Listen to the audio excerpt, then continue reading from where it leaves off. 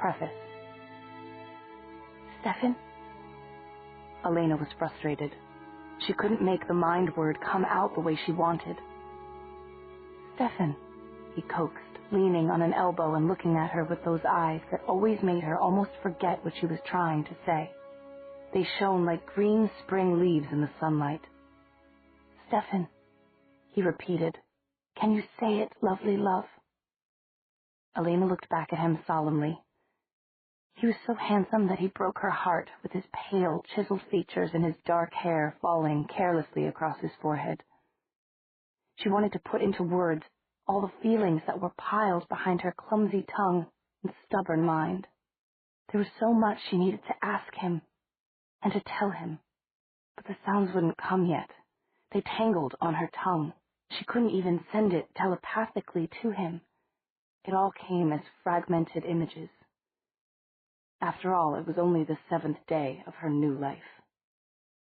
Stefan told her that when she'd first woken up, first come back from the other side after her death as a vampire, she'd been able to walk and talk and do all sorts of things that she seemed to have forgotten now.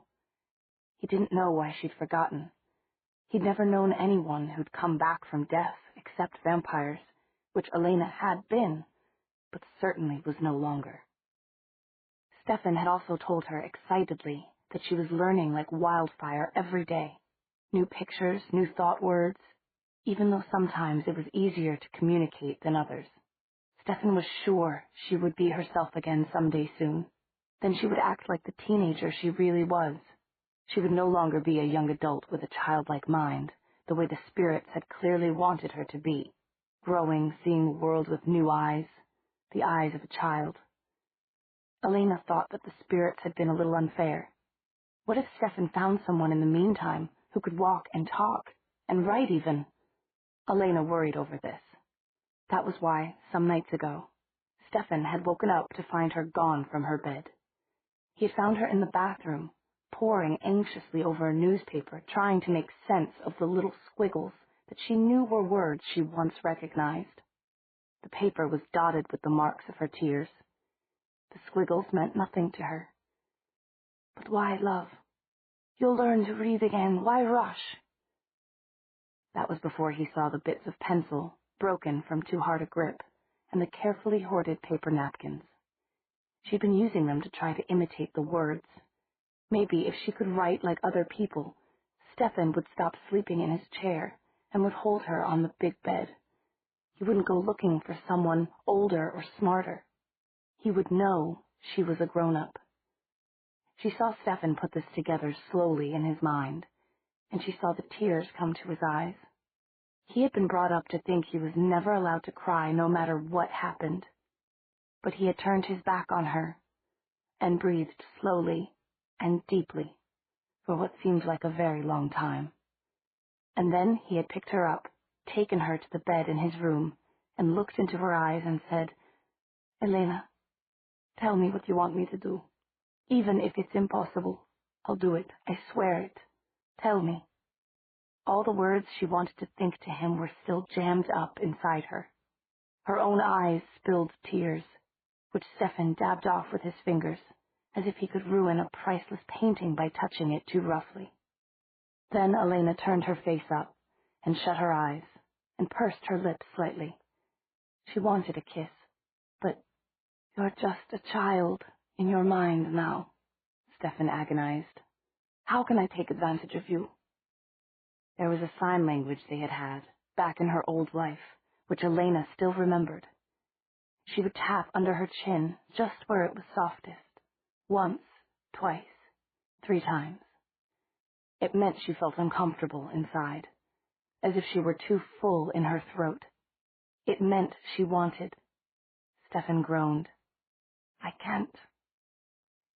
Tap, tap, tap. You're not back to your old self yet. Tap, tap, tap. Listen to me, love. Tap, tap, tap. She gazed at him with pleading eyes. If she could have spoken, she would have said, Please, give me some credit. I'm not totally stupid. Please listen to what I can't say to you. You hurt. You're really hurting, Stefan had interpreted with something like dazed resignation. If I only take a little... And then suddenly Stefan's fingers had been cool and sure, moving her head, lifting it, turning it at just this angle. And then she had felt the twin bites, which convinced her more than anything she was alive and not a spirit anymore. And then she had been very sure that Stefan loved her and no one else, and she could tell Stefan some of the things she wanted to, but she had to tell them in little exclamations, not of pain, with stars and comets and streaks of light falling around her. And Stefan had been the one who had not been able to think a single word to her. Stefan was the one struck mute.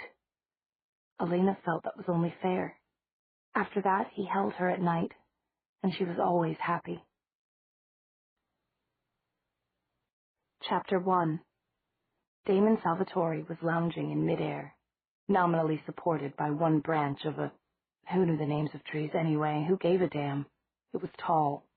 It allowed him to peep into Caroline Forbes' third-story bedroom, and it made a comfy backrest.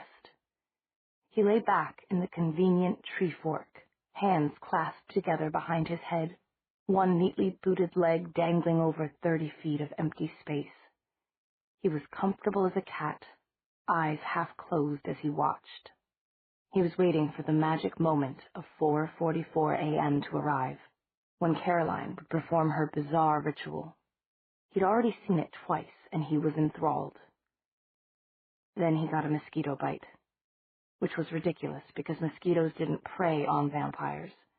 Their blood wasn't nutritious like human blood, but it certainly felt like a tiny mosquito bite on the back of his neck. He swiveled to see behind him, feeling the balmy summer night all around him, and saw nothing. The needles of some conifer, nothing flying about, nothing crawling on them. All right, then. It must have been a conifer needle, but it certainly did hurt. And the pain got worse with time, not better. A suicidal bee? Damon felt the back of his neck carefully. No venom sac, no stinger. Just a tiny, squishy lump that hurt. A moment later, his attention was called back to the window. He wasn't sure exactly what was going on, but he could feel the sudden buzzing of power around the sleeping Caroline, like a high-tension wire. Several days ago, it had drawn him to this place, but once he'd arrived, he couldn't seem to find the source. The clock ticked, 4:40, and beeped an alarm. Caroline woke and swatted it across the room. Lucky girl, Damon thought, with wicked appreciation. If I were a rogue human instead of a vampire, then your virtue, presuming you've any left, might be in danger. Fortunately for you, I had to give up all that sort of thing nearly half a millennium ago. Damon flashed a smile at nothing in particular, held it for a 20th of a second, and then turned it off, his black eyes going cold. He looked back into the open window. Yes, he'd always felt that his idiot younger brother Stefan didn't appreciate Caroline Forbes enough. There was no doubt that the girl was worth looking at. Long, golden-brown limbs, a shapely body, and bronze-colored hair that fell around her face in waves. And then there was her mind, naturally skewed, vengeful, spiteful, delicious. For instance, if he wasn't mistaken, she was working with little voodoo dolls on her desk in there. Terrific. Damon liked to see the creative arts at work. The alien power still buzzed, and still he couldn't get a fix on it. Was it inside? In the girl? Surely not. Caroline was hastily grabbing for what looked like a handful of silken green cobwebs. She stripped her t-shirt off, and, almost too fast for the vampire eye to see, had herself dressed in lingerie that made her look like a jungle princess. She stared intently at her own reflection in a stand-alone full-length mirror. Now, what can you be waiting for, little girl? Damon wondered. Well, he might as well keep a low profile. There was a dark flutter, One ebony feather fell to the ground, and then there was nothing but an exceptionally large crow sitting in the tree. Damon watched intently from one bright bird eye as Caroline moved forward suddenly as if she'd gotten an electric jolt, lips parted, her gaze on what seemed to be her own reflection. Then she smiled at it in greeting. Damon could pinpoint the source of power now. It was inside the mirror. Not in the same dimension as the mirror, certainly, but contained inside it. Caroline was behaving oddly. She tossed back her long bronze hair so that it fell in magnificent disarray down her back. She wet her lips and smiled as if at a lover. When she spoke, Damon could hear her quite clearly. "Thank you, but you're late today." There was still no one but her in the bedroom, and Damon could hear no answer. But the lips of the Caroline in the mirror were not moving in sync with the real girl's lips. "Bravo," he thought, always willing to appreciate a new trick on humans. "Well done, whoever you are." Lip-reading the mirror girl's words, he caught something about sorry and lovely. Damon cocked his head.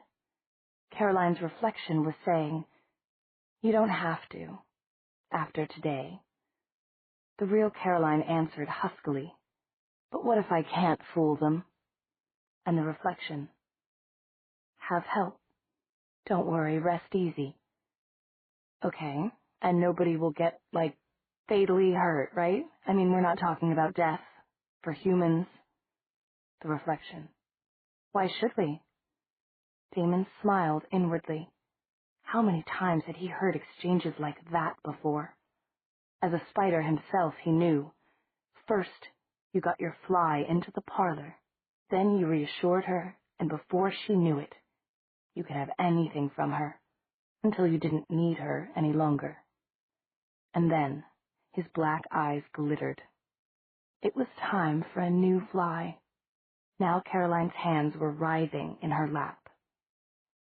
"Just as long as you really, what you promised. You really mean it about loving me? Trust me, I'll take care of you. And your enemies, too. I've already begun." Suddenly Caroline stretched. And it was a stretch that boys at Robert E. Lee High School would have paid to watch. "That's what I want to see," she said. "I'm just so sick of hearing about Elena this, Stefan that. And now it's going to start all over."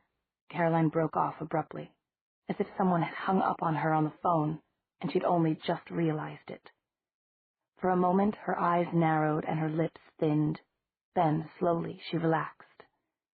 Her eyes remained on the mirror, and one hand lifted until it was resting lightly on her stomach. She stared at it, and slowly her features seemed to soften, to melt into an expression of apprehension and anxiety. But Damon hadn't taken his eyes off the mirror for an instant. Normal mirror, normal mirror, normal mirror, Laida. Just at the last moment, as Caroline turned away, a flash of red. Flames? Now what could be going on? He thought lazily, fluttering as he transformed from a sleek crow back into a drop-dead gorgeous young man lounging in a high branch of the tree.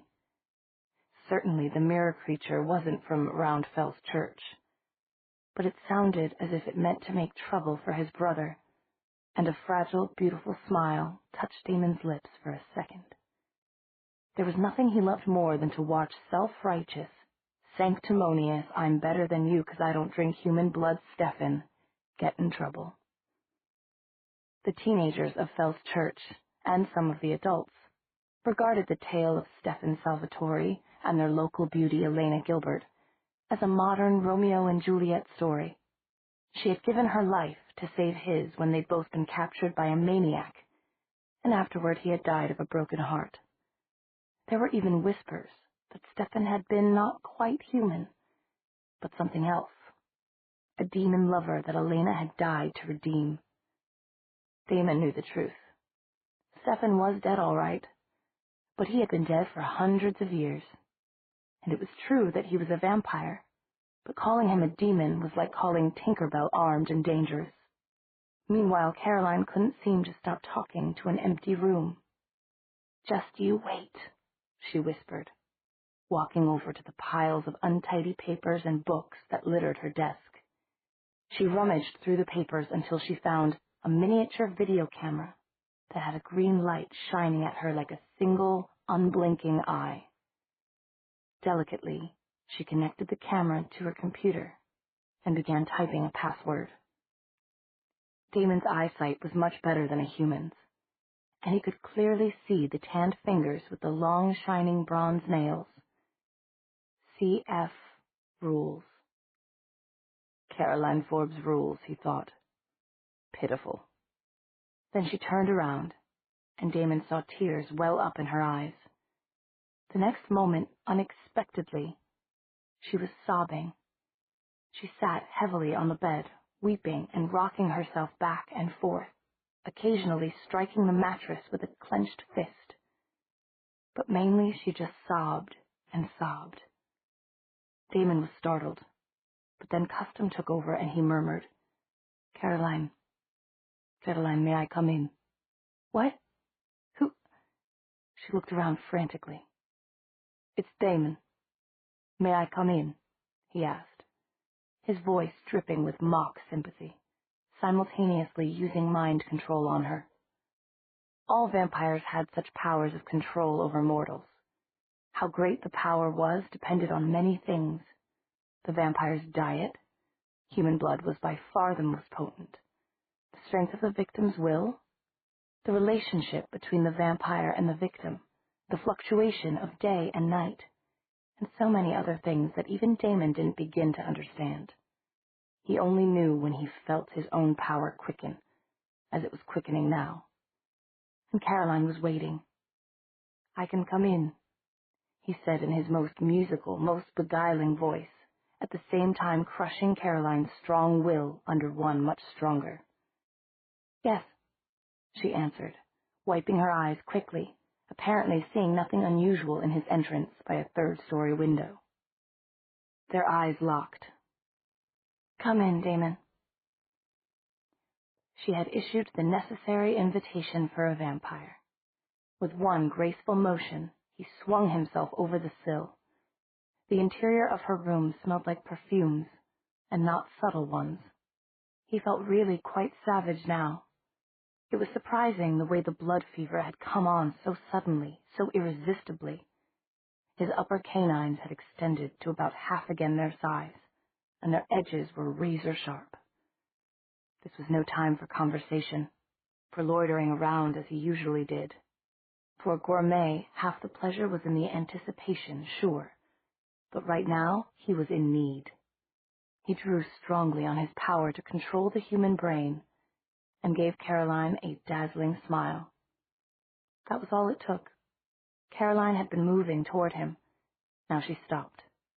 Her lips, partly open to ask a question, remained parted, and her pupils suddenly widened as if she were in a dark room, and then contracted and remained contracted. I, she managed. "Oh, there." She was his, and so easily, too. His fangs were throbbing with a kind of pleasurable pain, a tender soreness beckoning him to strike as quickly as the lunge of a cobra, to sink his teeth to the hilt in an artery. He was hungry, no, starving, and his whole body was burning with the urge to drink as deeply as he liked. After all, there were others to choose from if he drained this vessel dry. Carefully, never taking his eyes from hers, he lifted Caroline's head to expose her throat, with the sweet pulse throbbing in its hollow. It filled all his senses, the beating of her heart, the smell of the exotic blood just under the surface, dense and ripe and sweet. His head was spinning. He'd never been so excited, so eager that it gave him pause. After all, one girl was as good as another, right? What was different about this time? What was wrong with him? And then he knew. I'll have my own mind back, thank you. Suddenly Damon's intellect was icy cold. The sensual aura in which he'd been trapped frozen over instantly. He dropped Caroline's chin and stood very still. He had almost fallen under the influence of the thing that was using Caroline. It had been trying to snare him into breaking his word to Elena. And again, he could just barely sense a whisk of red in the mirror. It was one of those creatures drawn to the nova of power that Fell's Church had become. He knew that. It had been using him, spurring him on, trying to get him to drain Caroline dry, to take all her blood, to kill a human, something he hadn't done since meeting Elena. Why? Coldly furious, he centered himself, and then probed in all directions with his mind to find the parasite. It should still be here. The mirror was only a portal for it to travel small distances. And it had been controlling him, Damon Salvatore. So it had to be very close indeed. Still, he could find nothing. That made him even angrier than before. Absently fingering the back of his neck, he sent a dark message. I will warn you once and once only. Stay away from me. He sent the thought out with a blast of power that flashed like sheet lightning in his own senses. It ought to have knocked something dead nearby, from the roof, from the air, from a branch, maybe even from next door. From somewhere, a creature should have plummeted to the ground, and he should have been able to sense it.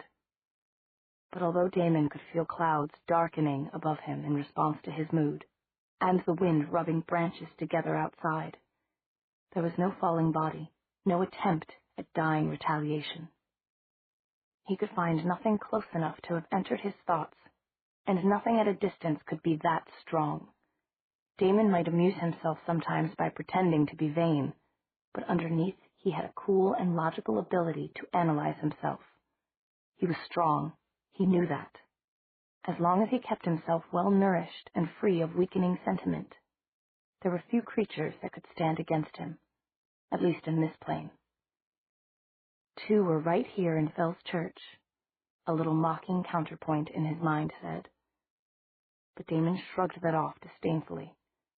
Surely there could be no other vampire elders nearby, or he would sense them. Ordinary vampires? Yes, they were already flocking.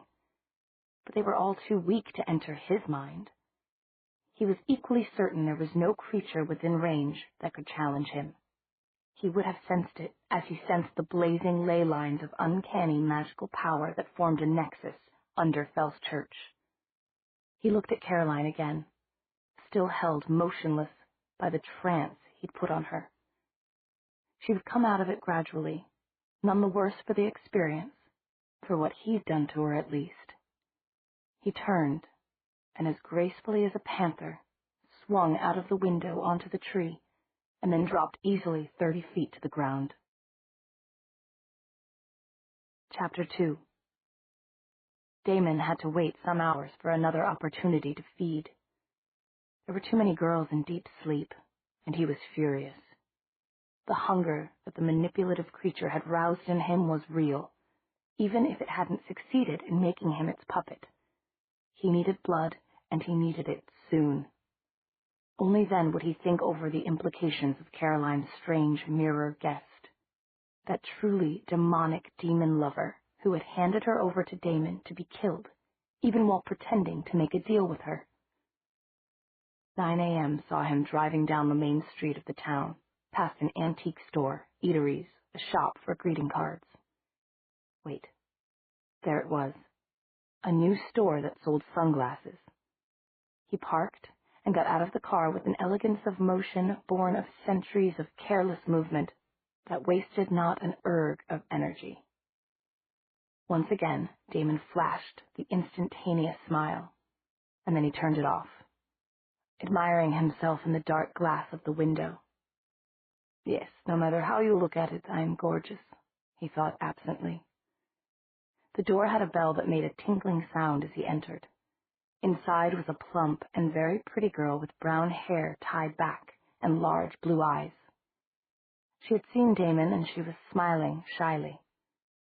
"Hi." And though he hadn't asked, she added in a voice that quavered, "I'm Paige."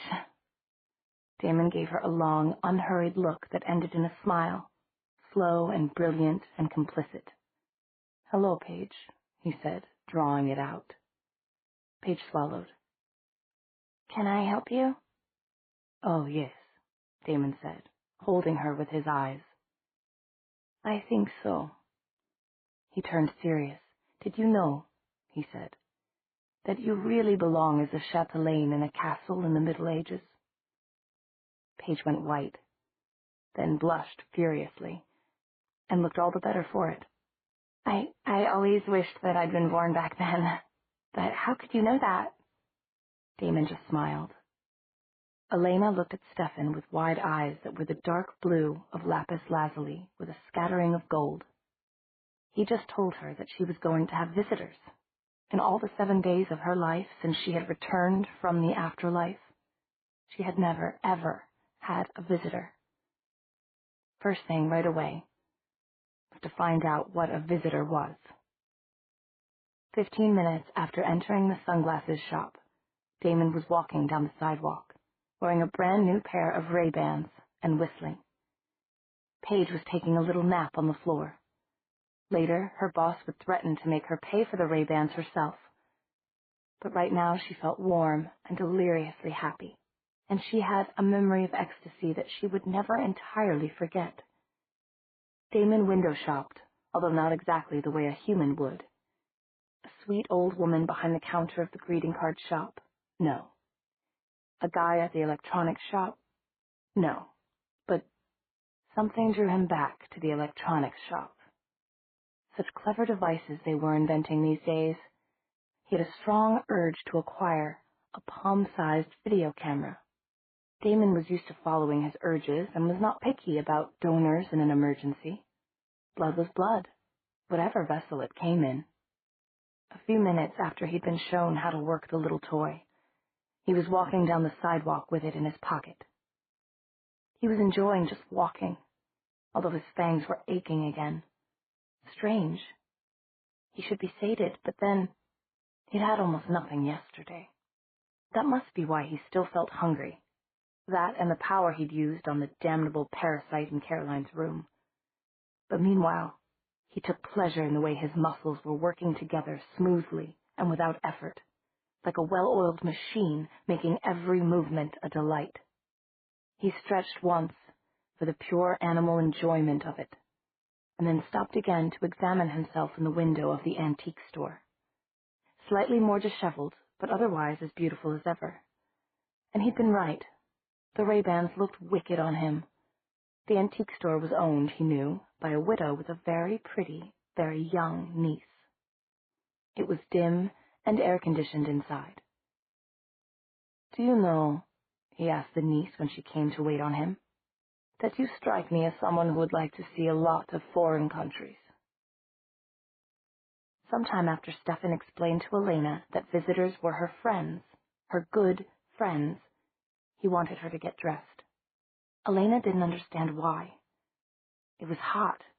She had given in to wearing a nightgown for at least most of the night, but the daytime was even warmer. She didn't have a day gown. Besides, the clothes he was offering her, a pair of his jeans rolled up at the hems and a polo shirt that would be much too big, were wrong somehow. When she touched the shirt, she got pictures of hundreds of women in small rooms, all using sewing machines in bad light, all working frantically. "From a sweatshop?" Stefan said, startled, when she showed him the picture in her mind. "These?" He dropped the clothes on the floor of the closet hastily. "What about this one?" Stefan handed her a different shirt. Elena studied it soberly, held it to her cheek. No sweating, frantically sewing women. "Okay?" Stefan said. But Elena had frozen. She went to the window and peered out. "What's wrong?" This time, she sent him only one picture. He recognized it immediately. Damon. Stefan felt a tightening in his chest. His older brother had been making Stefan's existence as miserable as possible for nearly half a millennium. Every time that Stefan had managed to get away from him, Damon had tracked him down, looking for, what, revenge? Some final satisfaction? They had killed each other at the same instant back in Renaissance Italy. Their fencing swords had pierced each other's hearts almost simultaneously in a duel over a vampire girl. Things had only gone downhill from there. But he saved your life a few times too, Stefan thought, suddenly discomfited. And you promised you'd watch out for each other, take care of each other. Stefan looked sharply at Elena. She was the one who'd made both of them take the same oath when she was dying. Elena looked back with eyes that were limpid, deep blue pools of innocence. In any case, he had to deal with Damon, who was now parking his Ferrari beside Stefan's Porsche in front of the boarding house. Stay in here, and keep away from the window, please, Stefan hastily told Elena. He dashed out of the room, shut the door, and almost ran down the steps. He found Damon standing by the Ferrari, examining the dilapidated boarding house's exterior, first with sunglasses on, then with them off. Damon's expression said that it didn't make a great deal of difference whichever way you looked at it. But that wasn't Stefan's first concern. It was Damon's aura and the variety of different scents lingering on him, which no human nose would ever be able to detect, much less untangle. What have you been doing? Stefan said, too shocked for even a perfunctory greeting. Damon gave him a 250-watt smile. Antiquing, he said, and sighed. Oh, and I did some shopping. He fingered a new leather belt, touched the pocket with the video camera, and pushed back his Ray-Bans. Would you believe it? This little dust speck of a town has some pretty decent shopping. I like shopping. You like stealing, you mean? And that doesn't account for half of what I can smell on you. Are you dying, or have you just gone crazy?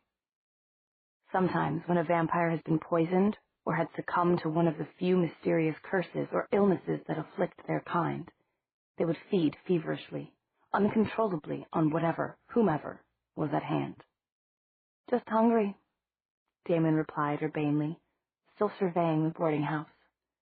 And what happened to basic civility, by the way? I drive all the way out here, and do I get a hello, Damon, or a nice to see you, Damon? No. Instead, I hear, what have you been doing, Damon? He gave the imitation a whining, mocking twist. I wonder what Signore Marino would think of that, little brother. Signore Marino, Stefan said through his teeth, wondering how Damon was able to get under his skin every time, today with a reference to their old tutor of etiquette and dancing. Has been dust for hundreds of years now, as we should be too, which has nothing to do with this conversation, brother. I asked you what you were doing, and you know what I meant by it. You must have bled half the girls in town. Girls and women, Damon reproved, holding up a finger facetiously. We must be politically correct, after all. And maybe you should be taking a closer look at your own diet. If you drank more, you might begin to fill out, who knows? If I drank more... There was a number of ways to finish this sentence, but no good ones. What a pity, he said instead, to the short, slim, and compact Damon, that you'll never grow another millimeter taller, however long you live. And now, why don't you tell me what you're doing here, after leaving so many messes in town for me to clean up, if I know you? I'm here because I want my leather jacket back, Damon said flatly. Why not just steal another? Stefan broke off as he suddenly found himself flying briefly backward and then pinned against the groaning boards of the boarding house wall, with Damon right in his face. I didn't steal these things, boy. I paid for them in my own coin. Dreams, fantasies, and pleasure from beyond this world. Damon said the last words with emphasis, since he knew they would infuriate Stefan the most. Stefan was infuriated, and in a dilemma. He knew Damon was curious about Elena.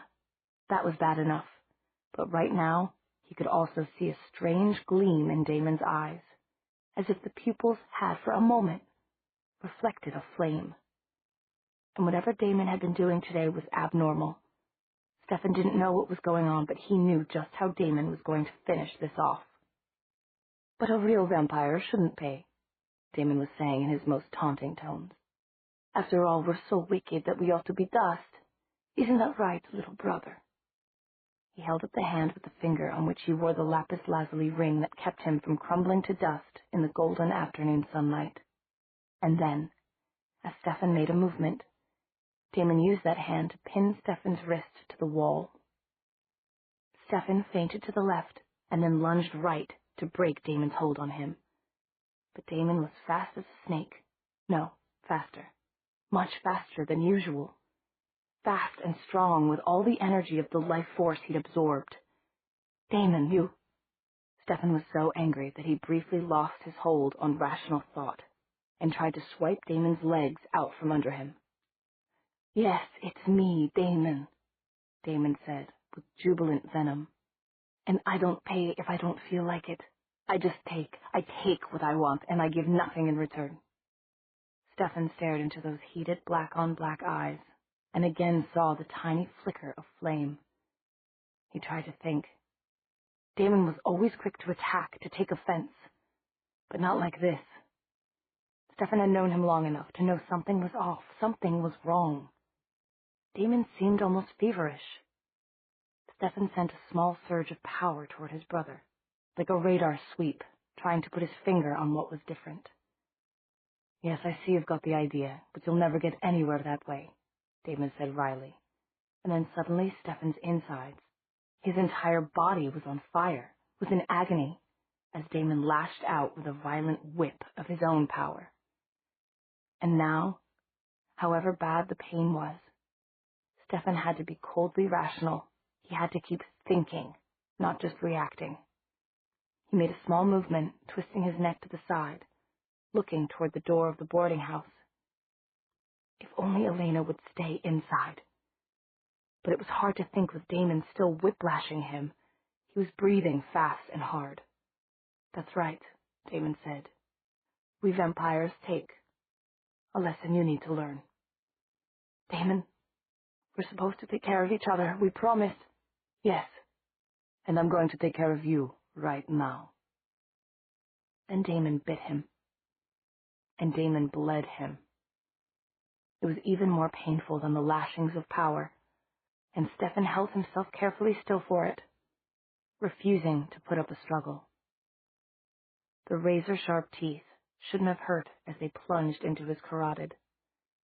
But Damon was holding him at an angle, now by his hair, deliberately so that they did. Then came the real pain, the agony of having blood drawn out against your will, against your resistance. That was a torture that humans compared with having their souls ripped out from their living bodies. They would do anything to avoid it. All Stefan knew was that it was one of the greatest physical anguishes that he had ever had to endure, and that at last tears formed in his eyes and rolled down his temples and down into his wavy dark hair.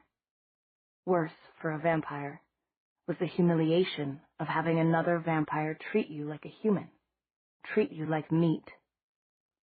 Stefan's heart was pounding in his ears as he writhed under the double-carving knives of Damon's canines, trying to bear the mortification of being used this way. At least, thank God, Elena had listened to him and stayed in his room. He was beginning to wonder if Damon had truly gone insane and meant to kill him when, at last, with a shove that sent him off balance, Damon released him. Stefan tripped and fell, rolled, and looked up, only to find Damon standing over him again. He pressed his fingers to the torn flesh on his neck.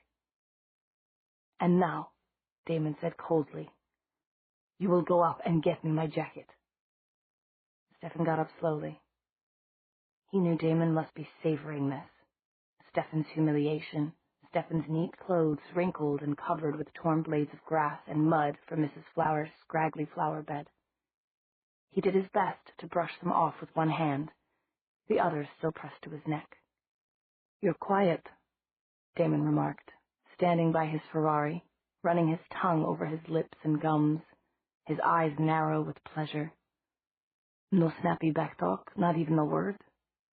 I think this is a lesson I should teach you more often. Stefan was having trouble making his legs move. Well, that went about as well as could be expected, he thought as he turned back toward the boarding house. Then he stopped. Elena was leaning out of the unshuttered window in his room, holding Damon's jacket. Her expression was very sober, suggesting she'd seen everything. It was a shock for Stefan, but he suspected it was an even greater shock for Damon. And then Elena whirled the jacket around once and threw it so that it made a direct landing at Damon's feet, wrapping around them. To Stefan's astonishment, Damon went pale. He picked up the jacket as if he didn't really want to touch it. His eyes were on Elena the whole time. He got in his car. Goodbye, Damon. I can't say it's been a pleasure. Without a word, looking for all the world like a naughty child who'd been whipped, Damon turned on the ignition. Just leave me alone, he said expressionlessly in a low voice. He drove off in a cloud of dust and gravel. Elena's eyes were not serene when Stefan shut the door to his room behind him. They were shining with a light that nearly stopped him in the doorway. He hurt you. He hurts everyone. He doesn't seem to be able to help it. But there was something weird about him today. I don't know what. Right now, I don't care. But look at you, making sentences. Elena paused. For the first time since she'd first opened her eyes back in the glade where she had been resurrected, there was a frown wrinkle on her forehead. She couldn't make a picture. She didn't know the right words. Something inside him, growing inside him like cold fire, dark light, she said finally, but hidden, fire that burns from the inside out. Stefan tried to match this up with anything he'd heard of, and came up blank. He was still humiliated that Elena had seen what had happened. All I know that's inside him is my blood, along with that of half the girls in town. Elena shut her eyes and shook her head slowly.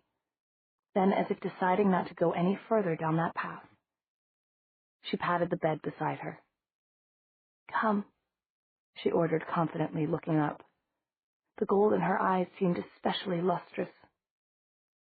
Let me unhurt the pain. When Stefan didn't come immediately, she held out her arms.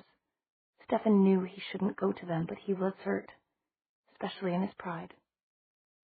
He went to her and bent down to kiss her hair. Chapter 3. Later that day, Caroline was sitting with Matt Honeycutt, Meredith Sules, and Bonnie McCullough, all listening to Stefan on Bonnie's mobile phone.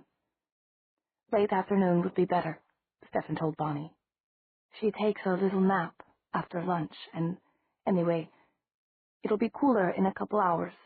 I told Elena you'd be coming by, and she's excited to see you. But remember 2 things. First, it's only been 7 days since she came back, and she's not quite herself yet.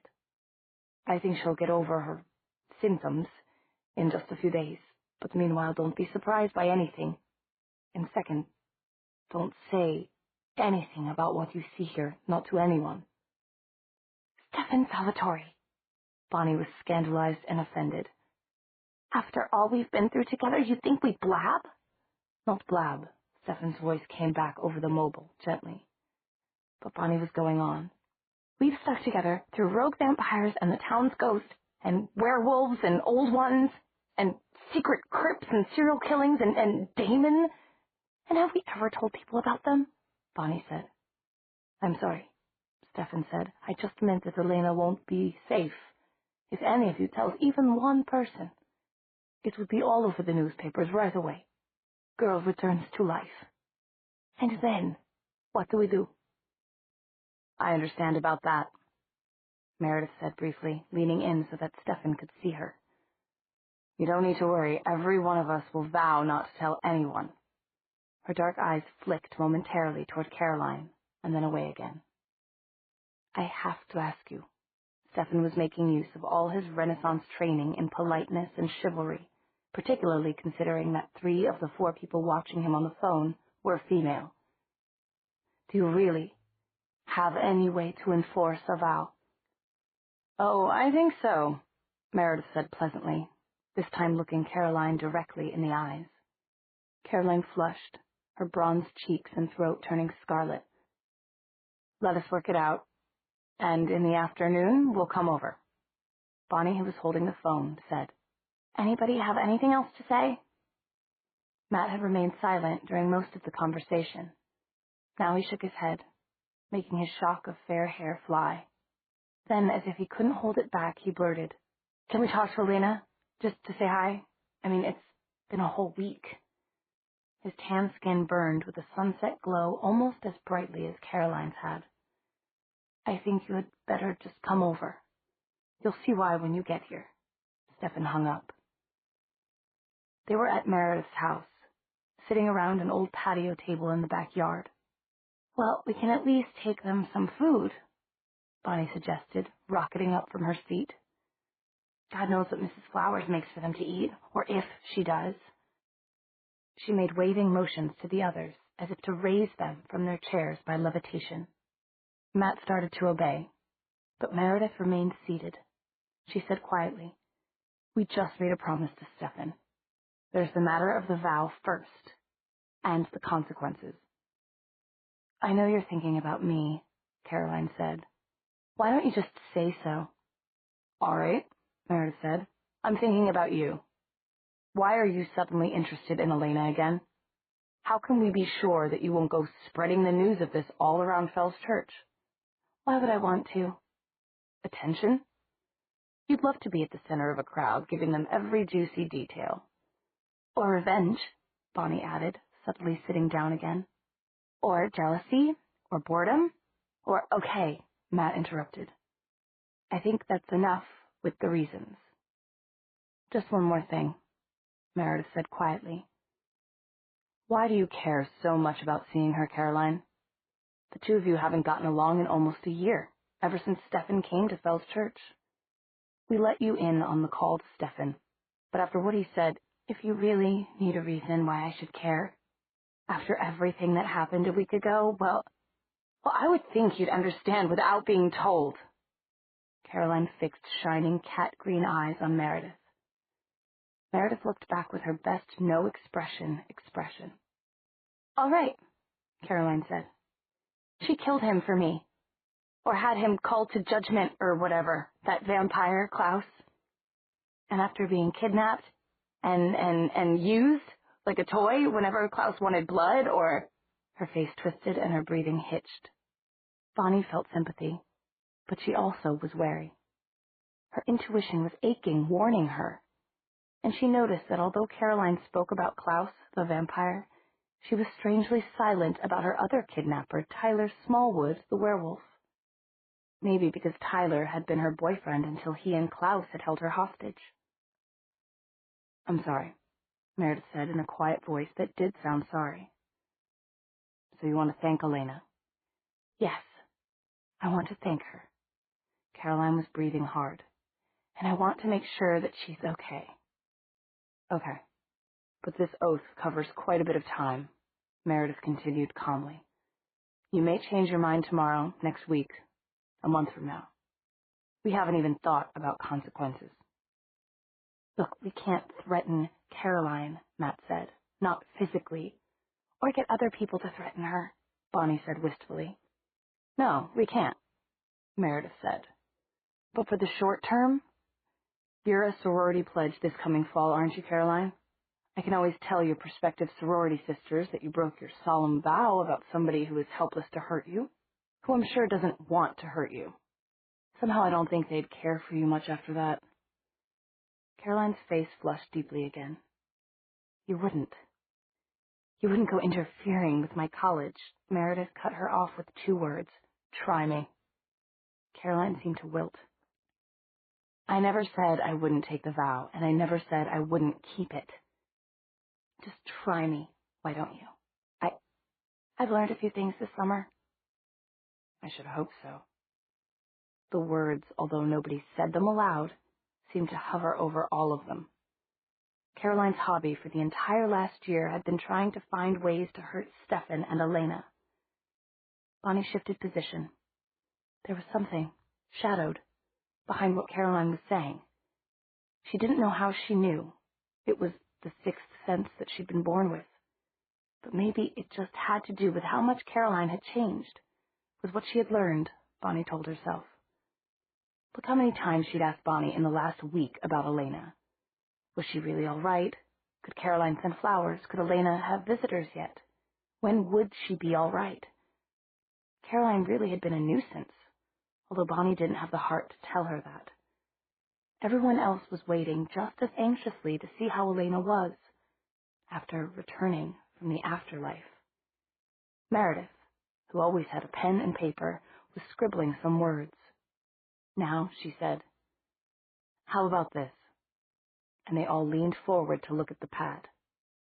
"I swear not to tell anyone about any supernatural events relating to Stefan or Elena, unless given specific permission to do so by Stefan or Elena.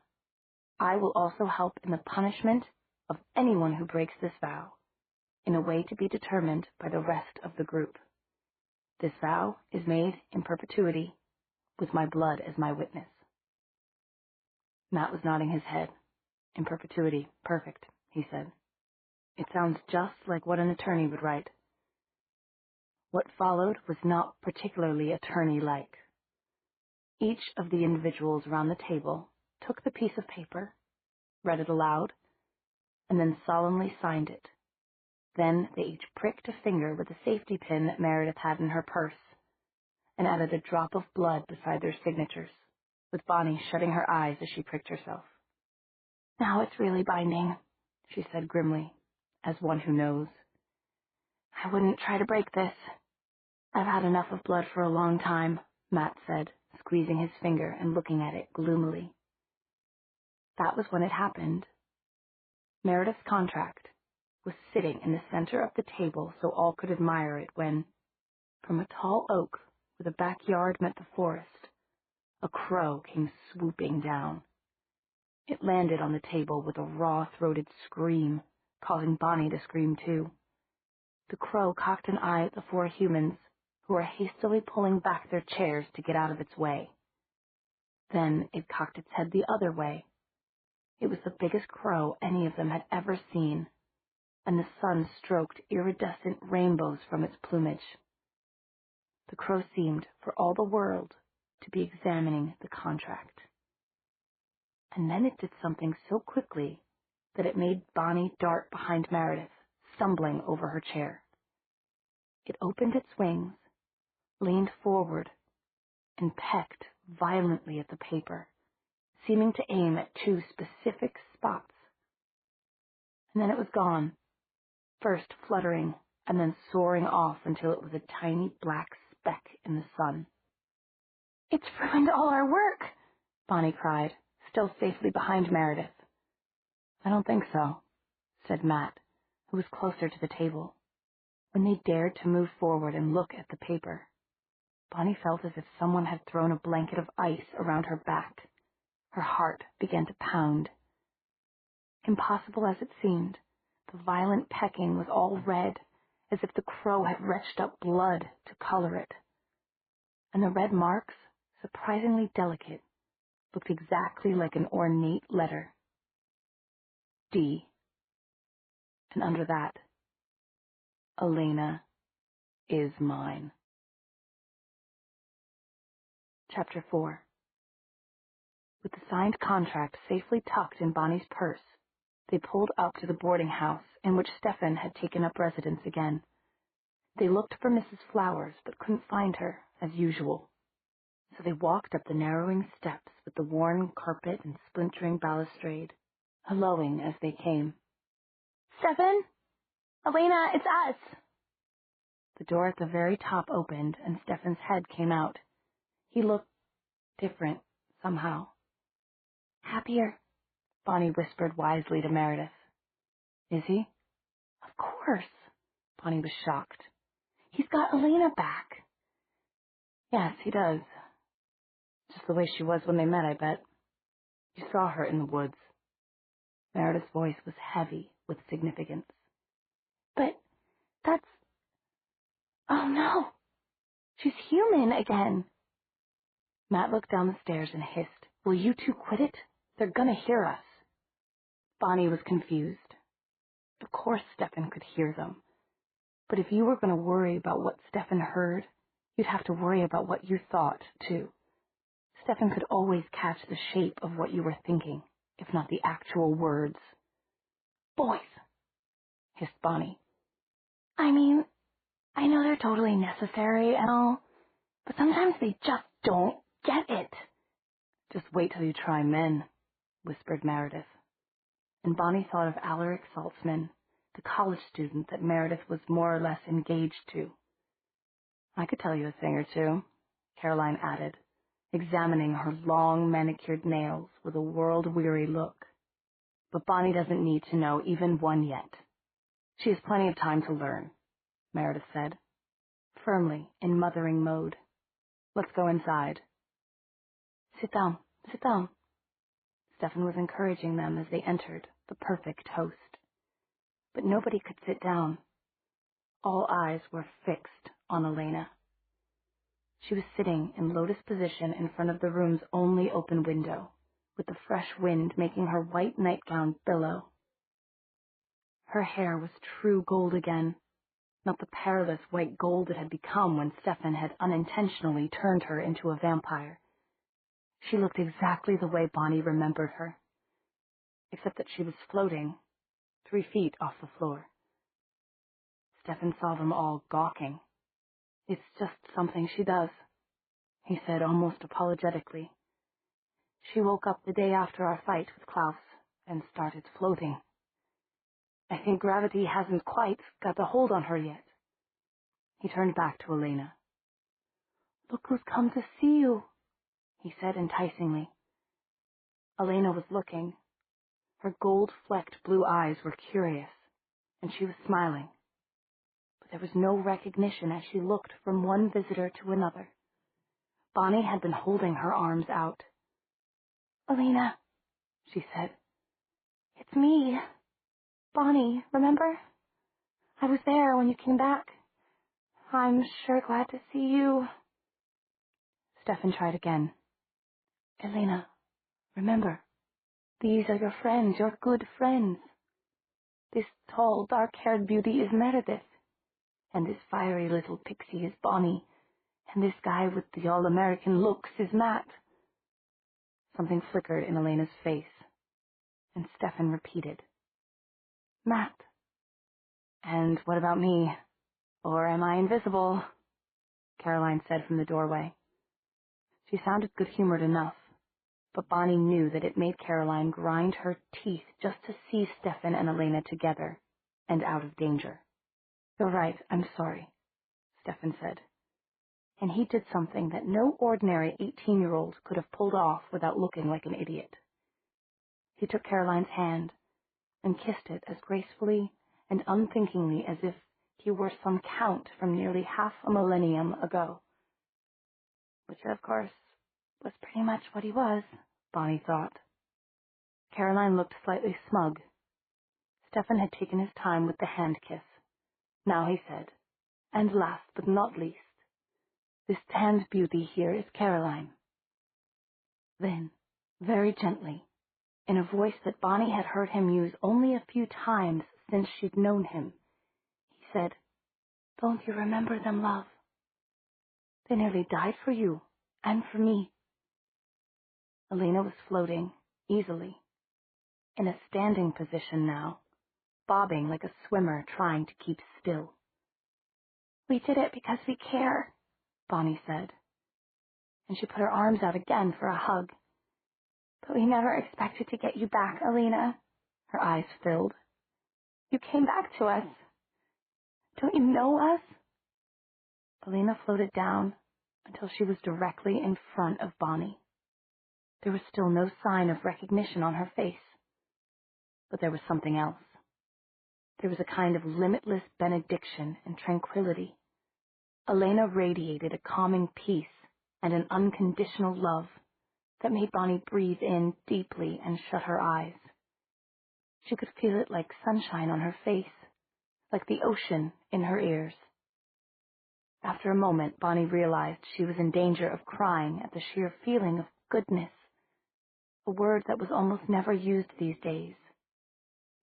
Something still could be simply, untouchably good. Elena was good. And then, with a gentle touch on Bonnie's shoulder, Elena floated toward Caroline. She held out her arms. Caroline looked flustered. A wave of scarlet swept up her neck. Bonnie saw it, but didn't understand it. They'd all had a chance to pick up on Elena's vibes. And Caroline and Elena had been close friends. Until Stefan, their rivalry had been friendly. It was good of Elena to pick Caroline to hug first. And then Elena went into the circle of Caroline's hastily raised arms. And just as Caroline began to say, she kissed her, full on the mouth. It wasn't just a peck either. Elena wrapped her arms around Caroline's neck and hung on. For long moments, Caroline stood deathly still as if in shock. Then she reared back and struggled, at first feebly, and then so violently that Elena was catapulted backward in the air, her eyes wide. Stefan caught her, like an infielder going for a pop fly. "What the hell?" Caroline was scrubbing at her mouth. "Caroline," Stefan's voice was filled with fierce protectiveness. "It doesn't mean anything like what you're thinking. It's got nothing to do with sex at all. She's just identifying you, learning who you are. She can do that now that she's come back to us." "Prairie dogs," Meredith said in the cool, slightly distant voice she often used to bring down the temperature of a room. "Prairie dogs kiss when they meet. It does exactly what you said, Stefan, helps them identify specific individuals." Caroline was far beyond Meredith's abilities to cool down, however. Scrubbing her mouth had been a bad idea. She had smeared scarlet lipstick all around it, so that she looked like something out of a Bride of Dracula movie. "Are you crazy?" "What do you think I am? Because some hamsters do it that makes it okay?" She had flushed a mottled red, from her throat to the roots of her hair. "Prairie dogs, not hamsters." "Oh, who gives a—" Caroline broke off, frantically fumbling in her purse until Stefan offered her a box of tissues. He had already dabbed the scarlet smears off Elena's mouth. Caroline rushed into the small bathroom attached to Stefan's attic bedroom and slammed the door hard. Bonnie and Meredith caught each other's eye and let out their breaths simultaneously, convulsing with laughter. Bonnie did a lightning-quick imitation of Caroline's expression and frantic scrubbing, miming someone using handful after handful of tissues. Meredith gave a reproving shake of her head, but she and Stefan and Matt all had a case of the mustn't laugh snickers. A lot of it was simply the release of tension. They had seen Elena alive again, after 6 long months without her. But they couldn't stop laughing. Or at least they couldn't until a tissue box sailed out of the bathroom, nearly hitting Bonnie in the head, and they all realized that the slammed door had rebounded, and that there was a mirror in the bathroom. Bonnie caught Caroline's expression in the mirror, and then met her full-on glare. Yep, she'd seen them laughing at her. The door closed again, this time as if it had been kicked. Bonnie ducked her head and clutched at her short strawberry curls, wishing the floor would open up and swallow her. "I'll apologize," she said after a gulp, trying to be adult about the situation. Then she looked up and realized that everyone else was more concerned about Elena, who was clearly upset by this rejection. "It's a good thing we made Caroline sign that oath in blood," Bonnie thought. "And it's a good thing that you know who signed it, too. If there was one thing Damon would know about, it was consequences." Even as she was thinking this, she joined the huddle around Elena. Stefan was trying to hold Elena. Elena was trying to go after Caroline, and Matt and Meredith were helping Stefan and telling Elena that it was okay. When Bonnie joined them, Elena gave up trying to get to the bathroom. Her face was distressed, her blue eyes swimming with tears. Elena's serenity had been broken by hurt and regret, and underneath that, a surprisingly deep apprehension. Bonnie's intuition gave a twinge, but she patted Elena's elbow, the only part of her that she could reach, and added her voice to the chorus. You didn't know she'd get so upset. You didn't hurt her. Crystal tears spilled down Elena's cheeks, and Stefan caught them with a tissue as if each one was priceless. She thinks that Caroline is hurt, Stefan said, and she's worried about her. For some reason I don't get. Bonnie realized that Elena could communicate after all, by mind link. I felt that too, she said, the hurt. But tell her, Elena, I promise, I'll apologize, I'll grovel. It may take some groveling from all of us, Meredith said. But meanwhile, I want to make sure that this angel unaware recognizes me. With an expression of tranquil sophistication, she took Elena out of Stefan's arms and into her own, and then she kissed her. Unfortunately, this coincided with Caroline stalking out of the bathroom. The bottom of her face was paler than the top, having been denuded of all makeup. Lipstick, bronzer, blush, the works. She stopped dead and stared. I don't believe it, she said in scathing tones. You're still doing it? It's Caroline. Stefan's voice was a warning.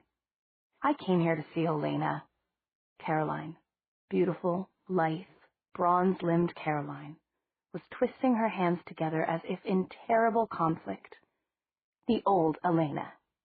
And what do I see? She's like a baby. She can't talk. She's like some smirking guru floating in the air. And now she's like some kind of perverted... Don't finish that, Stefan said quietly but firmly. I told you. She ought to be over the first symptoms in just a few days, to judge by her progress so far, he added. And he was different somehow, Bonnie thought. Not just happier to have gotten Elena back. He was stronger somehow at the core of himself. Stefan had always been quiet inside. Her powers sensed him as a pool of clear water. Now she saw that same clear water built up like a tsunami. What could have changed Stefan so much? The answer came to her immediately, although in the form of a wondering question. Elena was still part spirit. Bonnie's intuition told her that. What did it do if you drank the blood of someone who was in that state? Caroline, let's just drop it, she said. I'm sorry. I'm really, really sorry for, I was wrong and I'm sorry. Oh, you're sorry.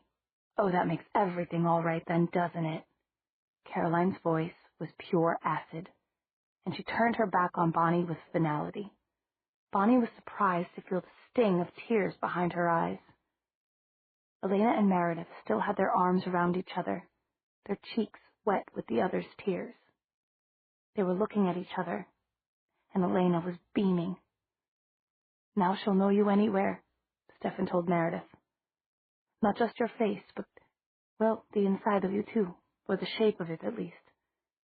I should have mentioned that before this started, but I'm the only one she's met, and I didn't realize. You should have realized. Caroline was pacing like a tiger. So you kissed a girl, so what? Bonnie exploded. What do you think, you're going to grow a beard now? As if powered by the conflict around her, Elena suddenly took off. All at once, she was zipping around the room as if she'd been shot from a cannon. Her hair crackled with electricity when she made sudden stops or turns. She soared around the room twice, and as she was silhouetted against the dusty old window, Bonnie thought, oh my God, we've got to get her some clothes. She looked at Meredith and saw that Meredith had shared her realization. Yes, they had to get Elena clothes, and most especially, underclothes. As Bonnie moved toward Elena, as shyly as if she'd never been kissed before, Caroline exploded. You just keep doing it and doing it and doing it? She was practically screeching by now, Bonnie thought. What's wrong with you? Don't you have any morals at all? This, unfortunately, caused another case of the don't laugh, choked giggles in Bonnie and Meredith. Even Stefan turned away sharply, his gallantry toward a guest clearly fighting a losing battle. Not just a guest, Bonnie thought, but a girl he'd gone pretty darn far with, as Caroline hadn't been shy about letting people know when she'd gotten her hands on him. About as far as vampires could go, Bonnie remembered, which was not the whole way. Something about the blood-sharing substituting for doing it. But he wasn't the only one Caroline had bragged about. Caroline was infamous. Bonnie glanced at Elena, saw that Elena was watching Caroline with a strange expression. Not as if Elena were afraid of her, but rather as if Elena were deeply worried about her. Are you all right? Bonnie whispered. To her surprise, Elena nodded, then looked at Caroline and shook her head. She carefully looked Caroline up and down, and her expression was that of a puzzled doctor examining a very sick patient. Then she floated toward Caroline, one hand extended. Caroline shied away, as if she were disgusted to have Elena touch her. No, not disgusted, Bonnie thought, but frightened. How do I know what she'll do next? Caroline snapped. But Bonnie knew that wasn't the real reason for her fear. What do we have going on here? She wondered. Elena afraid for Caroline? And Caroline afraid of Elena. What does that equal? Bonnie's psychic senses were giving her goose flesh. There was something wrong with Caroline, she felt. Something she'd never encountered before. And the air, it was thickening somehow, as if it were building up to a thunderstorm. Caroline made a sharp turn to keep her face averted from Elena's. She moved behind a chair. Just keep her freaking away from me, all right? I won't let her touch me again, she began, when Meredith changed the whole situation with 2 quiet words. What did you say to me? Caroline said, staring. Chapter 5. Damon was driving aimlessly when he saw the girl. She was alone, walking down the side of the street, her Titian hair blowing in the wind, her arms weighted down by packages. Damon immediately did the chivalrous thing. He let the car glide to a stop, waited for the girl to take a few striding paces to catch up with him. Que gambe, and then jumped out and hastened to open the passenger side door for her. Her name, as it turned out, was Damaris. In moments, the Ferrari was back on the road, going so fast that Damaris's Titian hair was flowing behind her like a banner. She was a young woman who fully merited the kind of trance-inducing compliments he'd been handing out freely all day, which was a good thing, he thought laconically, because his imagination was very nearly drained dry. But flattering this lovely creature, with her nimbus of red-gold hair and her pure, milky skin, wouldn't take any imagination at all. He didn't expect any trouble from her, and he planned to keep her overnight. Veni, vidi, vici, Damon thought, and flashed a wicked smile into the middle distance. And then he amended, well, perhaps I haven't conquered yet, but I'd bet my Ferrari on it. They stopped by a scenic view roundabout, and when Damaris had dropped her purse and bent to pick it up, he'd seen the nape of her neck, where those fine Titian hairs were startlingly delicate against the whiteness of her skin. He'd kissed it immediately, impulsively, finding it as soft as a baby's skin and warm against his lips. He'd allowed her complete freedom of action, interested to see whether she would slap him. But instead, she had just straightened up and taken a few shaky breaths before allowing him to take her in his arms to be kissed into a trembling, heated, uncertain creature, her dark blue eyes entreating and trying to resist at the same time. I shouldn't have let you do that. I won't let you again. I want to go home now. Damon smiled. His Ferrari was safe. Her ultimate yielding would be particularly pleasant, he thought, as they continued their drive. If she shaped up as well as she seemed to be doing, he might even keep her for a few days. Might even change her. Now, though, he was bothered by an inexplicable disquiet inside. It was Elena, of course. Being so close to her at the boarding house, and not daring to demand to go to her because of what he might do. Oh, hell, what I should have done already, he thought with a sudden vehemence. Stefan was right. There was something wrong with him today. He was frustrated to a degree that he wouldn't have imagined possible. What he should have done was to have ground his little brother's face in the dirt, wrung his neck like a fowl, and then gone up those narrow, tacky stairs to take Elena, willing or no. He hadn't done it before because of some syrupy nonsense, caring about her screaming and carrying on as he lifted that incomparable chin and buried his swollen, aching fangs in her lily-white throat. There was a noise going on in the car. Don't you think? Damaris was saying, annoyed and too busy with his fantasy to go over what his mind might have heard of her speech. He shut her off, and she was instantly quiet. Damaris was lovely, but una stumata, a ditz. Now she sat with her Titian hair whipping in the wind, but with blank eyes, the pupils contracted, absolutely still. And all for nothing. Damon made a hissing sound of exasperation. He couldn't get back into his daydream, even in silence. The imagined sounds of Elena's sobbing prevented him. But there would be no more sobbing once he'd made her into a vampire, a little voice in his mind suggested. Damon cocked his head and leaned back, 3 fingers on the steering wheel. He'd once sought to make her his princess of darkness. Why not again? She would belong to him utterly, and if he had to give up her mortal blood, well, he wasn't exactly getting any of that right now, was he? The insinuating voice said. Elena, pale and glowing with a vampire's aura of power, her hair almost white blonde, a black gown against her satiny skin. Now there was a picture to make any vampire's heart beat faster. He wanted her more than ever now that she had been a spirit.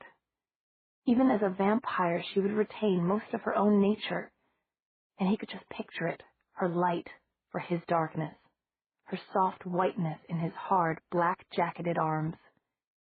He would stop that exquisite mouth with kisses, smother her with them. What was he thinking about? Vampires didn't kiss like that for enjoyment, especially not other vampires. The blood, the hunt was all. Kissing beyond whatever was necessary to conquer their victim was pointless. It could lead nowhere. Only sentimental idiots like his brother bothered with such foolishness. A mated vampire pair might share the blood of a mortal victim, both striking at once, both controlling the victim's mind, and joined together in mind link too. That was how they found their pleasure. Still, Damon found himself excited by the idea of kissing Elena, of forcing kisses on her, of feeling her desperation to get away from him suddenly pause, with a little hesitation that came just before response, before yielding herself completely to him. Maybe I'm going crazy, Damon thought, intrigued.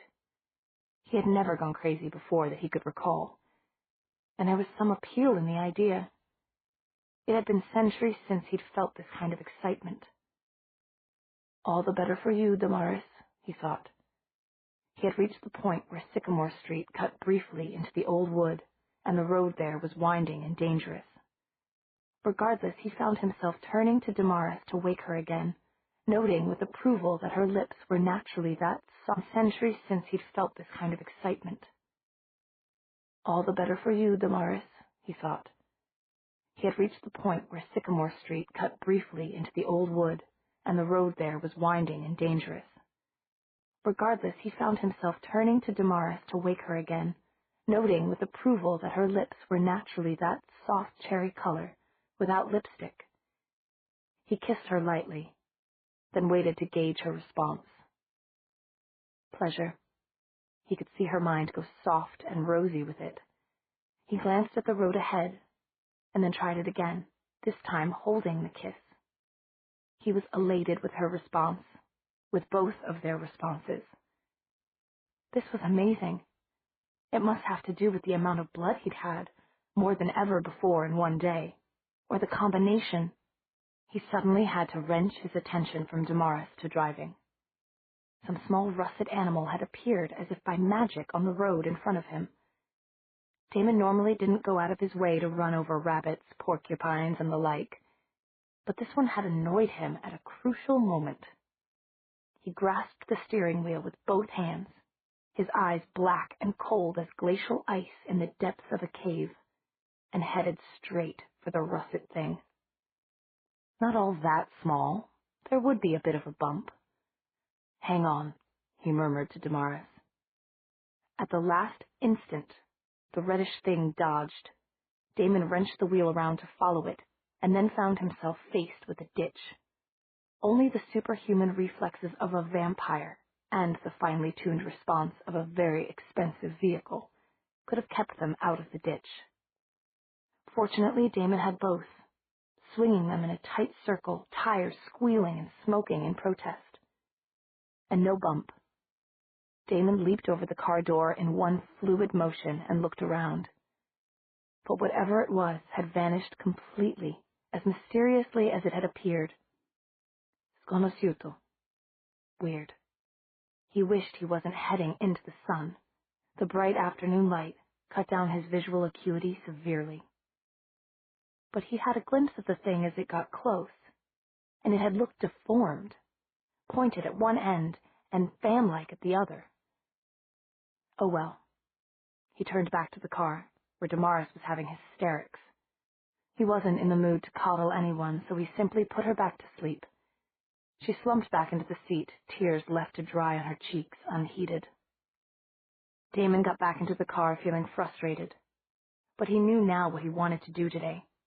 He wanted to find a bar, either seedy and sleazy or immaculate and expensive, and he wanted to find another vampire. With Fell's Church being such a hot spot on the ley line map, shouldn't be difficult in the surrounding areas, vampires and other creatures of darkness were drawn to hot spots, like bumblebees to honeysuckle. And then he wanted a fight. It would be completely unfair.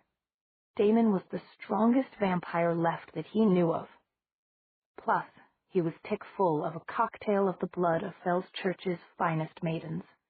He didn't care. He felt like taking his frustrations out on something.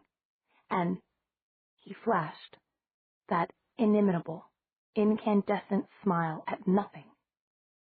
Some werewolf, or vampire or ghoul, was about to meet its quietus. Maybe more than one, if he were only lucky enough to find them. After which, delicious Damaris for dessert. Life was good after all. And unlife, thought Damon, his eyes glinting dangerously behind the sunglasses, was even better. He wasn't just going to sit and sulk because he couldn't have Elena immediately. He was going to go out and enjoy himself and get stronger. And then sometime soon, he was going to go over to his pathetic milksop of a younger brother's place and take her. He happened to glance in the car's rearview mirror for a moment. By some freak of light or inversion of the atmosphere, it seems that he could see his eyes behind his sunglasses, burning red. Chapter 6. I said, get out, Meredith repeated to Caroline, still quietly. You've said things that never should have been said in any civilized place. This happens to be Stefan's place. And yes, it's his place to order you out too.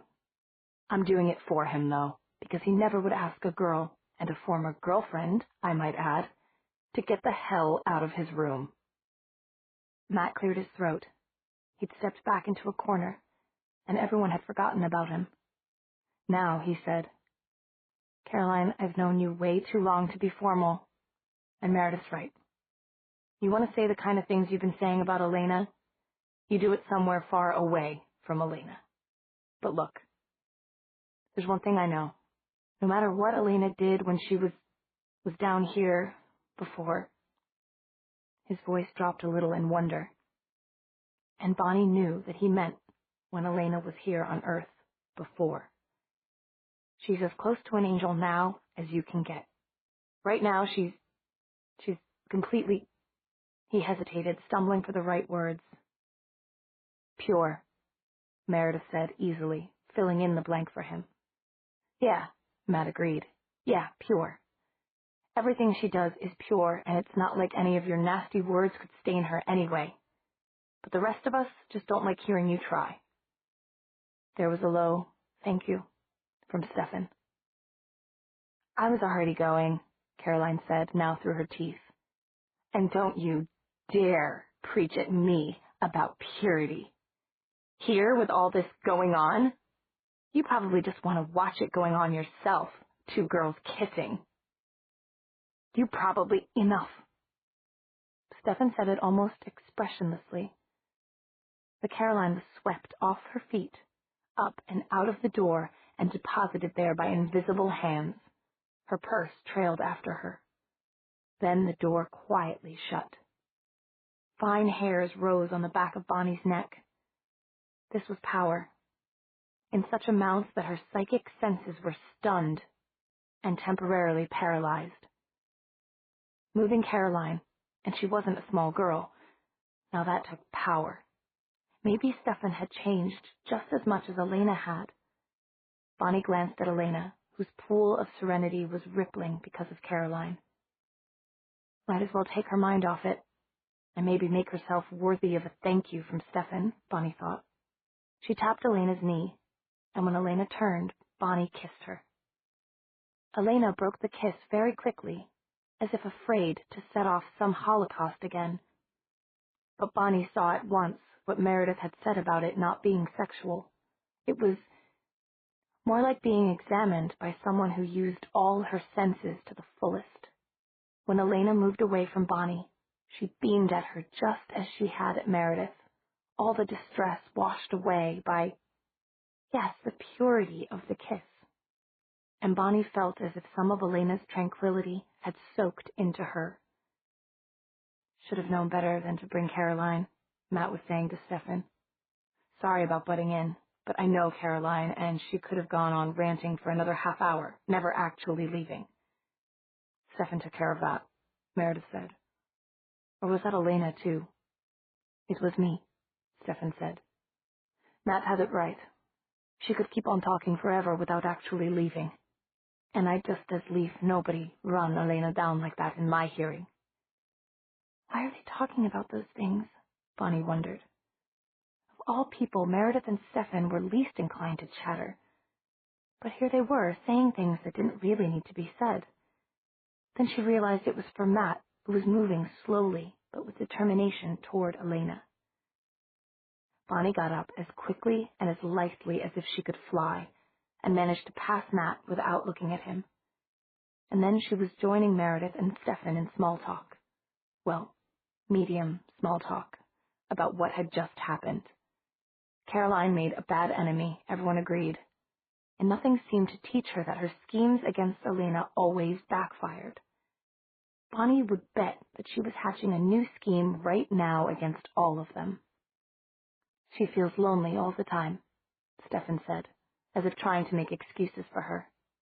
She wants to be accepted by anyone, on any terms, but she feels apart, as if nobody who really got to know her would trust her. She's defensive, Meredith agreed. But you'd think she'd show some gratitude. After all, we did rescue her and save her life just over a week ago. There was more to it than that, Bonnie thought. Her intuition was trying to tell her something. Something about what might have happened before they had been able to rescue Caroline. But she was so angry on Elena's behalf that she ignored it. Why should anybody trust her? She said to Stefan. She sneaked a peek behind her. Elena was definitely going to know Matt anywhere, and Matt looked as if he were fainting. Caroline's beautiful, sure, but that's it. She never has a good word to say about anybody. She plays games all the time, and I know we used to do some of that too. But hers are always meant to make other people look bad. Sure, she can take most guys in. A sudden anxiety swept over her, and she spoke more loudly to try to push it away. But if you're a girl, she's just a pair of long legs and big... Bonnie stopped, because Meredith and Stefan had frozen, with identical, "Oh God, not again," expressions on their faces. "And she also has very decent hearing," said a shaking, threatening voice from somewhere behind Bonnie. Bonnie's heart leaped into her throat. That was what you got for ignoring premonitions. Caroline, Meredith and Stefan were both trying for damage control, but it was too late. Caroline stalked in on her long legs as if she didn't want her feet to touch Stefan's floorboards. Oddly, though, she was carrying her high heels. "I came back in to get my sunglasses," she said, still in that trembling voice. "And I heard enough to know now what my so-called friends think of me." "No, you didn't," Meredith said, as rapidly eloquent as Bonnie was stunned mute. "You heard some very angry people letting off steam after you just insulted them." "Besides," Bonnie said, suddenly able to speak again, "admit it, Caroline. You hoped you'd hear something. That's why you took off your shoes. You were right behind the door listening, weren't you?" Stefan shut his eyes. "This is my fault." "I should have... No, you shouldn't," Meredith said to him. And to Caroline she added, "And if you can tell me one word we said that isn't true or was exaggerated, except maybe for what Bonnie said, and Bonnie is just being Bonnie. Anyway, if you can point to one word of what the rest of us said that isn't true, I'll beg your pardon." Caroline wasn't listening. Caroline was twitching. She had a facial tic, and her lovely face was convulsed, dark red with fury. "Oh, you're going to beg my pardon, all right," she said, wheeling to point her long-nailed forefinger at each of them. "You're all going to be sorry. And if you try that witchcraft vampire-type thing on me again," she said to Stefan, "I have friends, real friends, who'd like to know about it. Caroline, just this afternoon you signed the contract." "Oh, who gives a damn?" Stefan stood up. It was dark now, inside the small room with its dusty window, and Stefan's shadow was thrown before him by the bedside lamp. Bonnie looked at it and then poked Meredith as the hairs tingled on her arms and neck. The shadow was surprisingly dark and surprisingly tall. Caroline's shadow was weak, transparent, and short, an imitation shadow beside Stefan's very real one. The thunderstorm feeling was back. Bonnie was shaking now, trying not to, but unable to stop the shivering that had come on as if she had been thrown into icy water. It was a cold that had gotten directly into her bones and was ripping layer after layer of heat off them like some greedy giant, and now she was beginning to shake. Hard. Something was happening to Caroline in the darkness. Something was coming from her, or coming for her, or maybe both. In any case, it was all around her now, and all around Bonnie, too, and the tension was so thick that Bonnie felt choked, her heart pounding. Beside her, Meredith, practical, level-headed Meredith, stirred uneasily. "What?" Meredith began in a whisper. Suddenly, as if it had all been exquisitely choreographed by the things in the dark, the door to Stefan's room slammed shut. The lamp, an ordinary electric one, went off. The ancient rolled-up shutter over the window came rattling down, dropping the room into sudden and complete darkness. And Caroline screamed. It was an awful sound, raw, as if it had been stripped like meat from Caroline's backbone and yanked out of her throat. Bonnie screamed too. She couldn't help it, although her scream sounded too faint and too breathless, like an echo, not the coloratura job that Caroline had done. Thank God, that at least Caroline wasn't screaming any longer. Bonnie was able to stop the new scream building in her own throat, even though her shaking was worse than ever.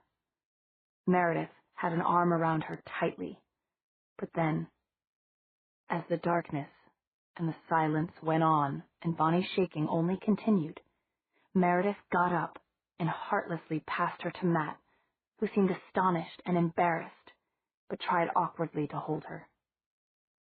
"It's not as dark once your eyes get used to it," he said. His voice was creaky, as if he needed a drink of water. But it was the best thing that he could have said, because of all things in the world to fear, Bonnie was most afraid of the dark. There were things in it, things that only she saw. She managed, despite the terrible shaking, to stand with his support, and then she gasped, and heard Matt gasp too. Elena was glowing. Not only that, but the glow extended out behind her, and far to either side of her in a pair of what were beautifully defined and undeniably there wings. "She has wings," Bonnie whispered, the stutter caused by her shaking rather than by awe or fear. Matt was clinging to her now like a child. He obviously couldn't answer. The wings moved with Elena's breathing. She was sitting on thin air, steady now, one hand held out with her fingers all spread in a gesture of denial. Elena spoke. It wasn't any language that Bonnie had heard before. She doubted it was any language people on Earth used. The words were sharp, thin-edged, like the splintering of myriad shards of crystal that had fallen from somewhere very high and very far away. The shape of the words almost made sense in Bonnie's head as her own psychic abilities were sparked by Elena's tremendous power. It was a power that stood tall against the darkness, and now was sweeping it aside, making the things in the dark scamper away before it, their claws scritching in all directions. Ice-sharp words followed them all the way, dismissive now. And Elena was as heartbreakingly beautiful as when she'd been a vampire, and seemed almost as pale as one. But Caroline was shouting, too. She was using powerful words of black magic, and to Bonnie it was as if the shadows of all sorts of dark and horrible things were coming from her mouth. Lizards and snakes and many-legged spiders.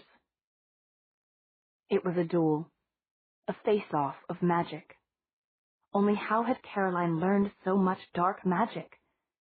She wasn't even a witch by lineage, like Bonnie. Outside Stefan's room, surrounding it, was a strange sound, almost like a helicopter. Whip, whip, whip, whip, whip. It terrified Bonnie. But she had to do something. She was Celtic by heritage and psychic because she couldn't avoid it, and she had to help Elena. Slowly, as if making her way against gale-force winds, Bonnie stumbled to put her hand on Elena's hand, to offer Elena her power. When Elena clasped hands with her, Bonnie realized that Meredith was on the other side. The light grew. The scrabbling lizard things ran from it, screaming and tearing at each other to get away. The next thing Bonnie knew, Elena had slumped over. The wings were gone. The dark scrabbling things were gone too. Elena had sent them away, using tremendous amounts of energy to overwhelm them with white power. "She'll fall," Bonnie whispered, looking at Stefan. "She's been using magic so strong." Just then, as Stefan started to turn to Elena, several things happened very fast, as if the room was caught in the flashes of a strobe light. Flash. The window shade rolled back up, rattling furiously. Flash. The lamp went back on, revealing it was in Stefan's hands. He must have been trying to fix it. Flash. The door to Stefan's room opened slowly, creaking, as if to make up for slamming shut before. Flash. Caroline was now on the floor, on all fours, groveling, breathing hard. Elena had won. Elena fell. Only inhumanly fast reflexes could have caught her, especially from across the room, but Stefan had tossed the lamp to Meredith and was across the distance faster than Bonnie's eyes could follow. Then he was holding Elena, encircling her protectively. "Oh, hell," said Caroline. Black trails of mascara ran down her face, making her look like something not quite human. She looked at Stefan with unconcealed hatred. He looked back soberly. No, sternly. "Don't call on hell," he said in a very low voice. "Not here, not now. Because hell might hear and call back." "As if it already hadn't," Caroline said. And in that moment she was pitiful, broken and pathetic, as if she had started something she didn't know how to stop. "Caroline, what are you saying?" Stefan knelt. "Are you saying that you've already made some bargain?" "Ouch," Bonnie said suddenly and involuntarily, shattering the ominous mood in Stefan's room. One of Caroline's broken nails had left a trail of blood on the floor. Caroline had knelt in it too, making things pretty messy. Bonnie felt a sympathetic throb of pain in her own fingers until Caroline waved her bloody hand at Stefan. Then Bonnie's sympathy turned to nausea. "Want a lick?" she said. Her voice and face had changed entirely, and she wasn't even trying to hide it. "Oh, come on, Stefan," she went on mockingly. "You do drink human blood these days, don't you? Human or whatever she is, whatever she's become. You two fly like bats together now, do you?" "Caroline," Bonnie whispered. "Didn't you see them? Her wings? Just like a bat. Or another vampire already. Stefan's made her." "I saw them too," Matt said flatly behind Bonnie. "They weren't bat wings." "Doesn't anybody have eyes?" Meredith said from where she stood by the lamp. "Look here." She bent. When she stood again, she was holding a long white feather. It shone in the light. "Maybe she's a white crow then," Caroline said. "That would be appropriate. And I can't believe how you're all fawning on her as if she were some sort of princess. Always everybody's little darling, aren't you, Elena?" "Stop it," Stefan said. "Everybody's, that's the key word," Caroline spat. "Stop it. The way you were kissing people one after another." She gave a theatrical shudder. "Everyone seems to have forgotten. But that was more like—" "Stop, Caroline. The real Elena." Caroline's voice had become pretend prissy, but she couldn't keep the venom out, Bonnie thought. "Because anyone who knows you knows what you really were before Stefan blessed us with his irresistible presence. You were," "Caroline, stop right there. A slut. That's all, just a cheap, anybody's slut." Chapter 7. There was a sort of universal gasp. Stefan went white, his compressed lips showing in a tight line. Bonnie felt as if she were choking on words, on explanations or recriminations about Caroline's own behavior. Elena may have had as many boyfriends as the stars in the sky, but in the end, she had given all that up because she fell in love. Not that Caroline would know anything about that. "Don't have anything to say now?" Caroline was taunting. "Can't find any cute answer? Bat got your tongue." She began to laugh, but it was forced, glassy laughter, and then words were spilling out of her almost as if uncontrollably, all words that weren't supposed to be spoken in public. Bonnie had said most of them at one time or another, but here and now, they formed a stream of venomous power.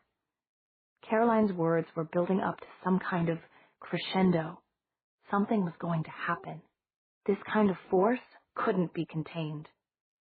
Reverberations, Bonnie thought, as the sound waves began building up.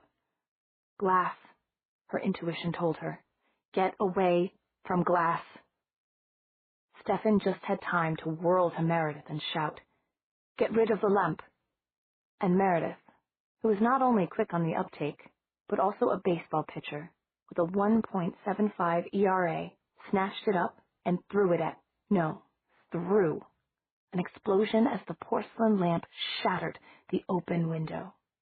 There was a similar shattering in the bathroom. The mirror had exploded behind the closed door. Then Caroline slapped Elena across the face. It left a bloody smear, which Elena patted tentatively. It also left a white handprint turning to red. Elena's expression was one to wring tears from a stone. And then Stefan did what Bonnie considered the most astonishing thing of all. He very gently put Elena down on the floor, kissed her upturned face, and turned to Caroline. He put his hands on her shoulders, not shaking, only holding her still, forcing her to look at him. Caroline, he said, stop it. Come back. For the sake of your old friends who care for you, come back. For the sake of the family that loves you, come back. For the sake of your own immortal soul, come back to us. Caroline just eyed him belligerently. Stefan half turned aside, toward Meredith, grimacing. I'm not really cut out to do this, he said wryly. It's not any vampire's forte. Then he turned toward Elena, his voice tender. Love, can you help? Can you help your old friend again? Already Elena was trying to help, trying to get to Stefan. She had pulled herself up very shakily, first by the rocking chair, and then by Bonnie, who tried to help her under the burden of gravity. Elena was as wobbly as a newborn giraffe in roller skates, and Bonnie, almost half a head shorter, was finding her hard to handle. Stefan made a motion as if to help, but Matt was already there, steadying Elena on the other side. Then, Stefan had Caroline turned around, and he was holding her, not letting her dart away, forcing her to face Elena fully. Elena, while being held at the waist so that her hands were free, made some curious motions, seeming to draw designs more and more quickly in the air in front of Caroline's face, at the same time clasping and unclasping her hands with the fingers in different positions. She seemed to know exactly what she was doing. Caroline's eyes followed the movements of Elena's hands as if compelled, but it was clear from her snarling that she hated it. Magic, Bonnie thought, fascinated. White magic. She's calling on angels, just as surely as Caroline was calling demons. But is she strong enough to pull Caroline out of the darkness? And at last, as if to complete the ceremony, Elena leaned forward and kissed Caroline chastely on the lips. All hell broke loose. Caroline somehow squirmed out of Stefan's grip and tried to claw Elena's face with her nails. Objects in the room went sailing through the air, propelled by no human force. Matt tried to grab Caroline's arm and got a punch in the stomach that doubled him over, followed by a chop to the back of the neck. Stefan let go of Caroline to scoop up Elena and get her and Bonnie out of harm's way. He seemed to assume that Meredith could take care of herself, and he was right. Caroline swung at Meredith, but Meredith was ready. She grabbed Caroline's fist and helped her in the direction of the swing. Caroline landed on the bed, twisted, and then rushed Meredith again, this time getting a grip on her hair. Meredith pulled free, leaving a tuft of hair in Caroline's fingers. Then Meredith got under Caroline's guard and hit her squarely on the jaw. Caroline collapsed. Bonnie cheered and refused to feel guilty about it. Then for the first time as Caroline lay still, Bonnie noticed that Caroline's fingernails were all there again. Long, strong, curved, and perfect. Not one of them chipped or broken. Elena's power? It must be. What else could have done it? With just a few motions and a kiss, Elena had healed Caroline's hand. Meredith was massaging her own hand. I never realized it hurt so much to knock people out, she said. They never show it in movies. Is it the same for guys? Matt flushed. I've never actually. It's the same for everyone, even vampires, Stefan said briefly. Are you all right, Meredith? I mean, Elena could... No, I'm fine. And Bonnie and I have a job to do. She nodded at Bonnie, who nodded weakly back. Caroline's our responsibility, and we should have realized why she really had to come back this last time. She doesn't have a car. I'll bet she used that downstairs telephone and tried to get somebody to pick her up, but couldn't. Then she came upstairs again. So now we have to take her home. Stefan, I'm sorry, it hasn't been much of a visit. Stefan looked grim. It's probably as much as Elena could take anyway, he said. More than I thought she could take, honestly.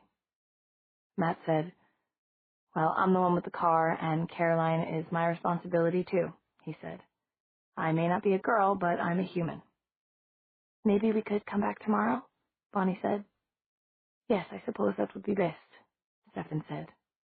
I almost hate to let her go at all, he added, staring at the unconscious Caroline, his face shadowed.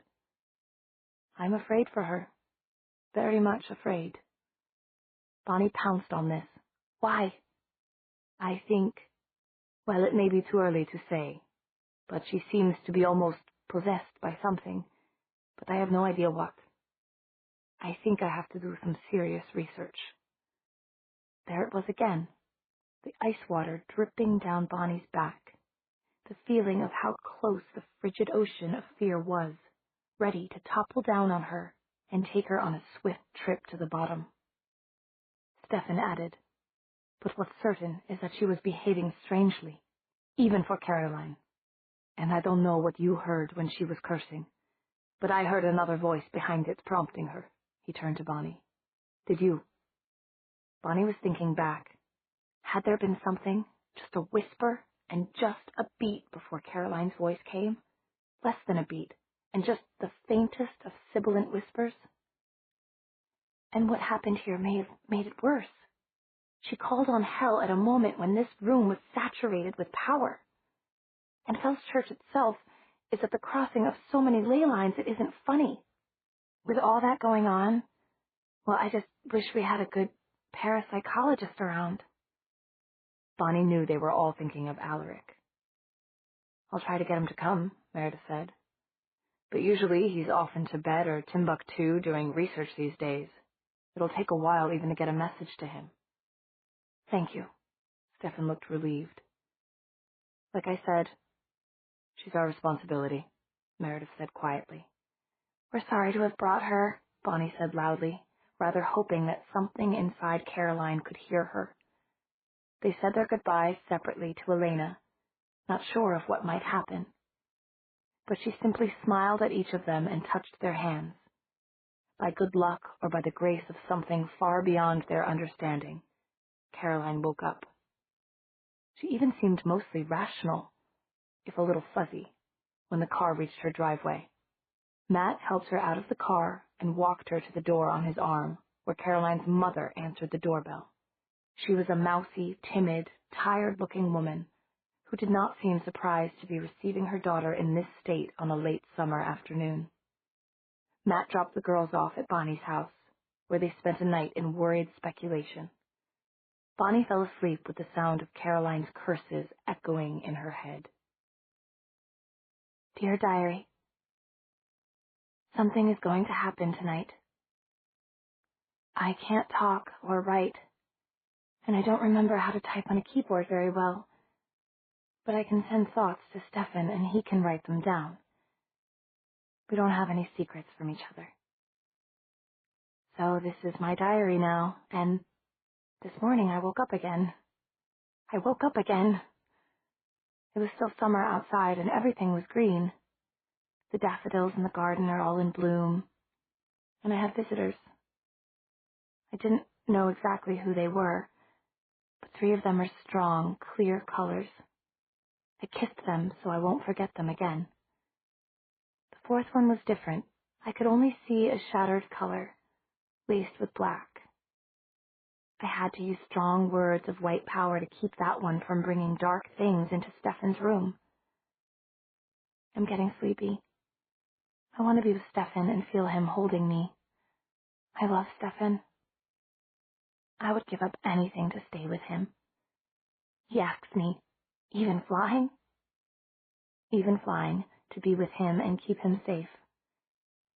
Even anything to keep him safe, even my life. Now I want to go to him. Elena.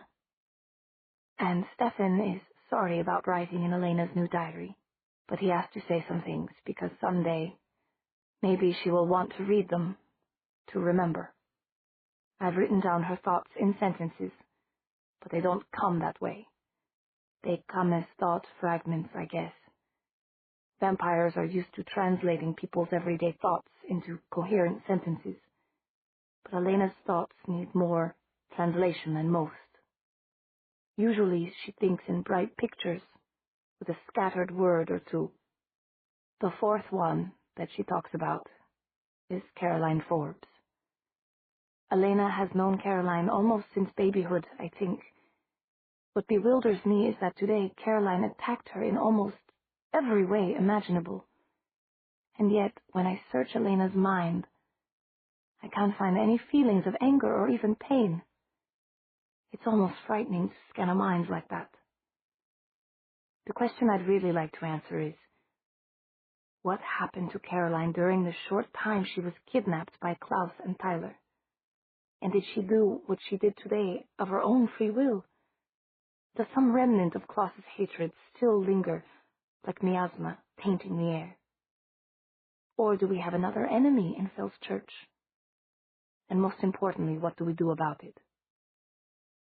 Stefan, who is being pulled from the compute. Chapter 8. The clock's old-fashioned hands showed 3 a.m., when Meredith was suddenly roused from a fitful sleep. And then she bit her lip, stifling a scream. A face was bending over hers, upside down. The last thing she remembered was lying on her back in a sleeping bag, talking about Alaric with Bonnie. Now Bonnie was bending over her, but with her face inverted and her eyes shut. She was kneeling at the head of Meredith's pillow, and her upside-down nose almost touched Meredith's. Add to that an odd pallor in Bonnie's cheeks, and rapid warm breath that tickled Meredith's forehead, and anyone, Meredith insisted to herself, would be entitled to a half-scream. She waited for Bonnie to speak, staring in the gloom at those eerily closed eyes. But instead, Bonnie sat up, stood, walked backward flawlessly to Meredith's desk, where Meredith's mobile lay charging, and picked it up. She must have turned it on for a video recording, for she opened her mouth and began to gesture and speak. It was terrifying. The sounds that came out of Bonnie's mouth were all too identifiable. Backward speech. The tangled, guttural, or high-pitched noises all carried the cadence that horror movies had made so popular. But to be able to speak that way on purpose, it wasn't possible for a normal human or a normal human mind. Meredith had an eerie sense of something trying to stretch its mind toward them, trying to reach them through unimaginable dimensions. Maybe it lives backward, Meredith thought, trying to distract herself as the frightening sounds went on. Maybe it thinks we do. Maybe we just don't intersect. Meredith didn't think she could stand much more. She was beginning to imagine that she heard words, even phrases, in the backward sounds, and none of them were pleasant. Please let it stop. Now. A wailing and mumbling. Bonnie's mouth shut with a clash of teeth. The sounds stopped instantly, and then, like a video being rolled back in slow motion, She walked backward to her sleeping bag, knelt, and back crawled into it, lying down with her head on the pillow, all without opening her eyes to look where she was going. It was one of the scariest things Meredith had ever seen or heard, and Meredith had seen and heard a fair amount of scary things. And Meredith could no more have left that recording until morning than she could have flown without assistance. She got up, tiptoed to the desk, and took the mobile phone to the other room. There, she attached it to her computer, where she could run the backward message forward. When she'd listened to the message in reverse once or twice, she decided that Bonnie must never hear it. It would frighten her out of her senses, and there would be no more contact with the paranormal for Elena's friends. There were animal sounds in there, mixed up with the twisted backward voice. That wasn't Bonnie's voice in any way. It wasn't any normal person's voice. It almost sounded worse going forward than backward, which maybe meant that whatever being had spoken the words normally spoke the other way. Meredith could make out human voices over the groaning and distorted laughter, and the animal noises straight from the veldt, though they made the hairs on her body stand up and tingle. She tried to put together the words in between the nonsense. Putting them together, she got, waging, will be, din, and you, and I must be, therefore, her, waging, we one, be therefore, or are, was there a her next, or was it just part of the growling? Laid, on, thus, for, the air, hand, and, to do. Meredith, working with pad and pen, eventually got these words on paper. Awakening will be sudden and shocking. You and I must be there for her awakening. We won't be there for her later on. That's for other hands to do. Meredith put the pen very precisely beside the deciphered message on the pad. And after that, Meredith went and lay hunched in her sleeping bag, watching the unmoving Bonnie like a cat at a mouse hole, until finally, blessed tiredness took her into the dark. I said, what? Bonnie was honestly bewildered the next morning, squeezing grapefruit juice and pouring cereal like a model host, even if it was Meredith who was scrambling eggs at the stove. I've told you 3 times now. The words are not going to change, I promise. Well, Bonnie said, suddenly switching sides. It's clear that the awakening is going to happen to Elena, because for one thing, you and I have to be there for it, and for another thing, she's the one who needs to wake up. Exactly, said Meredith. She needs to remember who she really was. Precisely, said Meredith. And we've got to help her remember. No, said Meredith, taking out her anger on the eggs with a plastic spatula.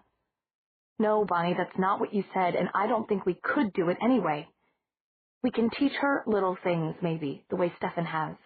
How to tie her shoes, how to brush her hair.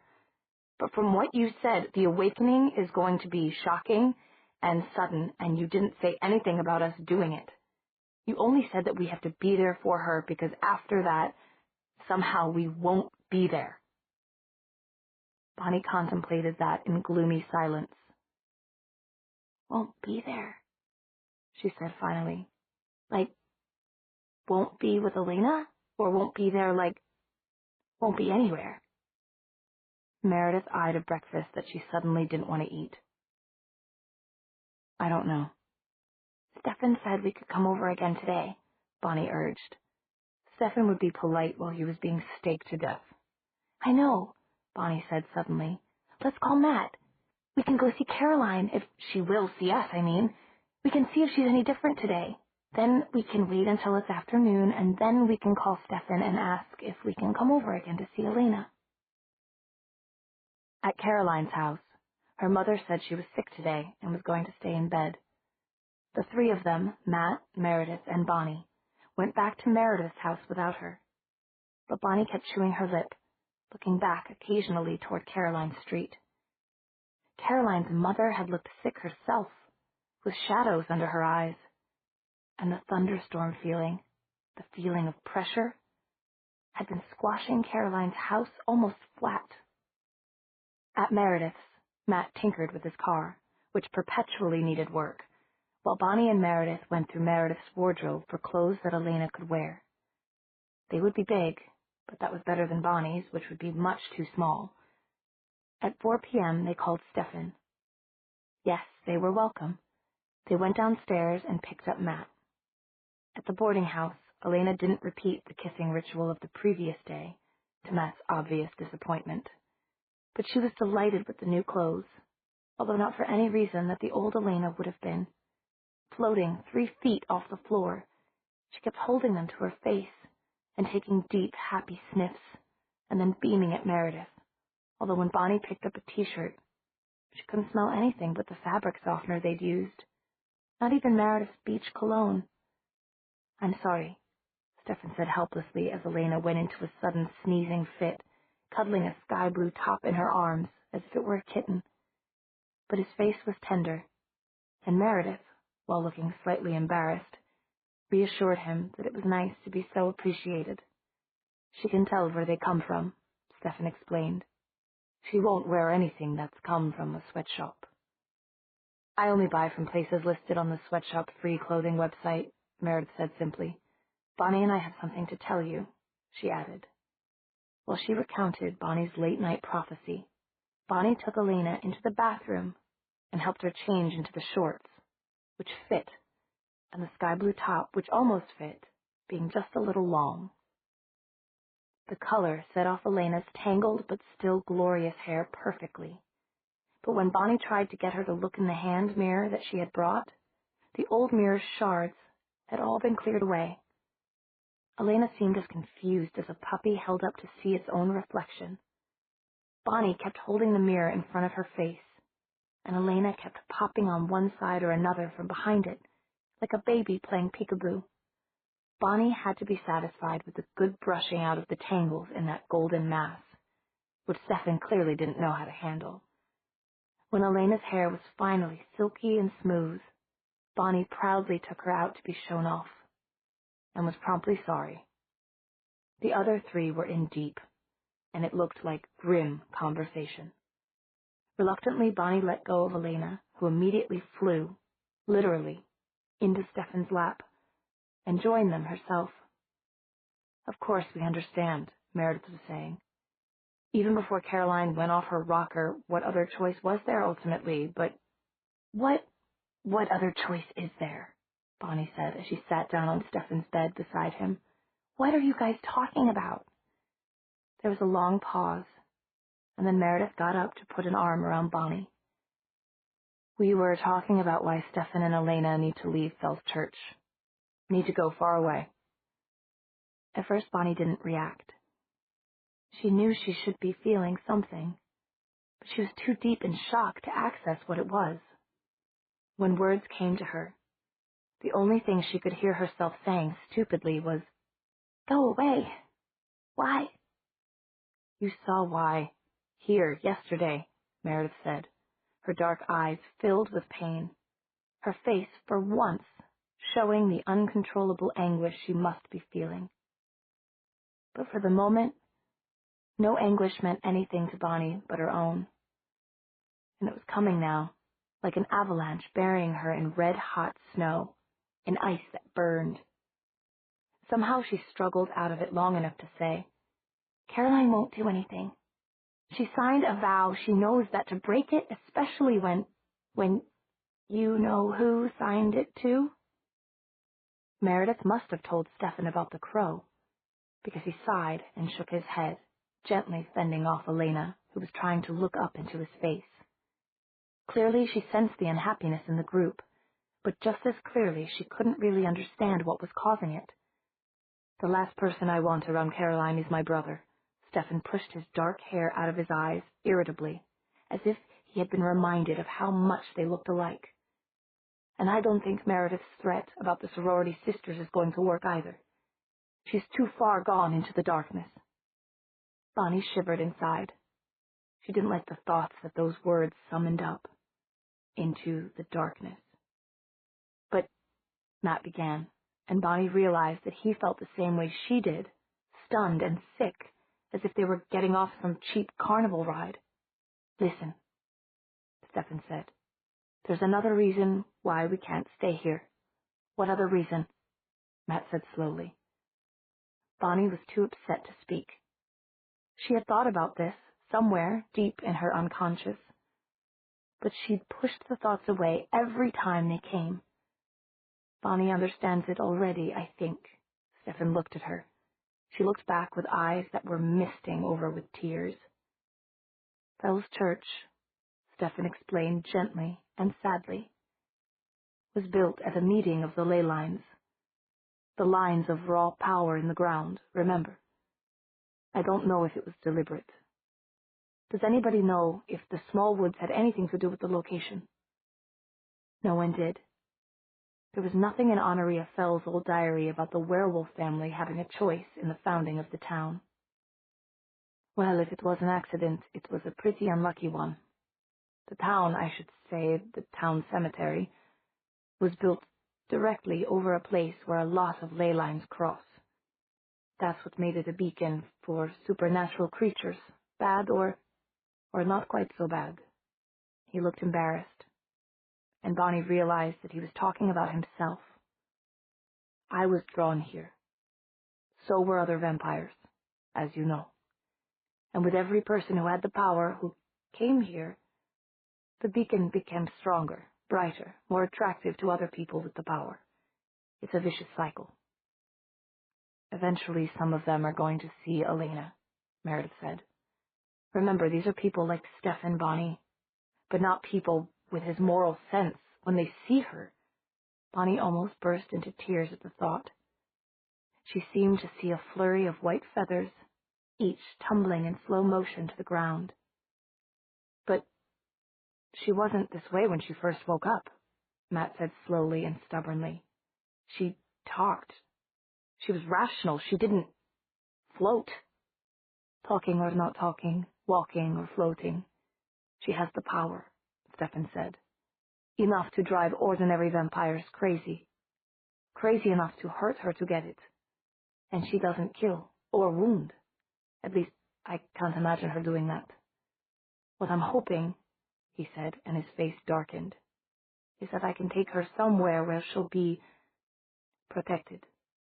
But you can't take her, Bonnie said, and she could hear the wail in her own voice without being able to control it. Didn't Meredith tell you what I said? She's going to wake up, and Meredith and I need to be with her for that. Because we won't be with her later. Suddenly it made sense.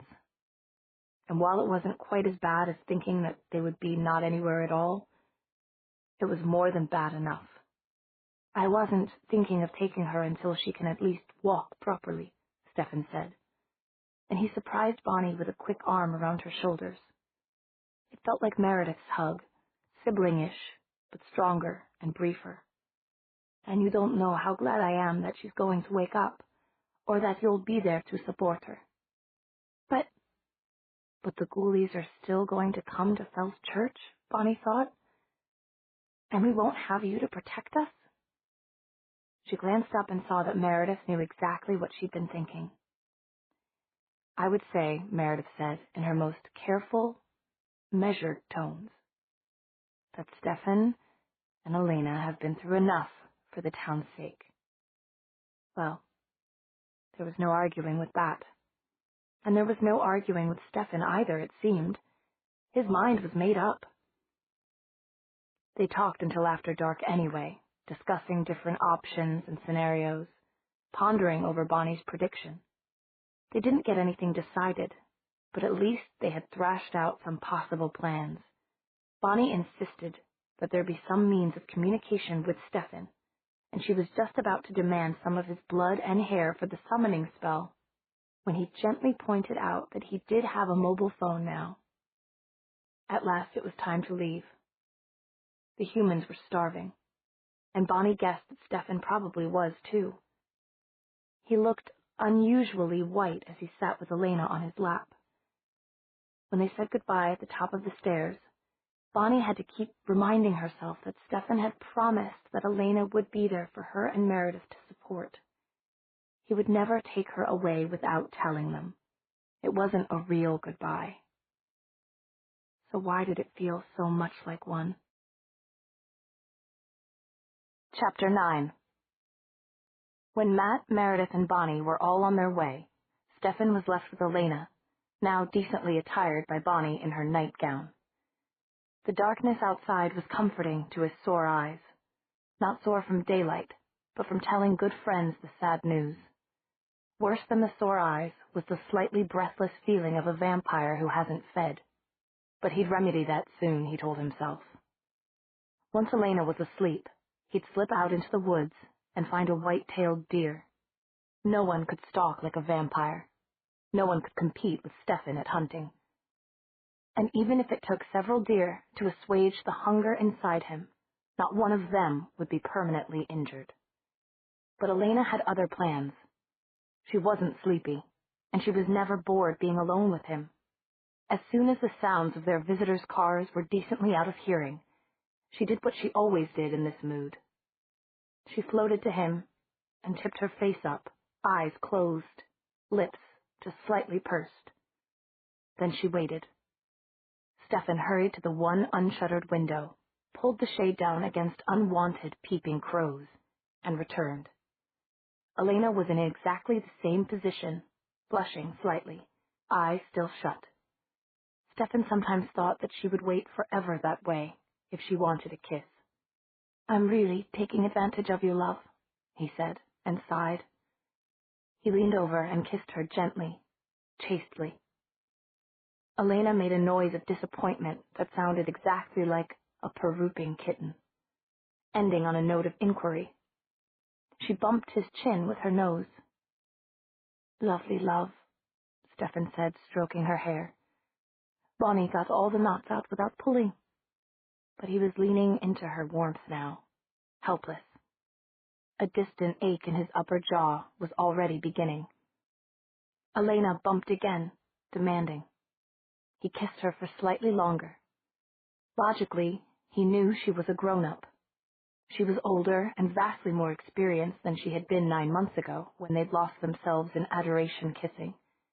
But guilt was never far from his thoughts, and he couldn't help but worry about having her competent consent. This time, the purr-up was one of exasperation. Elena had had enough. All at once, she gave her weight to him, forcing him to suddenly support a warm, substantial bundle of femininity in his arms, and at the same time, her pleas chiming clear as a finger swirling on a crystal glass.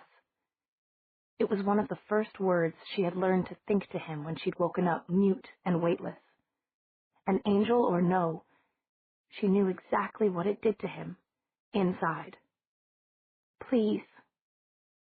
"Oh, little love," he groaned. "Little lovely love. Please." He kissed her. There was a long time of silence while he felt his heart beat faster and faster. Elena, his Elena, who had once given her very life for him, was warm and drowsily heavy in his arms. She was his alone, and they belonged just like this, and he never wanted anything to change from this moment. Even the quickly growing ache in his upper jaw was something to be enjoyed.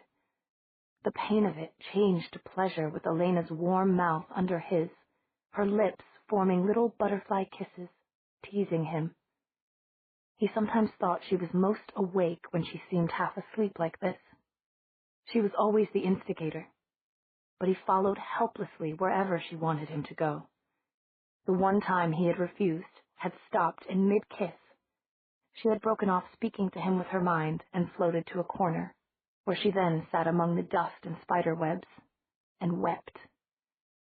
Nothing he could do would console her, although he knelt on the hard wooden floorboards and begged and coaxed and almost wept himself, until he took her back into his arms. He had promised himself never to make that mistake again, but still his guilt nagged at him, although it was growing more and more distant and more confused as Elena changed the pressure of her lips suddenly, and the world rocked, and he had to back up until they were sitting on his bed. His thoughts fragmented. He could only think that Elena was back with him, sitting on his lap, so excited, so vibrant, until there was a sort of silken explosion inside him, and he didn't need to be forced any more. He knew that she was enjoying the pleasure-pain of his aching jaw as much as he was. There was no more time or reason to think. Elena was melting into his arms, her hair under his stroking fingers, a liquid softness. Mentally, they had already melted together.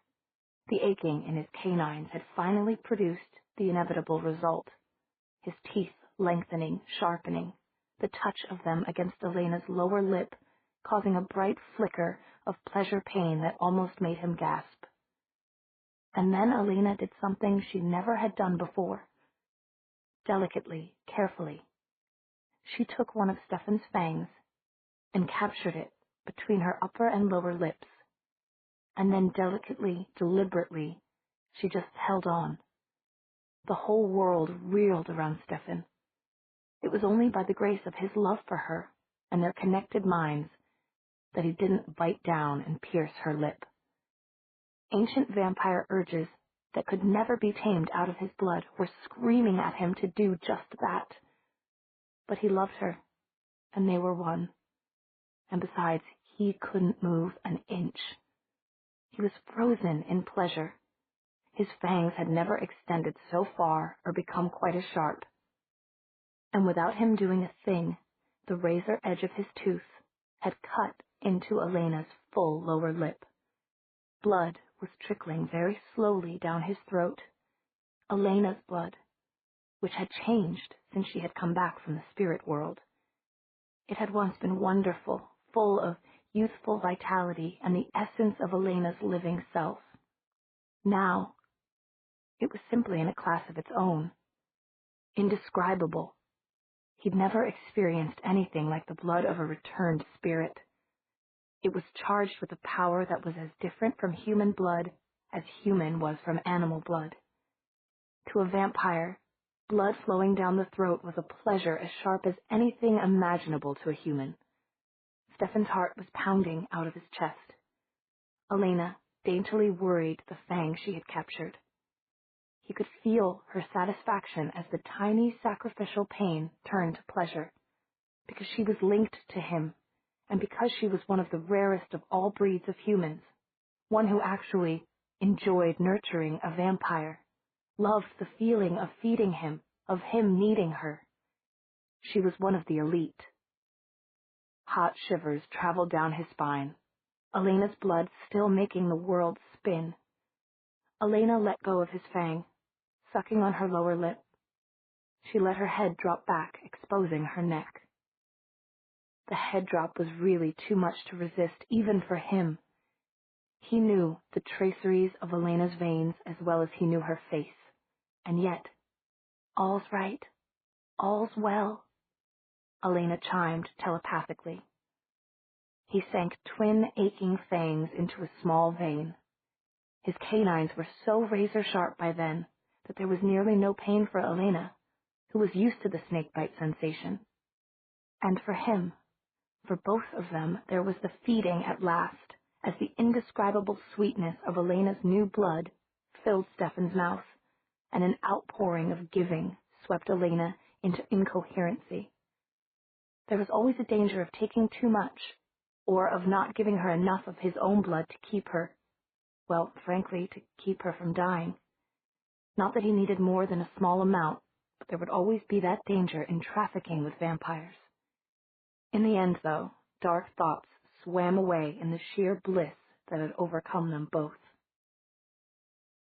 Matt fished for keys as he and Bonnie and Meredith all crowded into the wide front seat of his rattletrap car. Embarrassing to have to park that next to Stefan's Porsche. The upholstery in back was in shreds that tended to stick to the derriere of whoever sat on it, and Bonnie easily fit on the jump seat, which had a jerry-rigged seatbelt between Matt and Meredith. Matt kept an eye on her, since when she was excited she tended not to use the belt. The road back through the old wood had too many difficult turns to be taken lightly, even if they were going to be the only travelers on it. No more deaths, Matt thought as he pulled away from the boarding house. No more miraculous resurrections even. Matt had seen enough of the supernatural to last him the rest of his life. He was just like Bonnie. He wanted things to settle down to normal so he could get on with living the plain old ordinary way. Without Elena, something inside him whispered mockingly, giving up without even a fight. Hey, I couldn't beat Stefan in any kind of fight if he had both arms tied behind his back and a bag over his head. Forget it. That's finished. However, she kissed me. She's a friend now. But he could still feel Elena's warm lips on his mouth from yesterday. The light touches that she didn't know yet weren't socially acceptable between just friends. And he could feel the warmth and the swaying, dancing slenderness of her body. Damn, she came back perfect. Physically, at least, he thought. Bonnie's plaintive voice cut into his pleasant reminiscences. Just when I thought everything was going to be all right, she was wailing, almost weeping. Just when I thought it's all going to work out after all. It's going to be the way it was supposed to be, Meredith said very gently. It's difficult, I know. We seem to keep on losing her. But we can't be selfish. I can, Bonnie said flatly. I can too, Matt's inner voice whispered. At least inside, where nobody can see my selfishness. Good old Matt.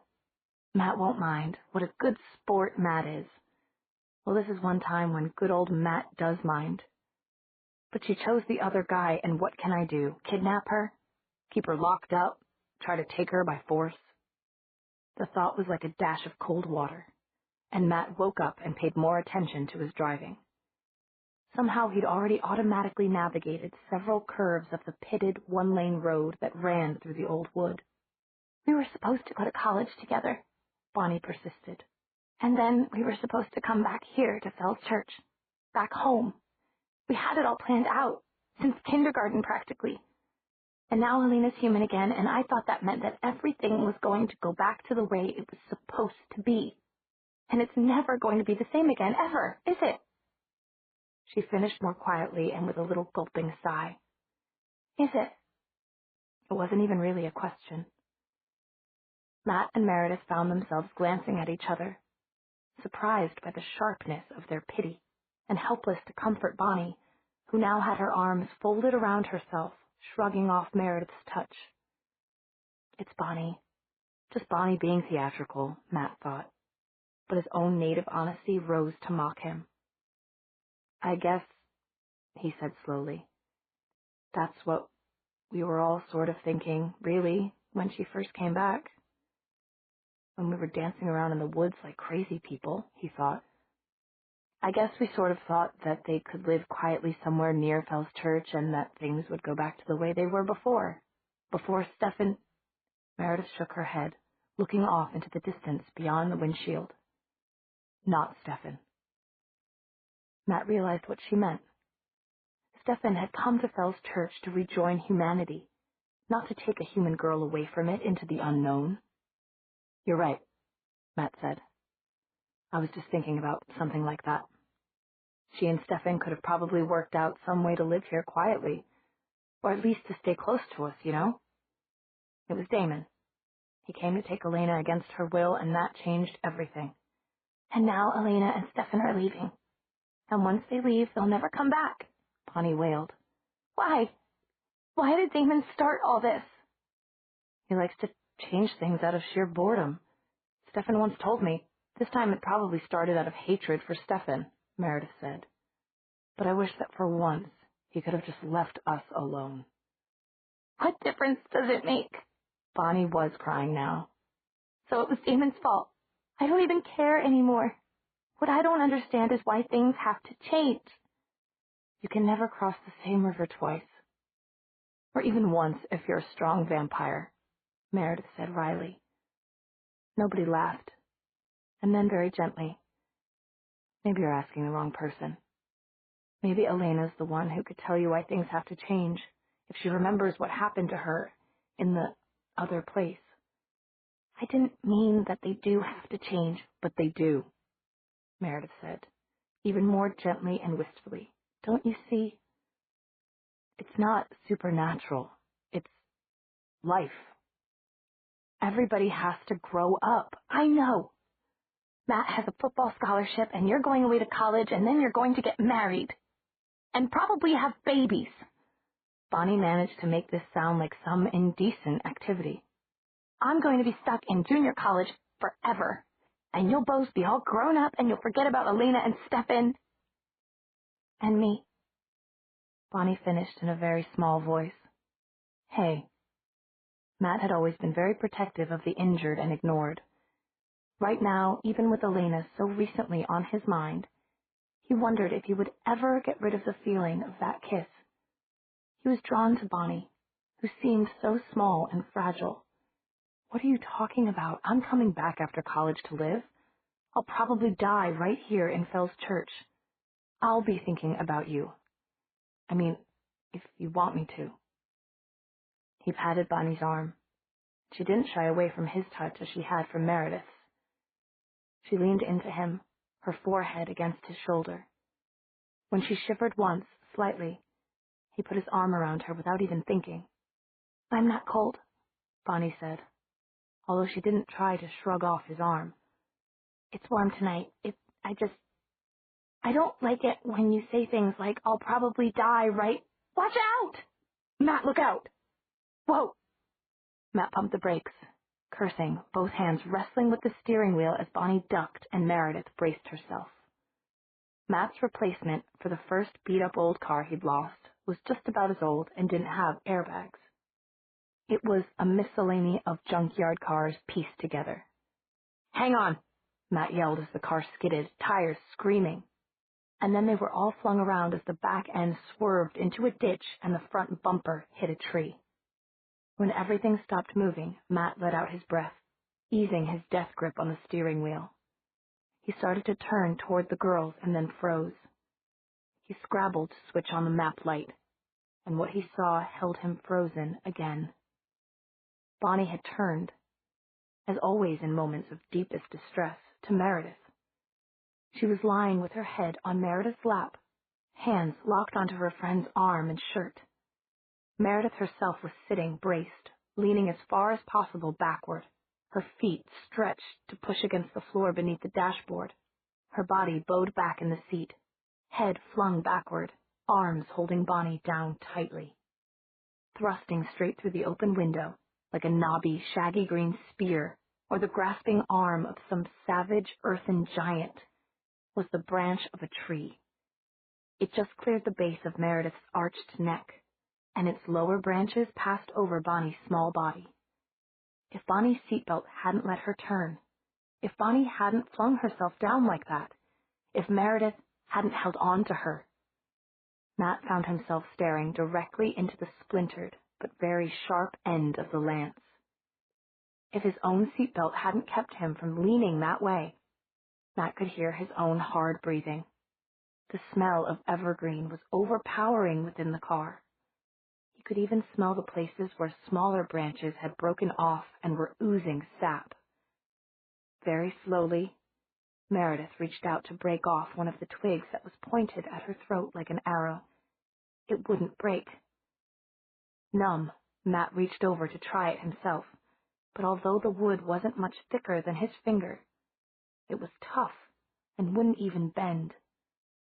As if it's been fire-hardened, he thought dazedly. That's ridiculous. It's a living tree. I can feel the splinters. Ow! Can I please get up now? Bonnie said quietly, her voice muffled against Meredith's leg. Please, before it grabs me. It wants to. Matt glanced at her, startled, and scratched his cheek against the splintered end of the big branch. It's not going to grab you. But his stomach was churning as he fumbled blindly for his seatbelt fastening. Why should Bonnie have the same thought as he had? That the thing was like a huge, crooked, shaggy arm. She couldn't even see it. You know it wants to, Bonnie whispered.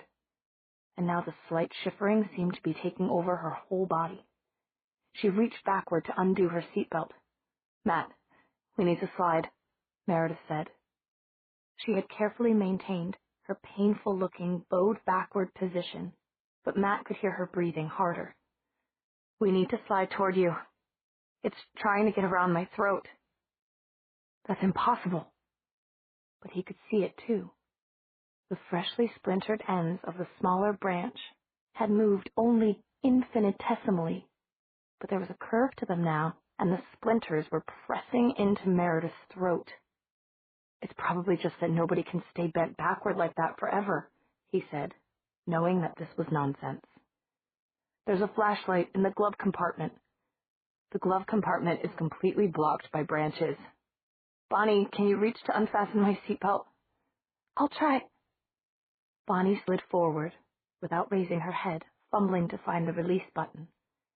To Matt, it looked as if the shaggy, aromatic evergreen branches were engulfing her, pulling her into their needles. We've got a whole freaking Christmas tree in here. He looked away, out through the glass of the window on his side. Cupping his hands to see better into the darkness, he leaned his forehead against the surprisingly cool glass. There was a touch on the back of his neck. He jumped, then froze. It was neither cool nor warm, like a girl's fingernail. Damn it, Meredith. Matt was furious with himself for jumping, but the touch was scratchy. Meredith? He slowly moved his hands away until he could see in the dark window's reflection. Meredith wasn't touching him. Don't move left, Matt. There's a long, sharp bit there. Meredith's voice, normally cool and a bit remote, usually made Matt think of those calendar pictures of blue lakes surrounded by snow. Now it just sounded choked and strained. Meredith, Bonnie said before Matt could speak. Bonnie's voice sounded as if it were coming from underneath a feather bed. It's all right, I just have to hold it away, Meredith said. Don't worry, I won't let go of you either. Matt felt a sharper prickle of splinters. Something touched his neck on the right side, delicately. Bonnie, stop it! You're pulling the tree in! You're pulling it on Meredith and me! Matt, shut up! Matt shut up. His heart was pounding.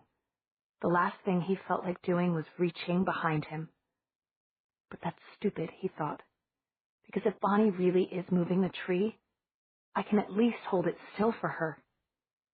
He reached behind him, flinching, trying to watch what he was doing in the window's reflection. His hand closed over a thick knot of bark and splinters. He thought, I don't remember seeing a knot when it was pointed at my throat. Got it, a muffled voice said, and there was the click of a seatbelt coming undone. Then, much more shakily, the voice said, Meredith, there are needles shoved all into my back. Okay, Bonnie. Matt. Meredith was speaking with effort, but great patience, the way they'd all been talking to Elena. Matt, you have to open your door now, Bonnie said in a voice of terror. It isn't just needles.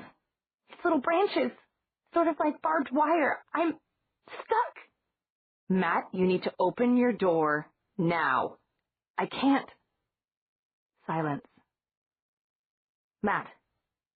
Matt was bracing himself, pushing with his feet. Bonnie said in a voice of terror.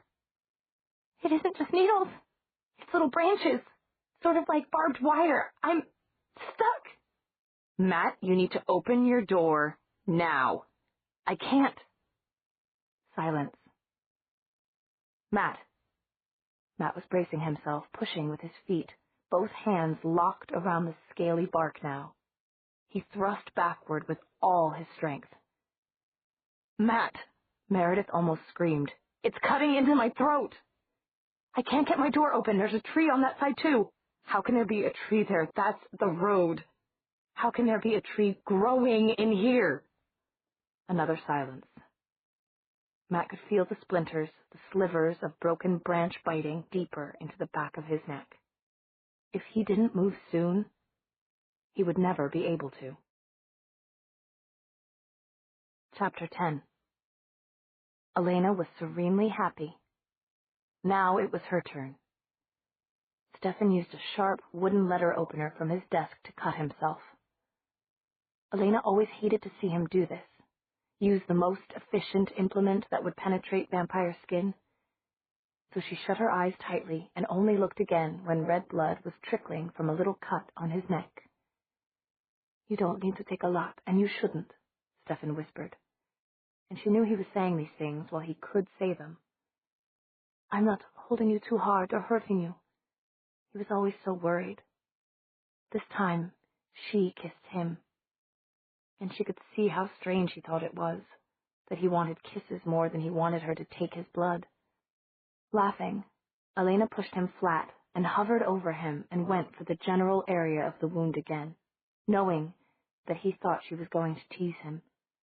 But instead she fastened herself on the wound like a limpet and sucked hard, hard, until she had made him say please with his mind. But she wasn't satisfied until she made him say please out loud as well. In the car, in the dimness, Matt and Meredith thought of the idea at the same time. She was faster, but they spoke almost together. "I'm an idiot. Matt, where's the seat back release?" "Bonnie, you have to unfold her seat backward.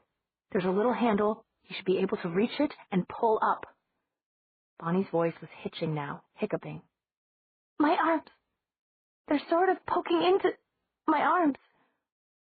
"Bonnie," Meredith said thickly, "I know you can do it. Matt, is the handle right under the front seat or—" "Yes, at the edge. 2 o'clock. Matt didn't have breath for more. Once he had grabbed the tree, he found that if he loosened pressure for an instant, it pushed harder on his neck. There's no choice, he thought. He took as much of a deep breath as he could, pushed back on the branch, hearing a cry from Meredith, and twisted, feeling jagged splinters like thin wooden knives tear his throat and ear and scalp.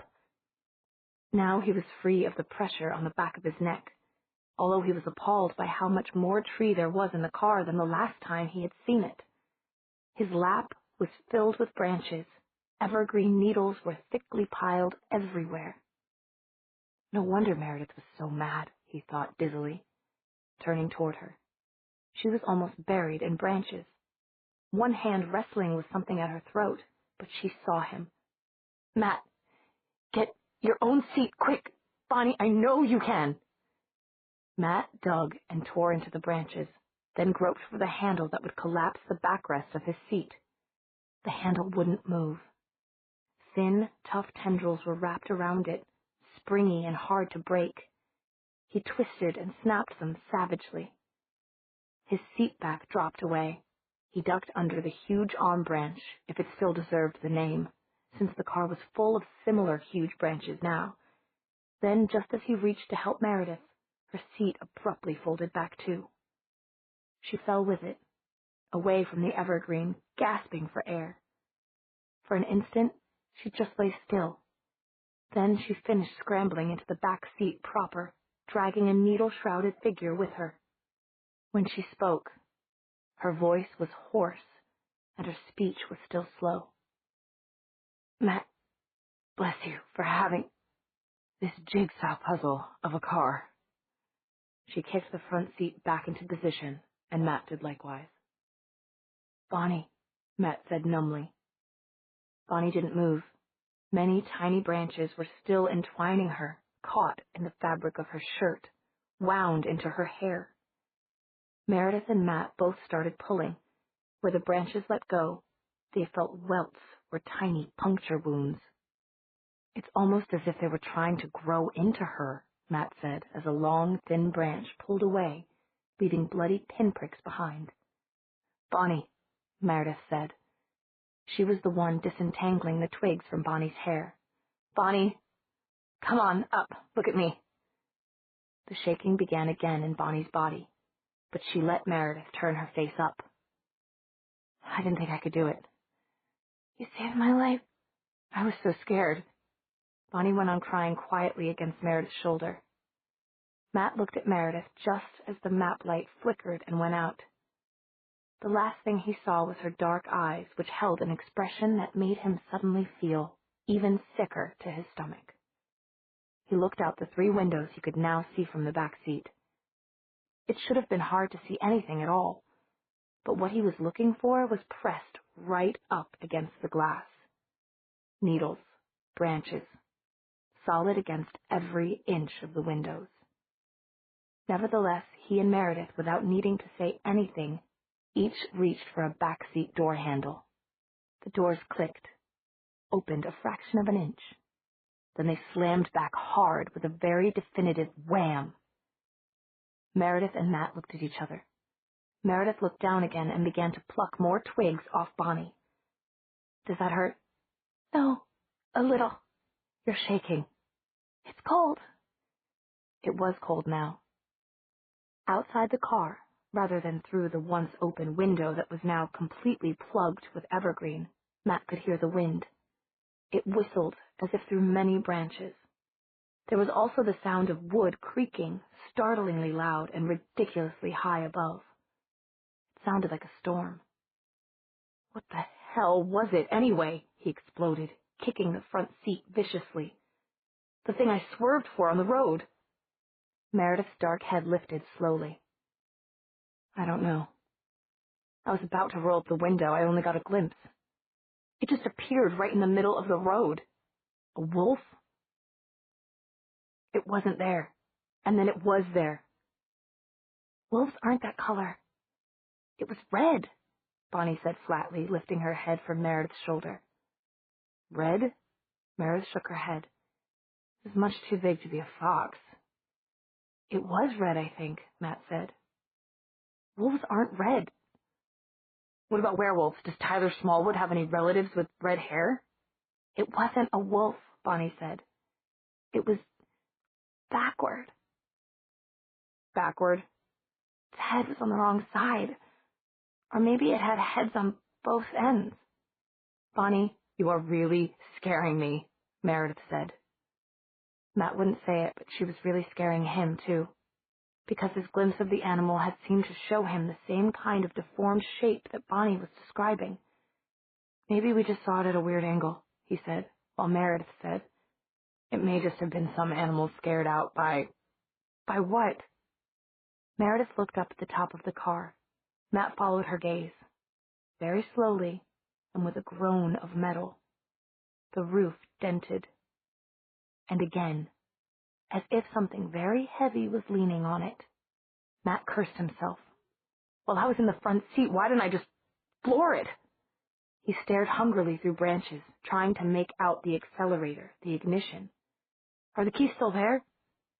Matt, we ended up half in a ditch, and besides, if it would have done any good, I'd have told you to floor it. That branch would have taken your head off. Yes, Meredith said simply. It would have killed you. If it would have gotten you two out, I'd have suggested it. But you were trapped, looking sideways. I could see straight ahead. They were already here, the trees, in every direction. That isn't possible. Matt pounded the seat in front of him to emphasize each word. Is this possible? The roof creaked again. Both of you! Stop fighting! Bonnie said, and her voice broke on a sob. There was an explosion like a gunshot, and the car sank suddenly back and left. Bonnie started. What was that? Silence. A tire blowing, Matt said at last. He didn't trust his own voice. He looked at Meredith. So did Bonnie. Meredith, the branches are filling up the front seat. I can hardly see the moonlight. It's getting dark. I know. What are we going to do? Matt could see the tremendous tension and frustration in Meredith's face, as if everything she said should come out through gritted teeth. But Meredith's voice was quiet. I don't know. With Stefan still shuddering, Elena curled herself like a cat over the bed. She smiled at him, a smile drugged with pleasure and love. He thought of grasping her by the arms, pulling her down, and starting all over again. That was how insane she'd made him, because he knew all too well from experience the danger they were flirting with. Much more of this, and Elena would be the first spirit vampire, as she'd been the first vampire spirit he'd known. But look at her. He slipped out from beneath her as he sometimes did and just gazed, feeling his heart pound just at the sight of her. Her hair, true gold, fell like silk down to the bed and pooled there. Her body, in the light of the one small lamp in the room, seemed to be outlined in gold.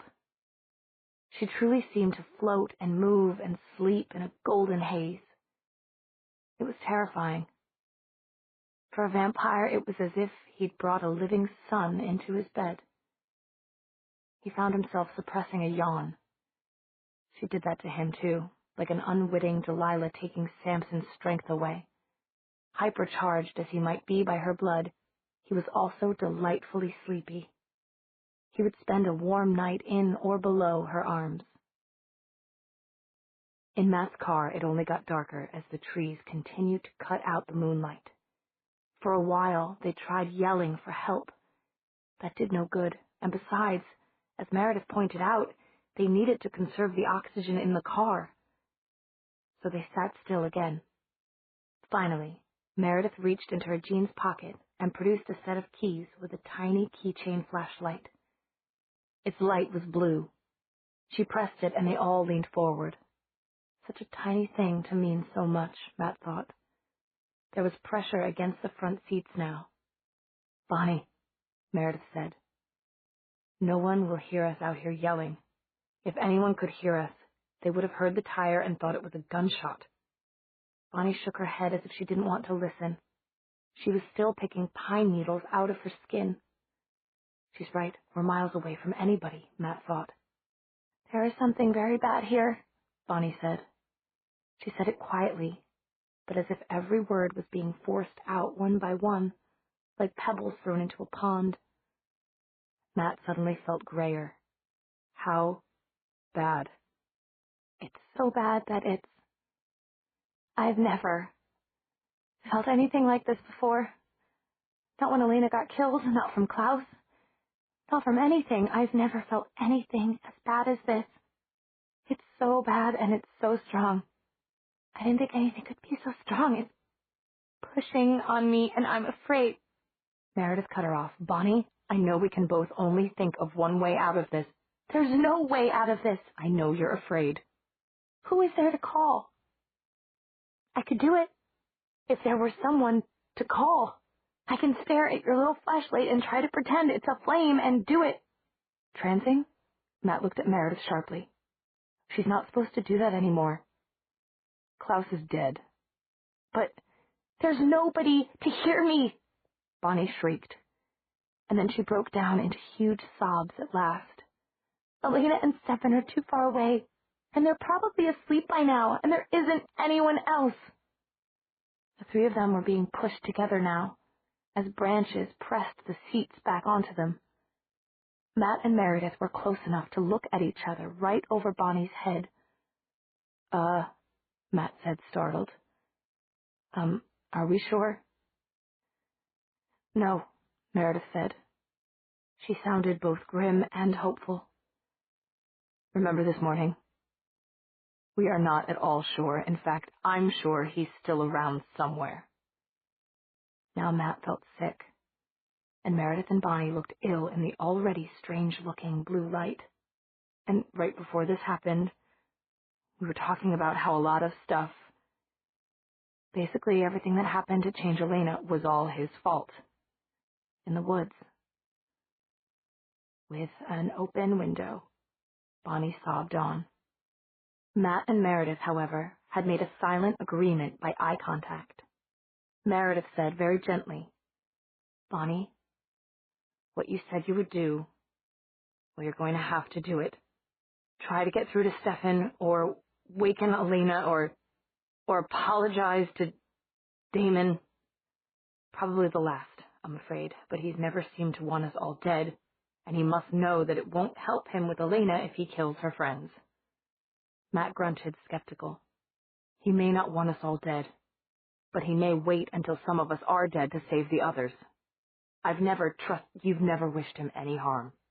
Meredith overrode him in a louder voice. Matt blinked at her and then shut up.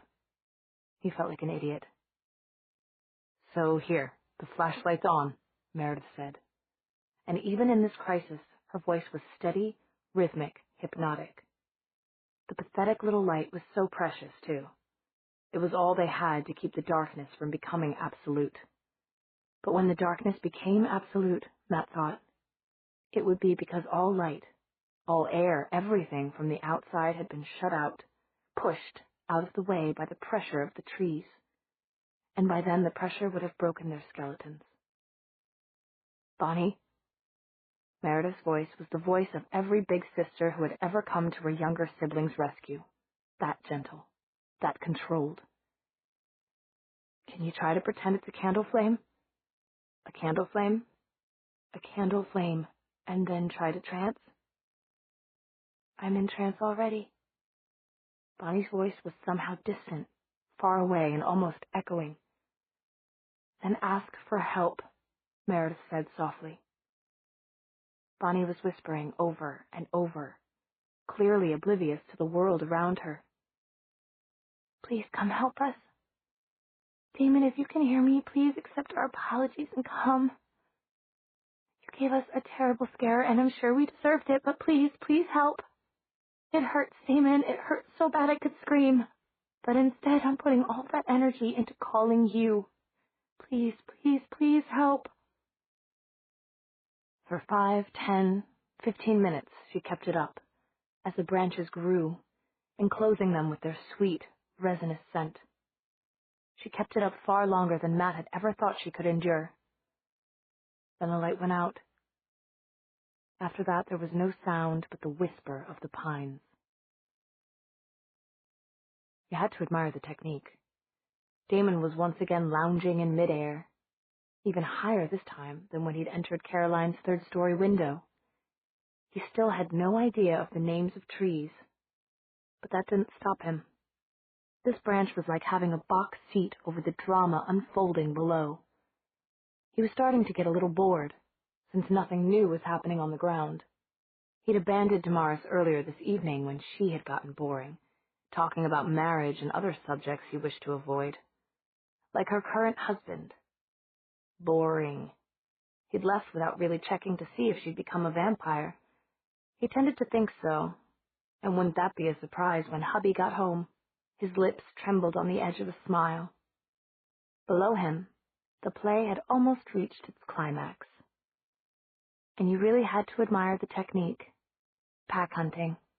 He had no idea what sort of nasty little creatures were manipulating the trees, but like wolves or lionesses, they seemed to have gotten it down to an art, working together to capture prey that was too quick and too heavily armored for one of them alone to manage. In this case, a car. The fine art of cooperation. Pity vampires were so solitary, he thought. If we could cooperate, we'd own the world. He blinked sleepily and then flashed a dazzling smile at nothing at all. Of course, if we could do that, say, take a city and divvy up the inhabitants, we'd finish it off by divvying up one another. Tooth and nail and power would be wielded like the blade of a sword, until there was nothing left but shreds of quivering flesh and gutters running with blood. Nice imagery, though, he thought, and let his eyelids droop to appreciate it. Artistic. Blood in scarlet pools, magically still liquid enough to run down white marble steps of, say, the Calamarmarin in Athens. An entire city gone quiet, purged of noisy, chaotic, hypocritical humans, with only their necessary bits left behind. a few arteries to pump the sweet red stuff out in quantity. The vampire version of the land of milk and honey. He opened his eyes again in annoyance. Now things were getting loud down there. Humans yelling. Why? What was the point? The rabbit always squeals in the jaws of the fox. But when has another rabbit ever rushed up to save it? There, a new proverb. And proof that humans are as stupid as rabbits, he thought. But his mood was ruined. His mind slid away from the fact. But it wasn't just the noise below that was disturbing him. Milk and honey, that had been a mistake. Thinking about that had been a blunder. Elena's skin had been like milk that night a week ago, warm white, not cool, even in the moonlight. Her bright hair, in shadow, had been like spilled honey. Elena wouldn't be happy to see the results of this night's pack hunting.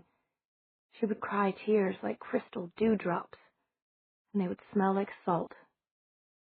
Suddenly Damon stiffened. He sent one stealthy query of power around him, a circle of radar. But nothing bounced back, except the mindless trees at his feet. Whatever was orchestrating this, it was invisible. Right then. Let's try this, he thought. Concentrating on all the blood he'd drunk in the last few days, he blasted out a wash of pure power, like Vesuvius erupting with a deadly pyroclastic explosion. It encircled him completely in every direction, a 50-mile-per-hour bubble of power like superheated gas. Because it was back. Unbelievably, the parasite was trying to do it again, to get into his mind. It had to be. Lulling him, he supposed, rubbing the back of his neck with absent-minded fury, while his packmates finished off their prey in the car, whispering things into his mind to keep him still, taking his own dark thoughts and echoing them back a shade or two darker, in a cycle that might have ended in him flying off to kill, and kill again for the pure black velvet enjoyment of it. Now Damon's mind was cold and dark with fury.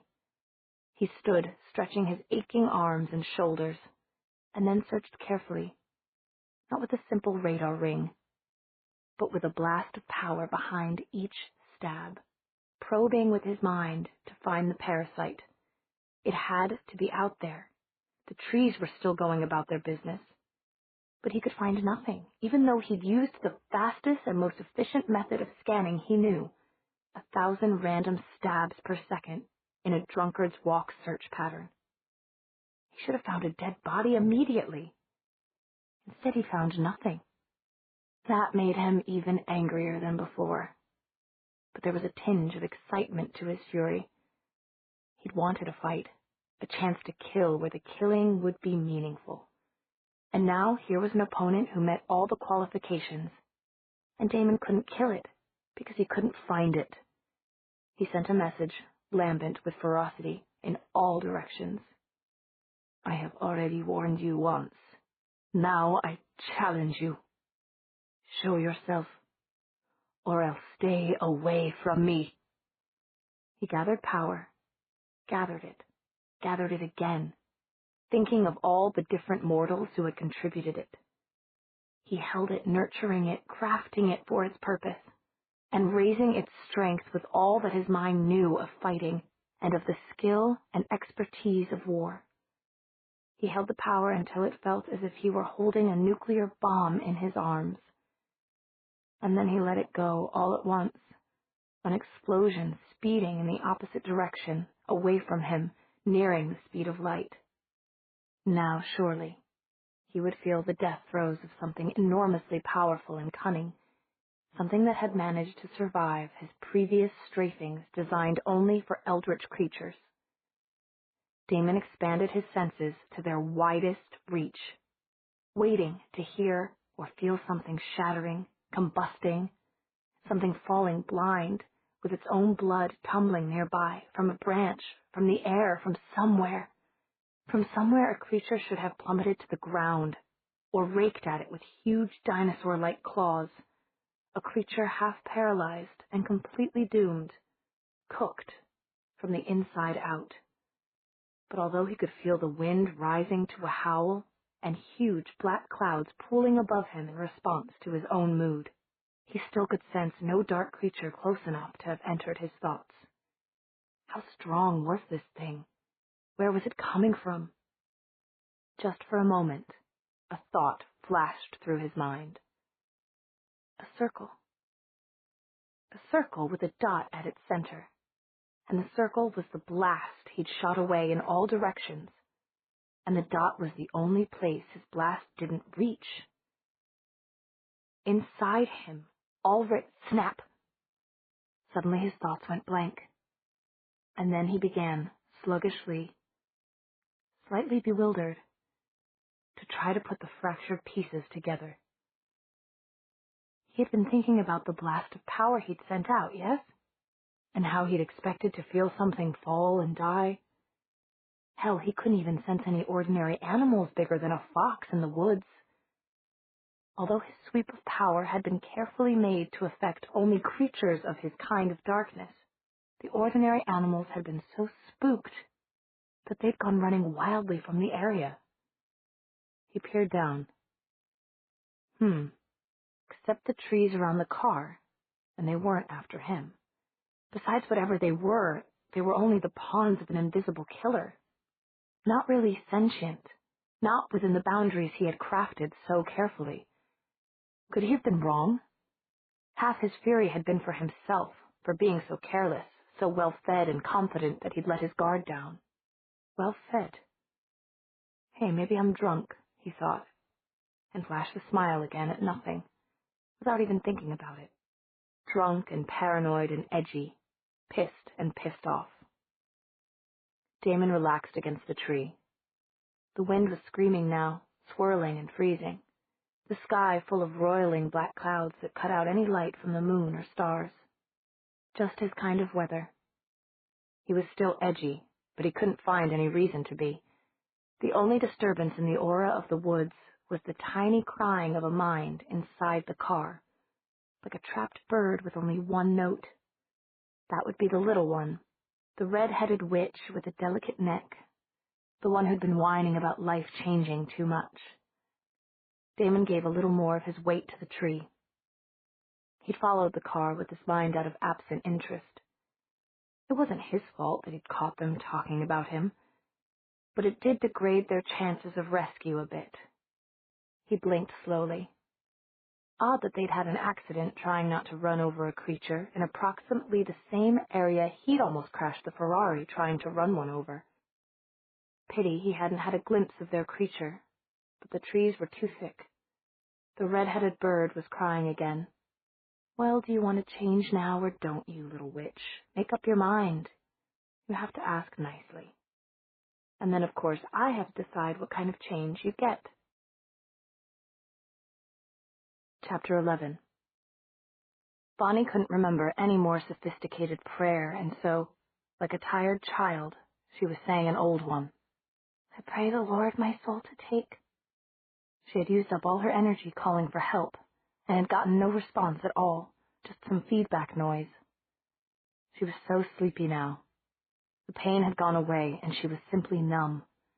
The only thing bothering her was the cold, but then, that could be taken care of, too. She could just pull a blanket over herself, a thick, downy blanket, and she would warm up. She knew it without knowing how she knew. The only thing that held her back from the blanket was the thought of her mother. Her mother would be sad if she stopped fighting. That was another thing she knew without knowing how she knew. If she could just get a message to her mother explaining that she had fought as hard as she could, but that with the numbness and the cold, she couldn't keep it up, and that she had known she was dying, but that it hadn't hurt in the end, so there was no reason for Mom to cry.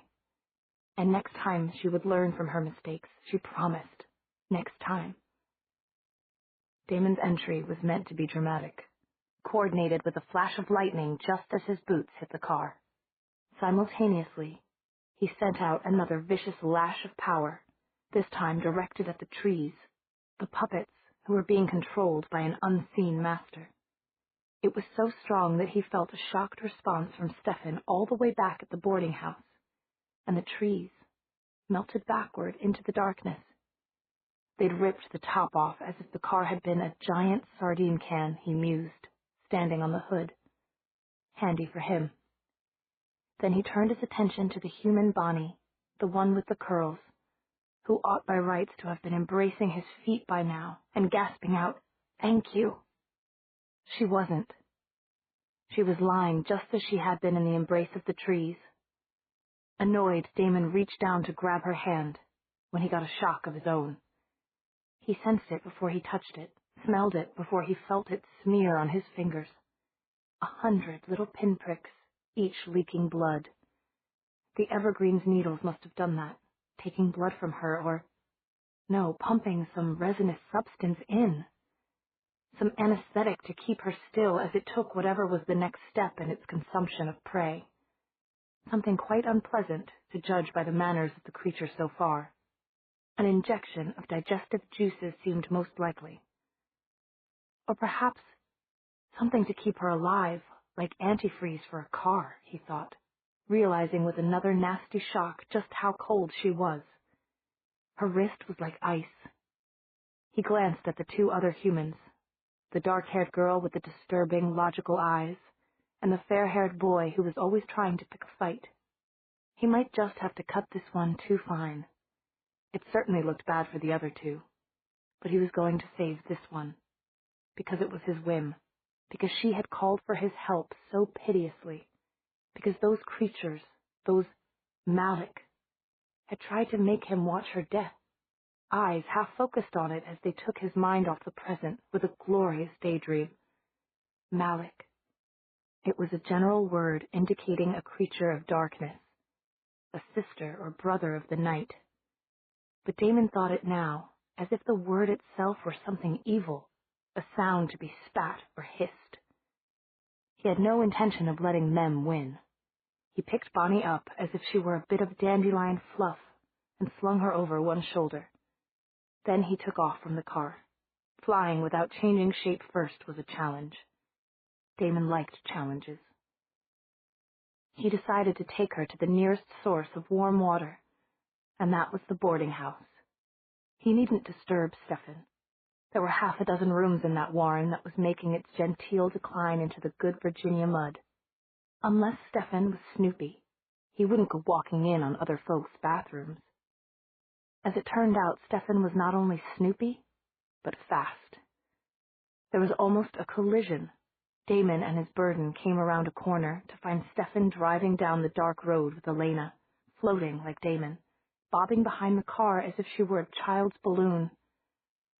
Their first exchange of words was neither brilliant nor witty. "What the hell are you doing?" exclaimed Stefan. "What the hell are you doing?" Damon said, or began to say, when he noticed the tremendous difference in Stefan, and the tremendous power that was Elena.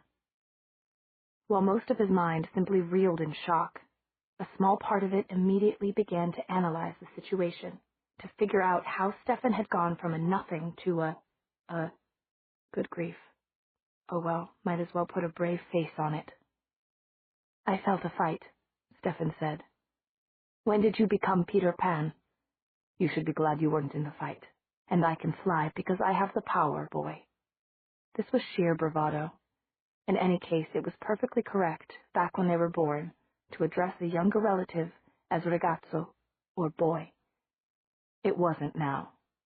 And meanwhile, the part of his brain that hadn't simply shut down was still analyzing. He could see, feel, do everything but touch Stefan's aura, and it was unimaginable. If Damon hadn't been this close, hadn't been experiencing it firsthand, he wouldn't have believed it was possible for one person to have so much power.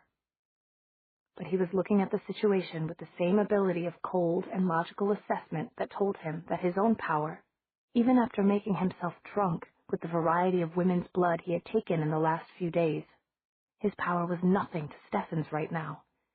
And his cold and logical ability was also telling him that Stefan had been pulled out of bed for this, and that he hadn't had time or hadn't been rational enough to hide his aura. "Well, now look at you," Damon said with all the sarcasm that he could call up, and that turned out to be quite a lot. Is it a halo? Did you get canonized while I wasn't looking? Am I addressing Saint Stefan now? Stefan's telepathic response was unprintable. Where are Meredith and Matt? He added fiercely. Or, continued Damon, exactly as if Stefan hadn't spoken, could it be that you merit congratulation for having learned the art of deception at last? And what are you doing with Bonnie? Stefan demanded, ignoring Damon's comments in turn. But you still don't seem to have a grasp of polysyllabic English, so I'll put this as simply as I can. You threw the fight. I threw the fight, Stefan said flatly, apparently seeing that Damon wasn't going to answer any of his questions until he told the truth. I just thanked God that you seemed to be too mad or drunk to be very observant.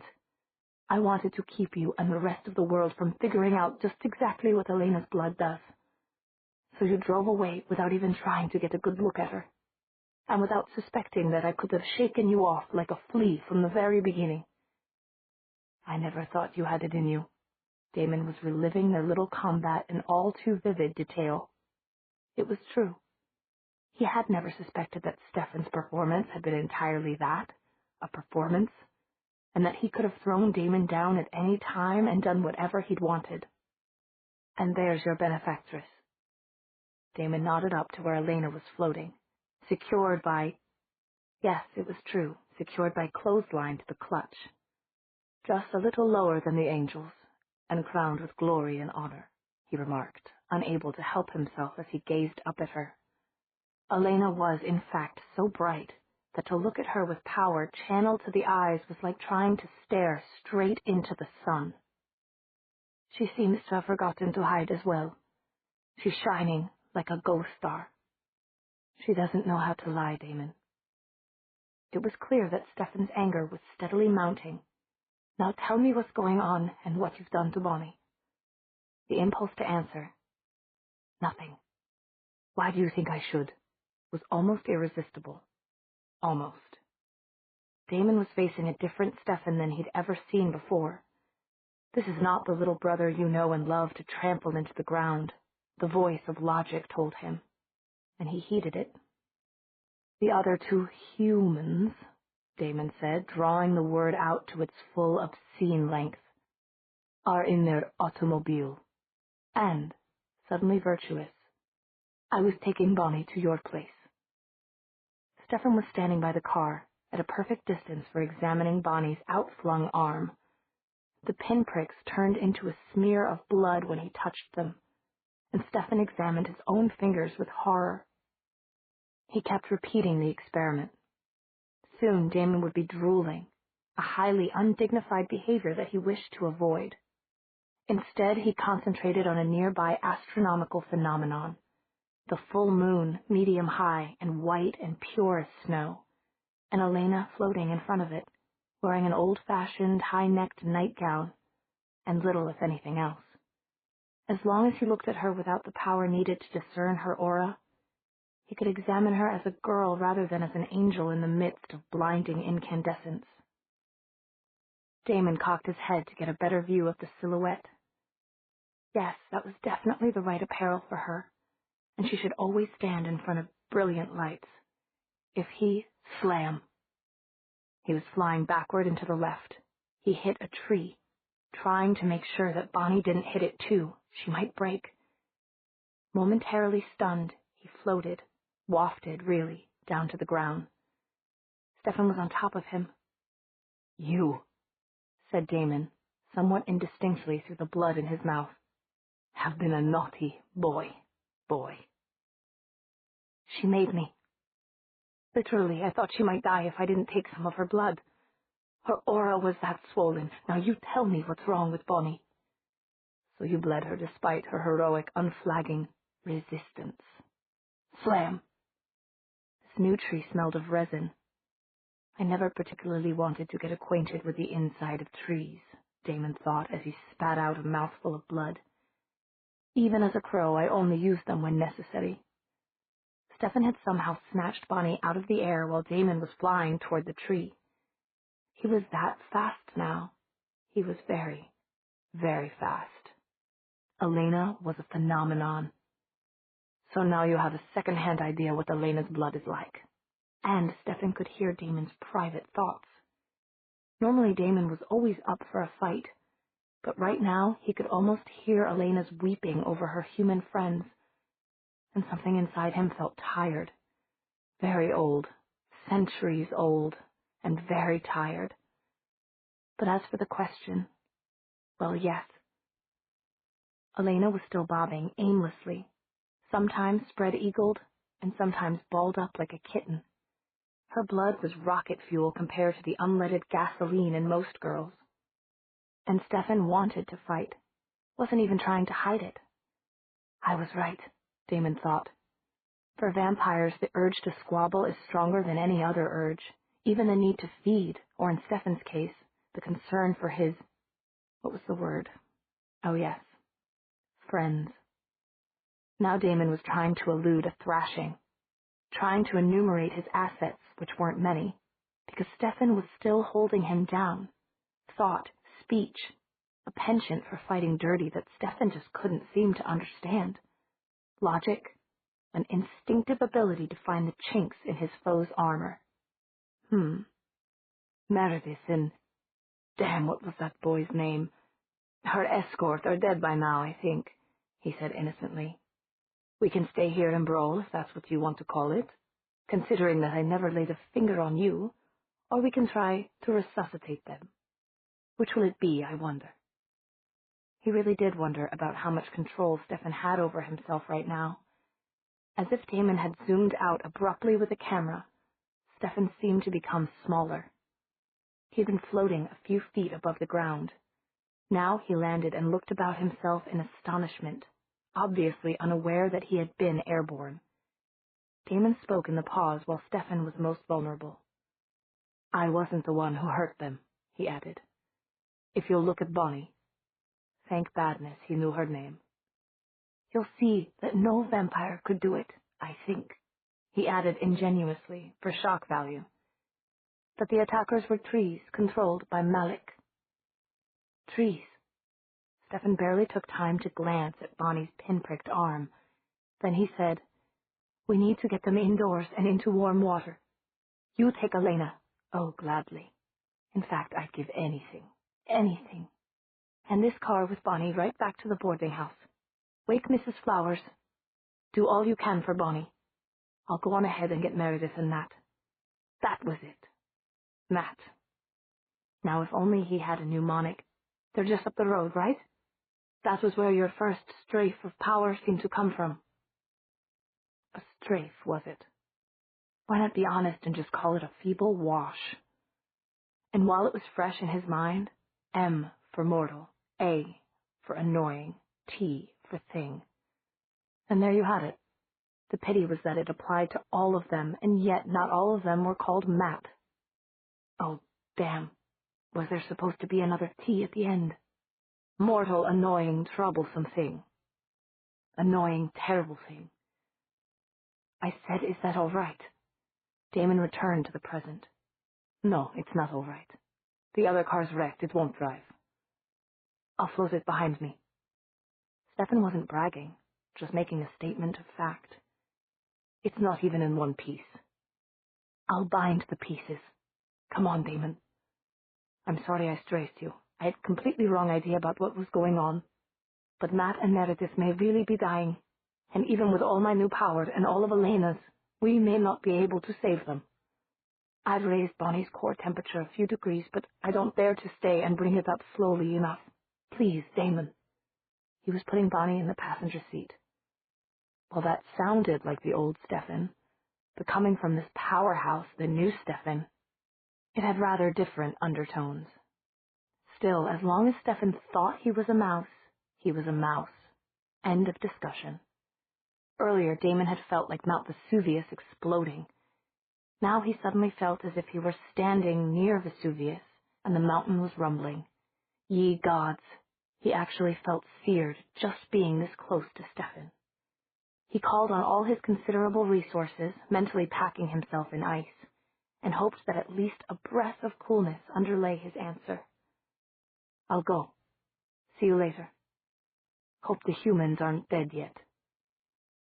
As they parted, Stefan sent him a powerful message of disapproval, not strafing him with sheer elemental pain as he had before when throwing Damon against the tree, but making sure that his opinion of his brother was stamped across every word. Damon sent Stefan a last message as he went. I don't understand, he thought innocently toward the disappearing Stefan. What's wrong with saying that I hope the humans are still alive? I've been in greeting card shops, you know. He didn't mention that it wasn't for the cards, but for the young cashiers. And they had sections like hope you get well and sympathy, which I suppose means that the previous card's spell wasn't strong enough. So what's wrong with saying I hope they're not dead? Stefan didn't even bother to answer, but Damon flashed a quick and brilliant smile anyway, as he turned the Porsche around and set off for the boarding house. He tugged on the clothesline that kept Elena bobbing above him. She floated, nightgown billowing, above Bonnie's head, or rather where Bonnie's head should have been. Bonnie had always been small, and this freezing illness had her crumpled into the fetal position. Elena could practically sit on her. Hello, Princess. Looking gorgeous as always. And you're not too bad yourself. It was one of the worst opening lines of his life, he thought dejectedly. But he wasn't feeling quite himself. Stefan's transformation had startled him. That must be what's wrong, he decided. Damon. Damon started. Elena's voice was slow and hesitant. And absolutely beautiful. Molasses dripping sweetness.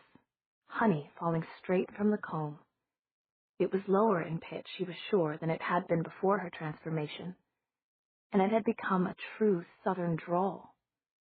To a vampire it resembled the sweet drip-drip of a newly opened human vein. Yes, Angel. Have I called you Angel before? If not, it was purely an oversight. And as he said this, he realized that that was another component to her voice. One he'd missed before, purity, the lancing purity of a seraph, of seraphim. That should have put him off, but instead it just reminded him that Elena was someone to take seriously, never lightly. I'd take you seriously or lightly or any way you prefer, Damon thought, if you weren't so stuck on my idiot younger brother. Twin violet suns turned on him.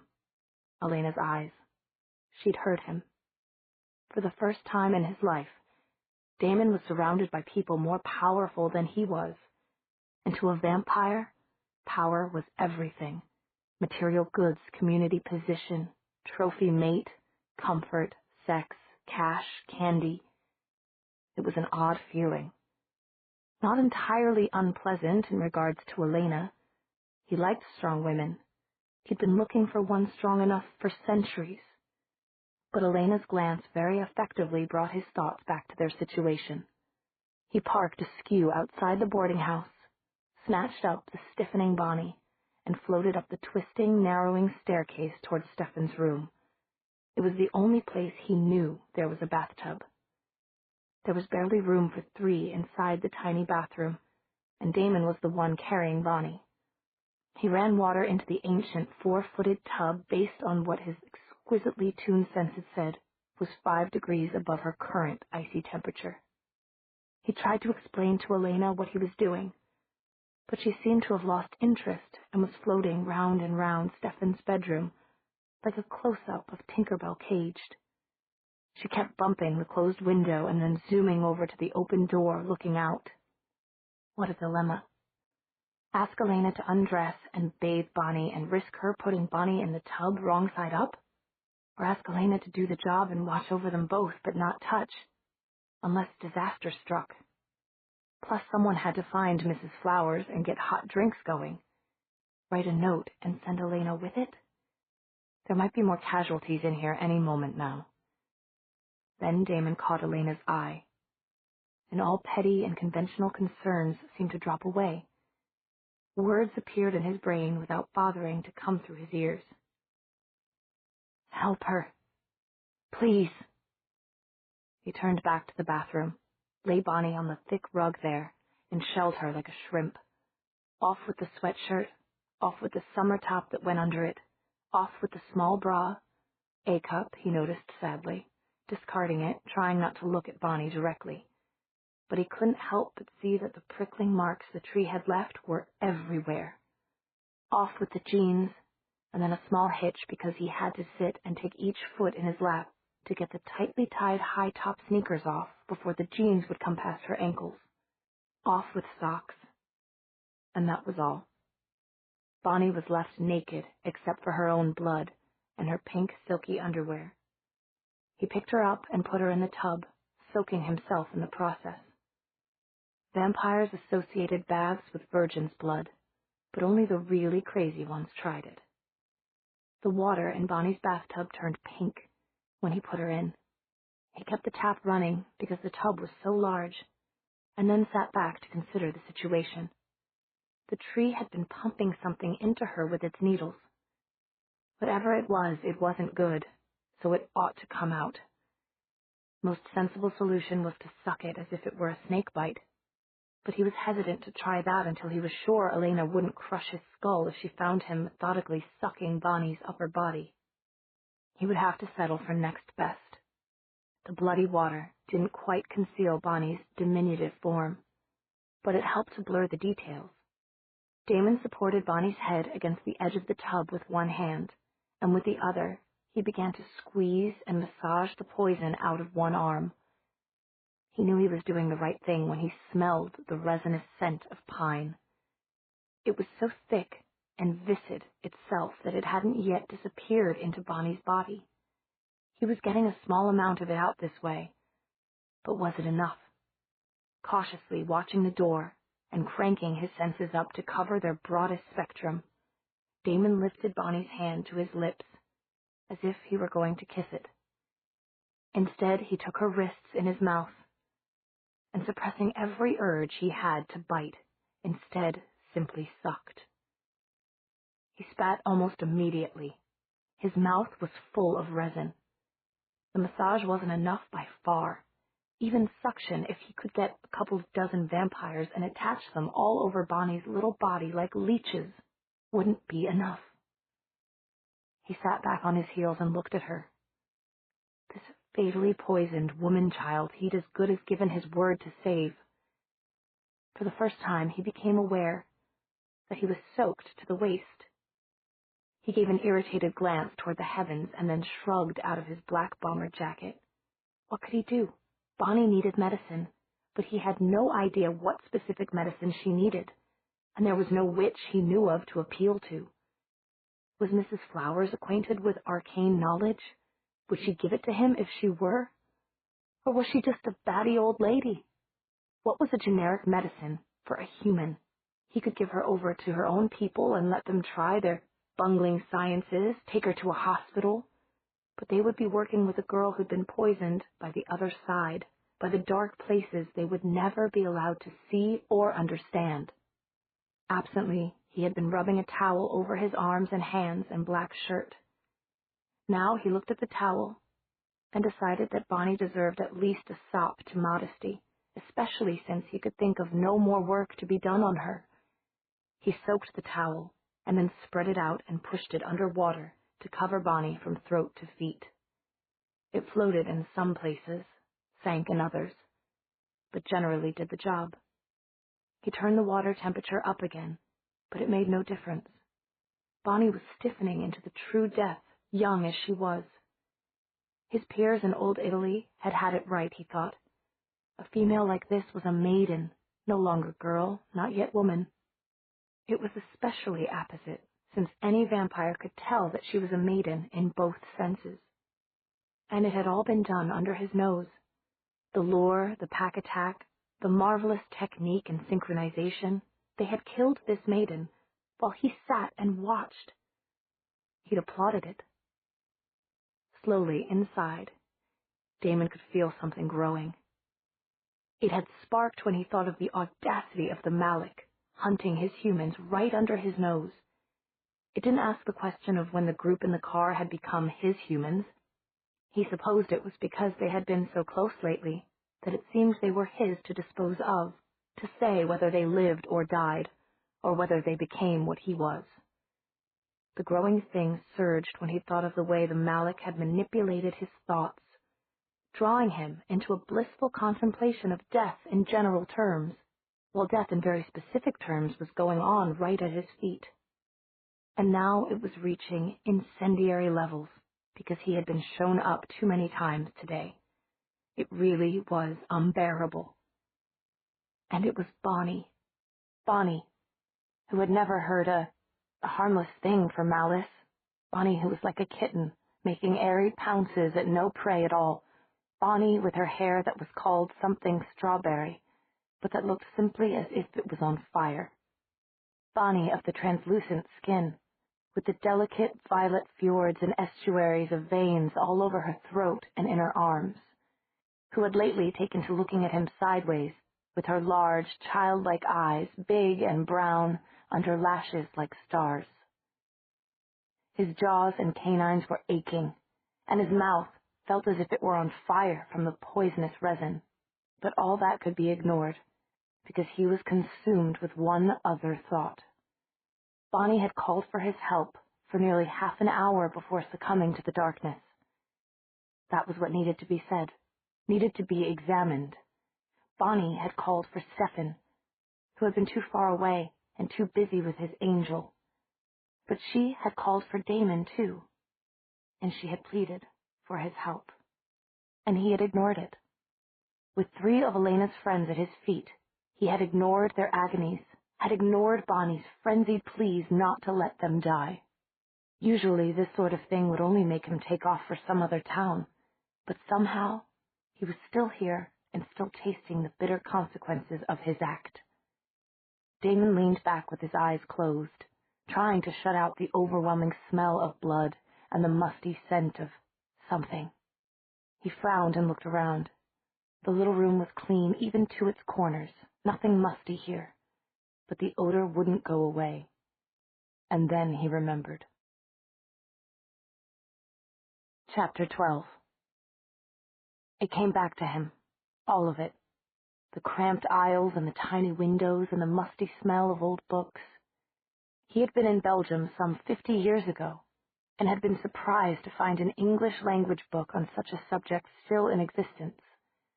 But there it was, its cover worn to a solid, burnished rust, with nothing of the writing remaining, if there ever had been any.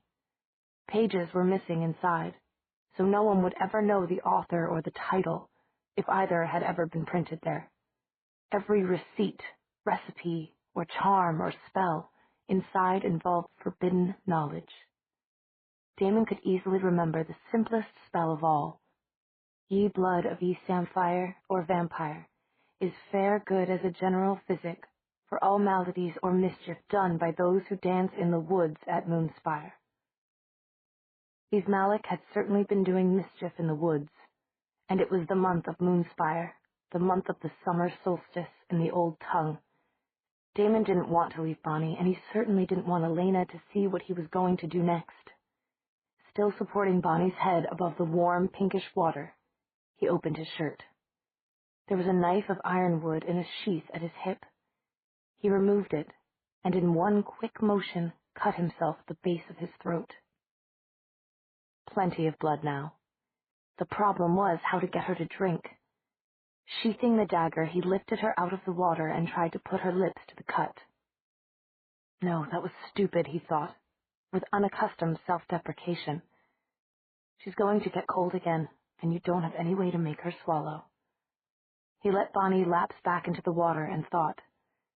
Then he pulled out the knife again and made another cut, this one on his arm, at the wrist. He followed the vein there until blood was not just dripping, but streaming steadily out. Then he put that wrist to Bonnie's upturned mouth, adjusting the angle of her head with his other hand. Her lips were partly open, and the dark red blood flowed beautifully. Periodically she swallowed. There was life in her yet. It was just like feeding a baby bird, he thought, tremendously pleased with his memory, his ingenuity, and, well, just himself. He smiled brilliantly at nothing in particular. Now if it would only work.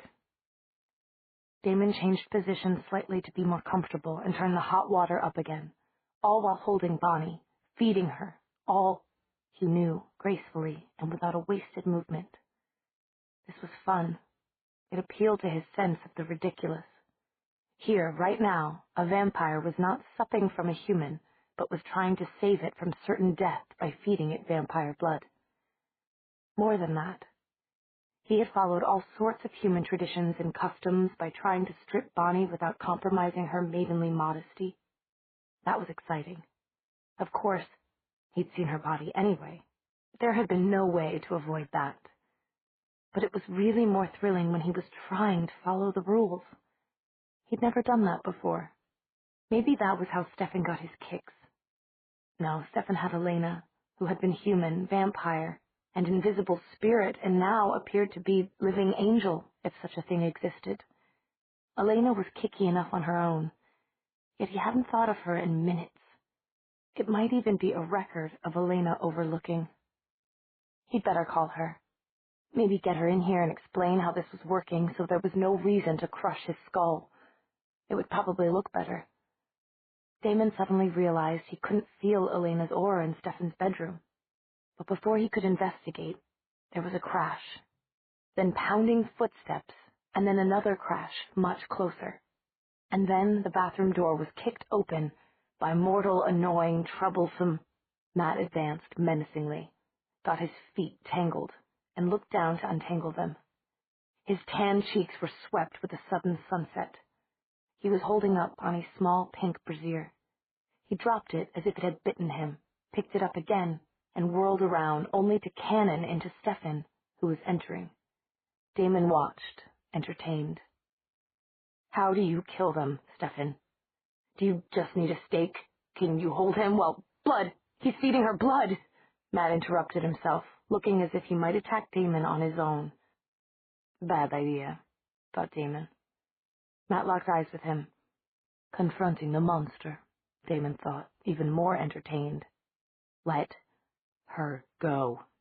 Matt spoke slowly, probably meaning to convey menace, but sounding, Damon thought, as if he thought that Damon was mentally impaired. Mortally unable to talk, Damon mused. But that made mutt, he said aloud, shaking his head slightly. Maybe, though, it would remind him in the future. Mutt? You're calling... God, Stefan, please help me kill him. He's killed Bonnie. The words spilled out of Matt in a single gushing flow, a single breath.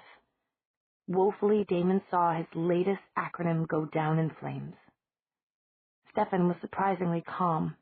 He put Matt behind him and said, Go and sit down with Elena and Meredith, in a way that was not a suggestion, and turned back to his brother. You didn't feed from her, he said, and this was not a question. Swill poison. Not my kind of fun, little brother. One corner of Stefan's mouth quirked up. He made no response to this, but simply looked at Damon with eyes that were knowing. Damon bridled. I told the truth. Going to take it up as a hobby.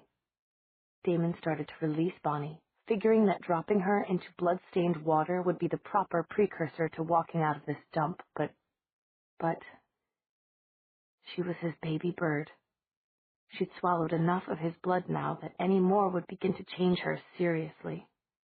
And if the amount of blood he had already given her wasn't enough, it simply wasn't a remedy in the first place.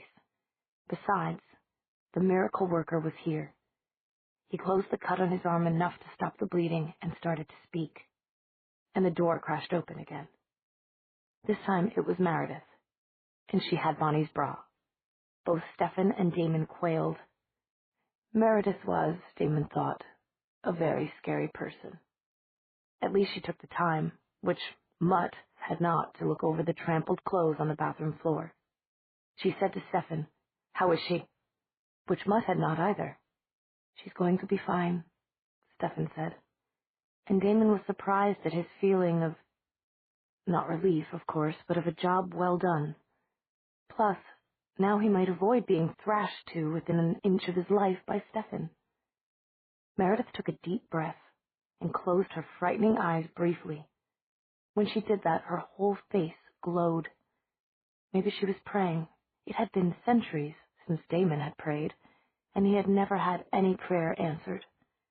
Then Meredith opened her eyes, shook herself, and started looking scary again. She nudged the pile of clothes on the floor and said, slowly and forcefully, "If the item that matches this is not still on Bonnie's body, there's going to be trouble." She waved the now infamous bra like a flag. Stefan looked confused. How could he not understand the mighty missing lingerie question? Damon wondered. How could anyone be such an unobservant fool? Didn't Elena wear any? Ever? Damon sat frozen, too arrested by the images in his own inner world to move for a moment. Then he spoke up. He had the answer to Meredith's riddle. "Do you want to come and check?" he asked, turning his head virtuously away. "Yes, I do." He remained with his back to her as she approached the tub, plunged her hand into the warm, pink water, and swished the towel a little. He heard her let out her breath in relief. When he turned around, she said, "There's blood on your mouth." Her dark eyes looked darker than ever. Damon was surprised. He hadn't gone and pierced the redhead out of habit and then forgotten it, had he? But then he realized the reason. "You tried to suck the poison out, didn't you?" Stefan said, throwing him a white face towel. Damon wiped the side Meredith had been looking at and came up with a bloody smear. No wonder his mouth had been stinging like fire. That poison was pretty nasty stuff, although it clearly didn't affect vampires the way it did humans. "And there's blood on your throat," Meredith went on. "Unsuccessful experiment," Damon said and shrugged. "So you cut your wrist. Pretty seriously." "For a human, maybe. Is the press conference over?" Meredith settled back. He could read her expression, and he smiled inwardly.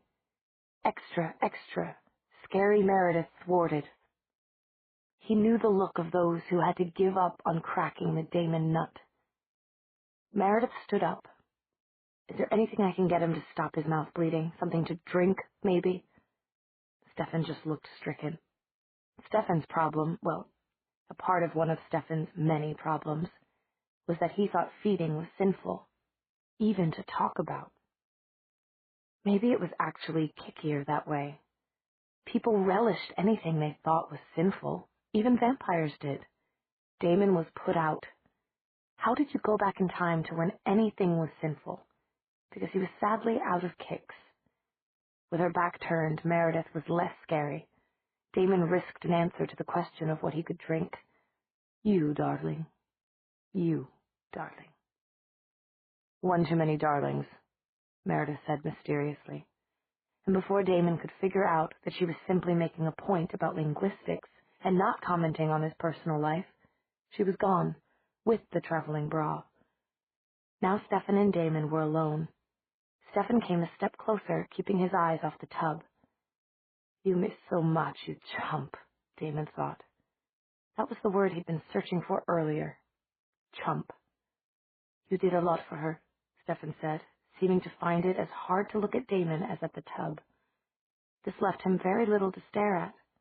He chose a wall. "You told me you'd beat me up if I didn't. I've never cared for beatings." He flashed his dazzling smile at Stefan and kept it up until Stefan started to turn to look at him, and then turned it off immediately. "You went beyond the call of duty. With you, little brother, one never knows where duty ends. Tell me, what does infinity look like?"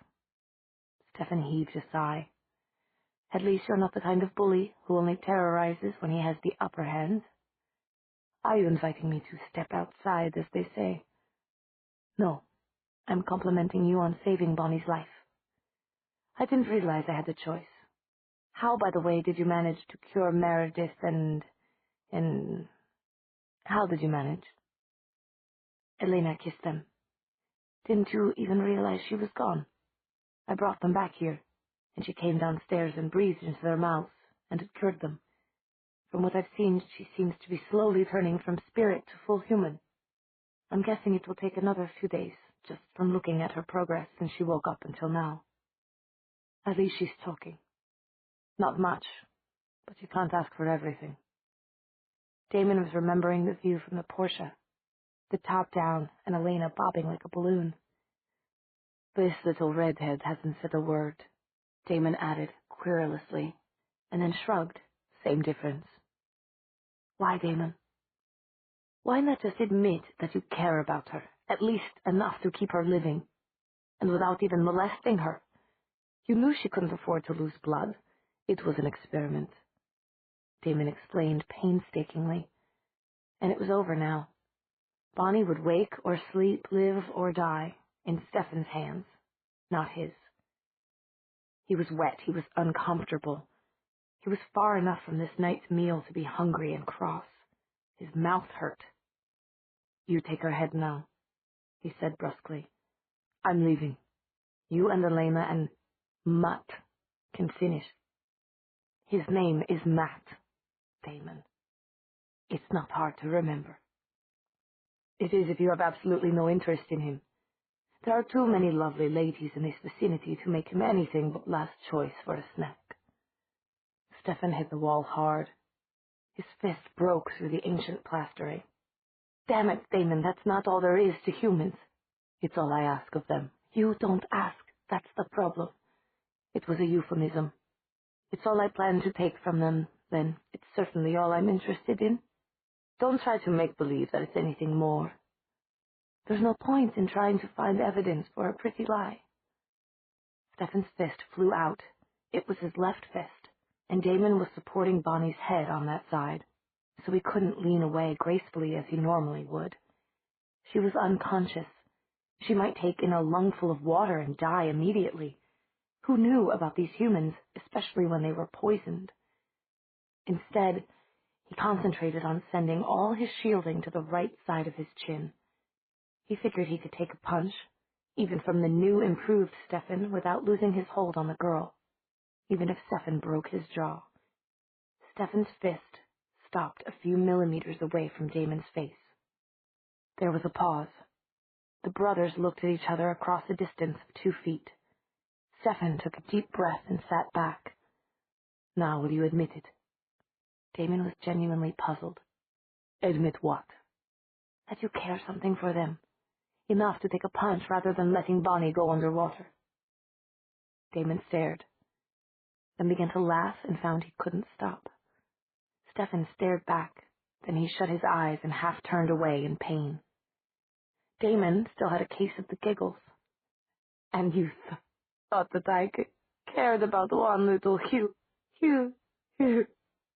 Why did you do it then? Stefan said tiredly. Whim, I told you. Just...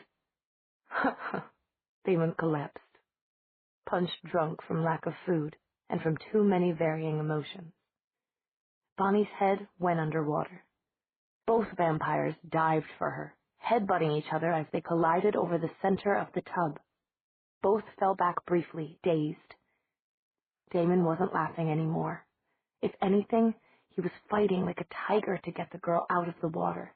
Stefan was too, and with his newly sharpened reflexes, he looked close to winning. But it was as Damon had thought just an hour or so earlier. Neither one of them even considered cooperating to get the girl. Each was trying to do it alone, and each was impeding the other. Get out of my way, brat, Damon snarled, almost hissing in menace. You don't give a damn about her. You get out of the way. There was something like a geyser, and Bonnie exploded upward from the water on her own. She spat out a mouthful and cried, "What's going on?" in tones to melt a heart of stone. Which they did, contemplating his bedraggled little bird, who was clutching the towel to her instinctively, with her fiery hair plastered to her head and her big brown eyes blinking between strands. Something swelled in Damon. Stefan had run to the door to tell the others the good news. For a moment, it was just the two of them, Damon and Bonnie. It tastes awful, Bonnie said woefully, spitting out more water. I know, Damon said, staring at her. The new thing he was feeling had swollen inside his soul until the pressure was almost too much to stand. When Bonnie said, "But I'm alive," with an abrupt 180-degree turn in mood, her heart-shaped face flushing suddenly with joy, the fierce pride Damon felt in response was intoxicating. He and he alone had brought her back from the edge of icy death. Her poison-filled body had been cured by him. It was his blood that had dissolved and dispersed the toxin. His blood. And then the swelling thing burst. There was, to Damon, a palpable, if not audible, crack as the stone encasing his soul burst open and a great piece fell away. With something inside him singing, he clutched Bonnie to him, feeling the wet towel through his raw silk shirt, and feeling Bonnie's slight body under the towel. Definitely a maiden, and not a child, he thought dizzily, whatever the writing on that infamous scrap of pink nylon had claimed. He clutched at her as if he needed her for blood, as if they were in hurricane-tossed seas, and to let go of her would be to lose her. His neck hurt fiercely, but more cracks were spreading all over the stone. It was going to explode completely, letting the Damon it held inside out. He was too drunk on pride and joy, yes, joy, to care. Cracks were spreading in every direction, pieces of stone flying off. Bonnie pushed him away. She had surprising strength for someone with such a slight build. She pushed herself out of his arms completely. Her expression had changed radically again. Now her face showed only fear and desperation, and yes, revulsion. "Help, somebody! Please help!" Her brown eyes were huge, and now her face was white again. Stefan had whirled around. All he saw was what Meredith saw, darting under his arm from the other room, or what Matt saw, trying to peer into the tiny, over-full bathroom. Bonnie fiercely clutching her towel, trying to make it cover her, and Damon kneeling by the bath, his face without expression. "Please help," he heard me calling. I could feel him on the other end, but he just watched. He stood and watched us all dying. Once all humans dead, with our blood running down white steps somewhere. Please get him away from me. So, the little witch was more proficient than he had imagined. It wasn't unusual to recognize that someone was getting your transmissions. You got feedback. But to identify the individual took talent. Plus, she'd obviously heard the echoes of some of his thoughts. She was gifted, his bird. No, not his bird. Not with her looking at him with a look as close to hatred as Bonnie could manage. There was a silence. Damon had a chance to deny the charge, but why bother? Stefan would be able to gauge the truth of it. Maybe Bonnie too. Revulsion was flying from face to face, as if it were a swiftly catching disease. Now Meredith was hurrying forward, grabbing another towel. She had some kind of hot drink in her other hand, cocoa by the smell. It was hot enough to be an effective weapon. No way to dodge all of that, not for a tired vampire. "Here," she said to Bonnie, "you're safe. Stefan's here, I'm here, Matt's here. Take this towel. Let's just put it around your shoulders." Stefan had stood silently, watching all this. No, watching his brother. Now, his face hardening in finality, he said one word. "Out." Dismissed like a dog, Damon groped for his jacket behind him, found it, and wished that his groping for his sense of humor could be as successful. The faces around him were all the same. They could have been carved in stone, but not stone as hard as that was coming together again around his soul. Missed like a dog.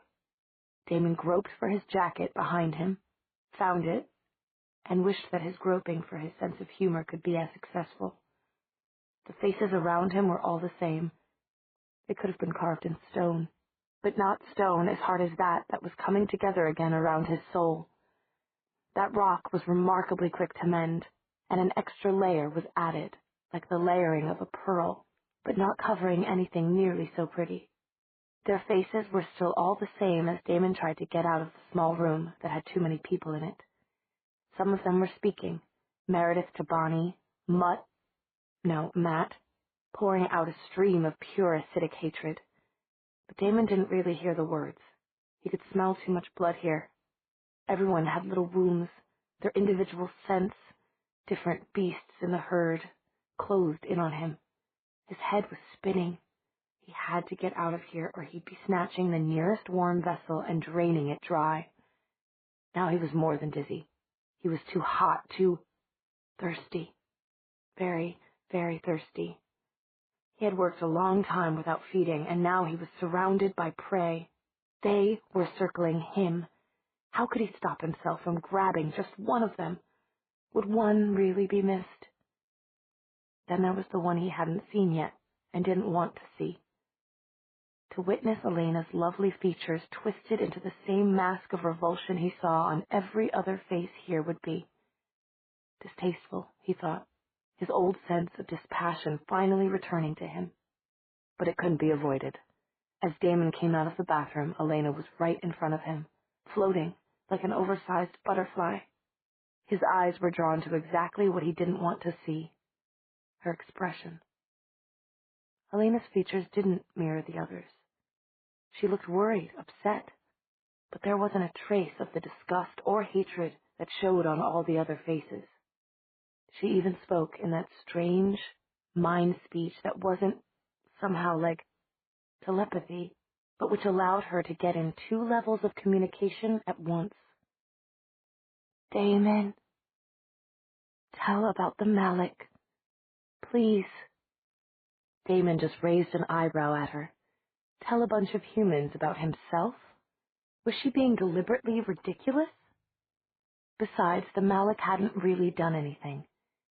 They had distracted him for a few minutes, that was all.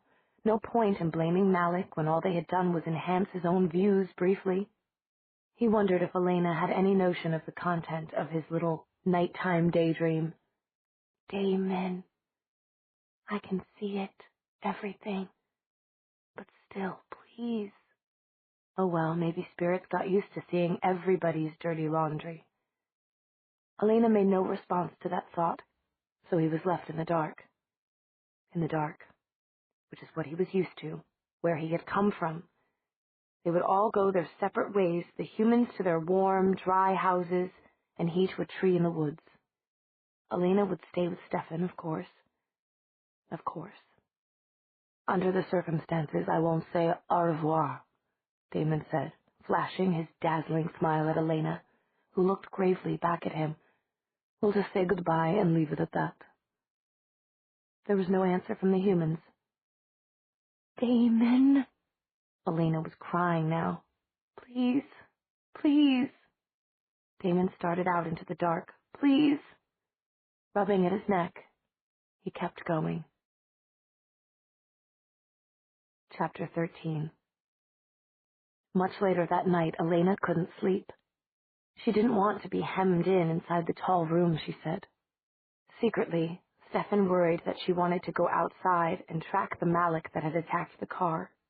But he didn't think she was able to lie now, and she kept bumping against the shut window, chiming to him that she just wanted air, outside air.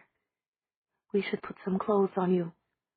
But Elena was bewildered and stubborn. It's night. This is my nightgown, she said. You didn't like my day gown. Then she bumped the window again. Her day gown had been his blue shirt, which, belted, made a sort of very short chemise on her, coming to the middle of her thighs. Right now, what she wanted fit in with his own desires so completely that he felt a bit guilty over the prospect, but he allowed himself to be persuaded. They drifted, hand in hand, Elena like a ghost or angel in her white nightgown, Stefan all in black, feeling himself almost disappear where the trees obscured the moonlight. Somehow they ended up in the old wood, where skeletons of trees mixed with the living branches.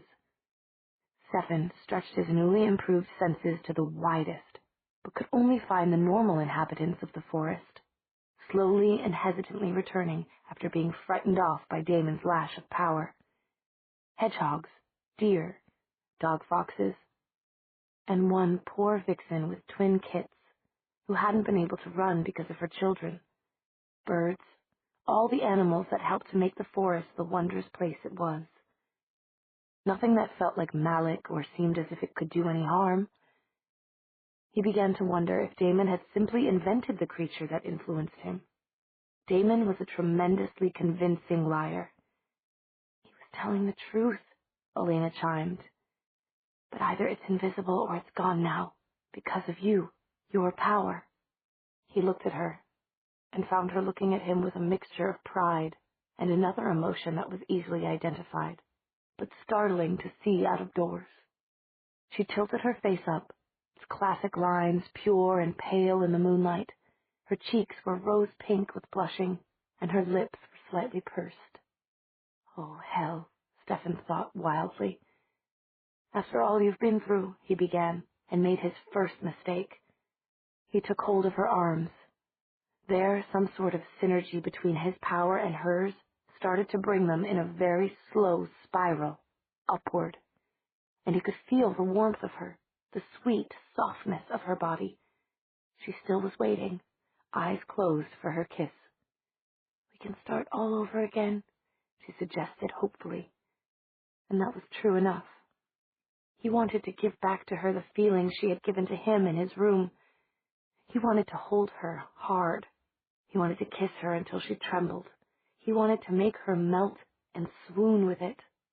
He could do it, too. Not just because you learned a thing or two about women when you were a vampire, but because he knew Elena.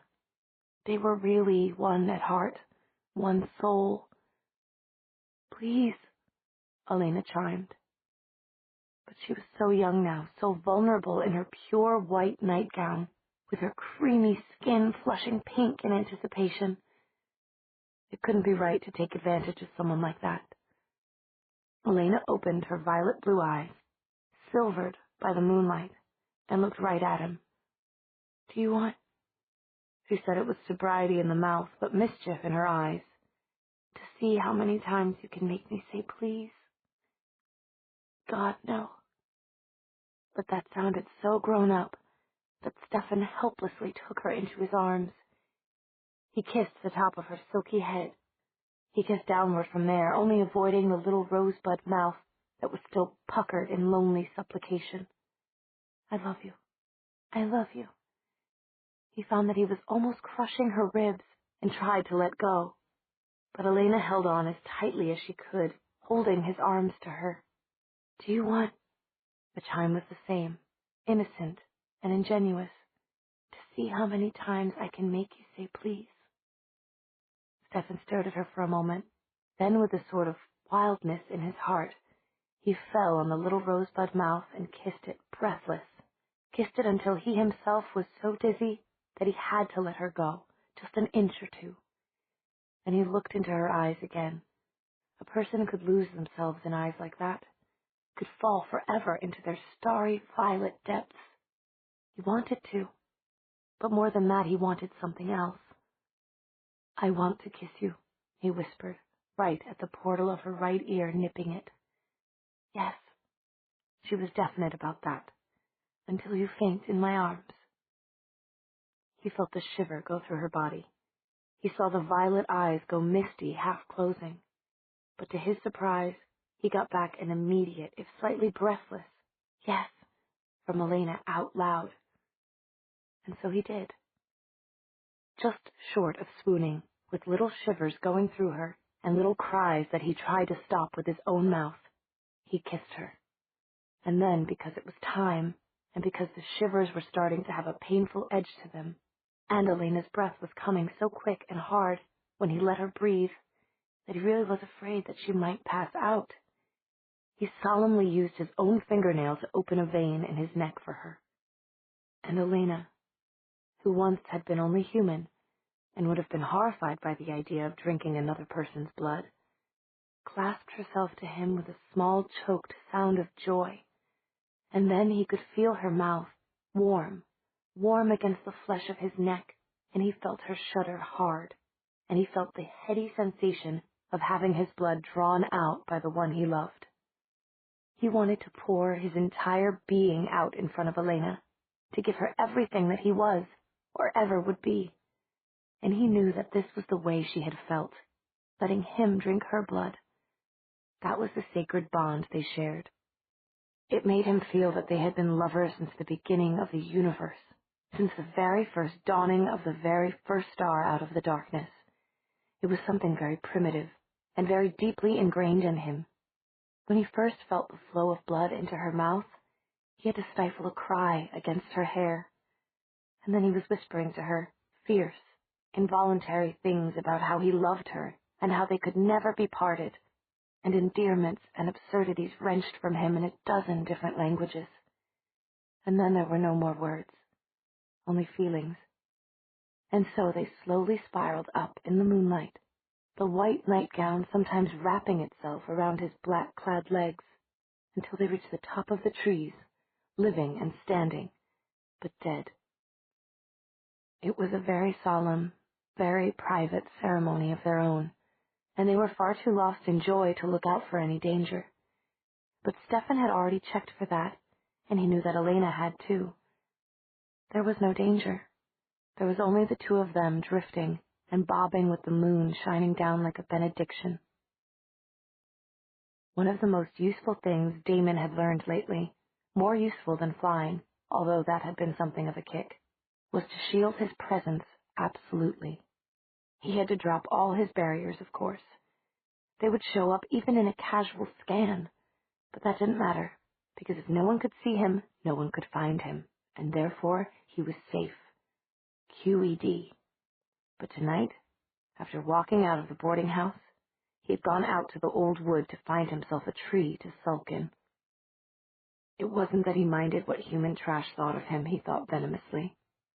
It would be like worrying what a chicken thought of him just before he wrung its neck. And of all things he cared least about, his brother's opinion was number one. But Elena had been there, and even if she had understood, had made efforts to get the others to understand, it was just too humiliating being thrown out in front of her. And so he had retired, he thought bitterly, into the only retreat he could call home. Although that was a little ridiculous, since he could have spent the night in Fell's Church's best hotel, its only hotel, or with any number of sweet young girls who might invite a weary traveler in for a drink of water, a wave of power to put the parents to sleep, and he could have had shelter, as well as a warm and willing snack, until morning. But he was in a vicious mood, and he just wanted to be alone. He was a little afraid to hunt. He wouldn't be able to control himself with a panicked animal in his present state of mind. All he could think of was ripping and tearing and making somebody very, very unhappy. The animals were coming back, though, he noticed, careful to use only ordinary senses and nothing that would betray his presence. The night of horror was over for them, and they tended to have very short memories. Then, just as he had been reclining on a branch, wishing that Mutt, at least, had sustained some sort of painful and lasting injury, they had appeared. Out of nowhere, seemingly, Stefan and Elena, hand in hand, floating like a pair of happy, winged Shakespearean lovers, as if the forest was their home. He hadn't been able to believe it at first, and then just as he was about to call down thunder and sarcasm on them, they had started their love scene, right in front of his eyes. Even floating up to his level, as if to rub it in, they'd begun kissing and caressing and more. They'd made an unwilling voyeur out of him, although he'd become more angry and less unwilling as time passed, and their caresses had become more passionate. He'd had to grind his teeth when Stefan had offered Elena his blood, had wanted to scream that there had been a time when this girl had been his for the taking, when he could have drained her dry and she would have died happily in his arms, when she had obeyed the sound of his voice instinctively and the taste of his blood would make her reach heaven in his arms, as she obviously was in Stefan's. That had been the worst. He had to dig his nails into his palms when Elena had wrapped herself around Stefan like a long, graceful snake and had fastened her mouth against his neck as Stefan's face had tipped toward the sky with his eyes shut. For the love of all the demons in hell, why couldn't they just get done with it? That was when he noticed that he wasn't alone in his well-chosen commodious tree. There was someone else there, sitting calmly right beside him on the big branch. They must have appeared while he was engrossed in the love scene and his own fury, but still, that made them very, very good. No one had snuck up on him like that in over 2 centuries, 3, perhaps. The shock of it had sent him tumbling off the branch, without turning on his vampire ability to float. A long arm reached out to catch him, to haul him to safety, and Damon found himself gazing into a pair of laughing, golden eyes. "Who the hell are you?" he sent. He didn't worry about it being picked up by the lovers in the moonlight. Nothing short of a dragon or an atomic bomb would catch their attention now. "I'm the hell Shinichi," the other boy replied. His hair was the strangest Damon had seen in a while. It was smooth and shiny and black everywhere except for a fringe of uneven dark red at the tips. The bangs he tossed carelessly out of his eyes ended in crimson, and so did the little wisps all around his collar, for he wore it slightly long. It looked as if tongues of dancing, flaring flame were licking at the ends of it, and gave singular emphasis to his answer. "I'm the hell Shinichi." If anyone could pass as a devil, come up straight from hell, this boy could. On the other hand, his eyes were the pure golden eyes of an angel. "Most people just call me Shinichi alone," he added soberly to Damon, letting those eyes crinkle a little to show that it was a joke. "Now you know my name. Who are you?" Damon simply looked at him in silence. Chapter 14. Elena woke up the next morning in Stefan's narrow bed. She recognized this before she was fully awake and hoped to heaven that she had given Aunt Judith some reasonable excuse last night. Last night, the very concept was extremely fuzzy. What had she been dreaming to make this wakening seem so extraordinary? She couldn't remember. She couldn't remember anything. And then she remembered everything. Sitting up with a jolt that would have sent her flying off the bed had she attempted it yesterday. She searched her recollections. Daylight. She remembered daylight, full light on her, and she didn't have her ring. She took a frantic look at both hands. No ring. And she was sitting up in a shaft of sunlight, and it wasn't hurting her. It wasn't possible. She knew. She remembered with a raw memory that pervaded every cell of her body that daylight would kill her. She had learned that lesson with a single touch of a sunbeam to her hand. She would never forget the searing, scalding pain. The touch had imprinted a behavior on her forever. Go nowhere without the lapis lazuli ring that was beautiful in itself, but more beautiful in the knowledge that it was her savior. Without it, she would. Oh, but she already had, hadn't she? She died. Not simply changed as she had when she'd become a vampire, but died the true death that no one came back from. In her own personal philosophy, she ought to have disintegrated into nameless atoms or gone straight to hell. Instead, she hadn't really gone anywhere.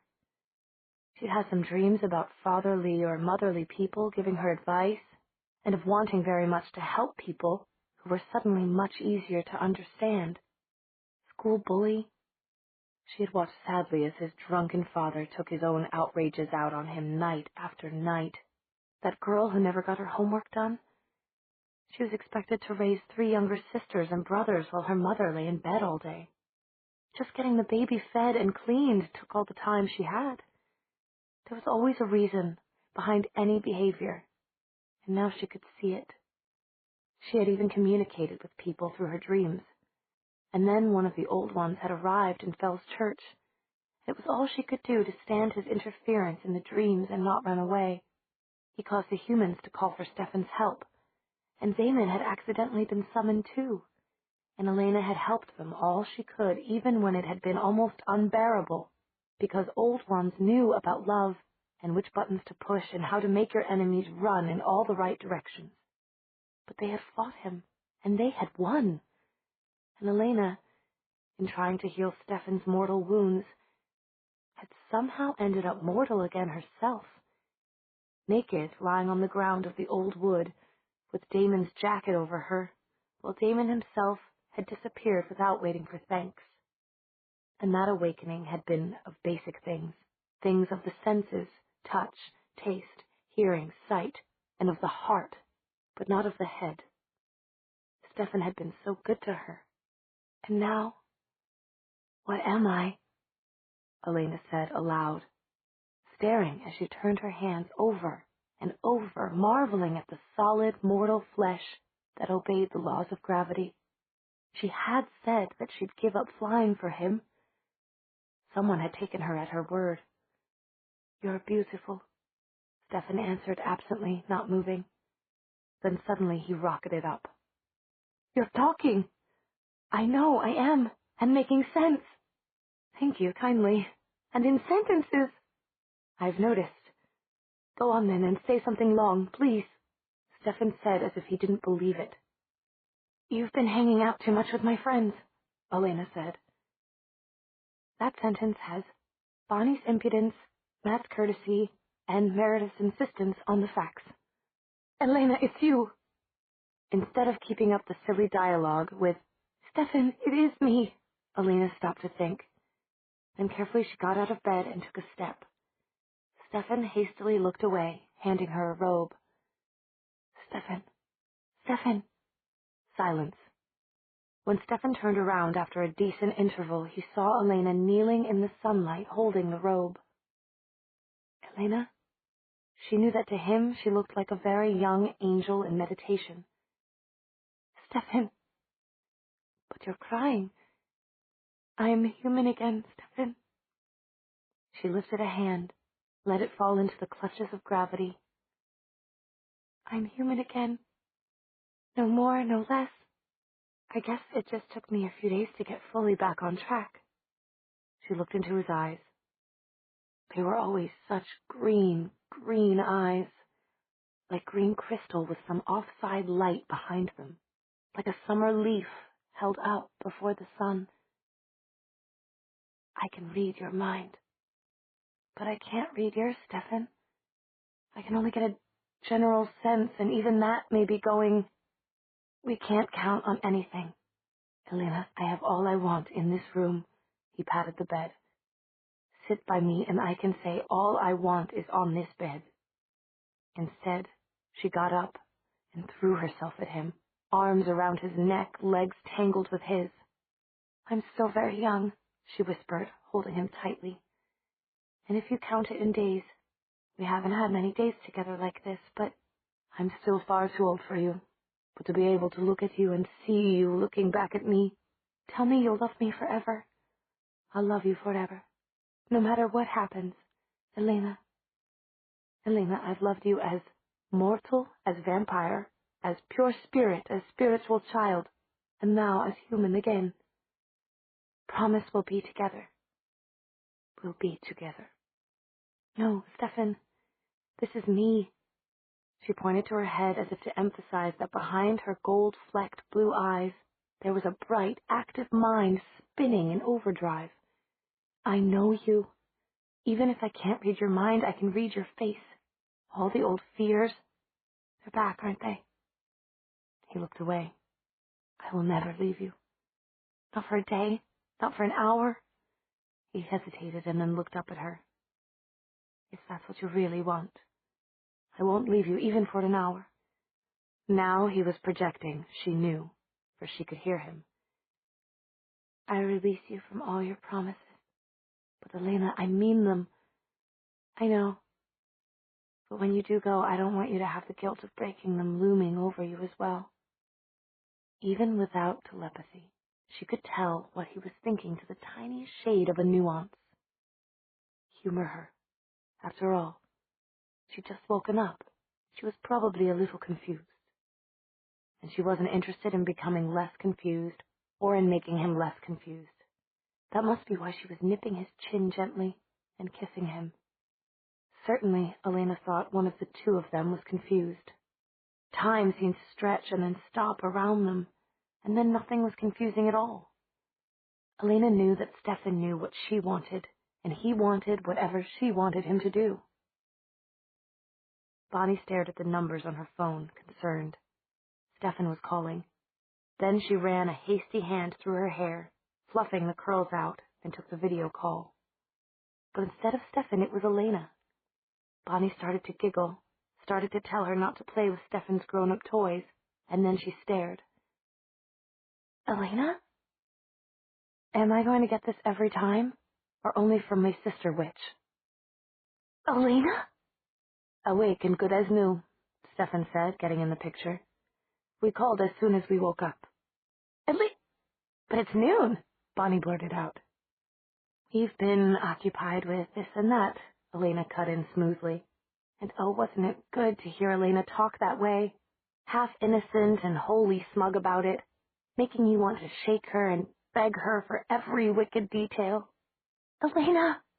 Bonnie gasped, using the nearest wall for support, and then sliding down it and allowing an armload of socks, shirts, pajamas, and underwear to shower down onto the carpet, while tears began to leak out of her eyes. Elena, they said you'd have to leave Phil's church. Will you? Elena bridled. They said what? That you and Stefan would have to leave for your own good. Never in this world.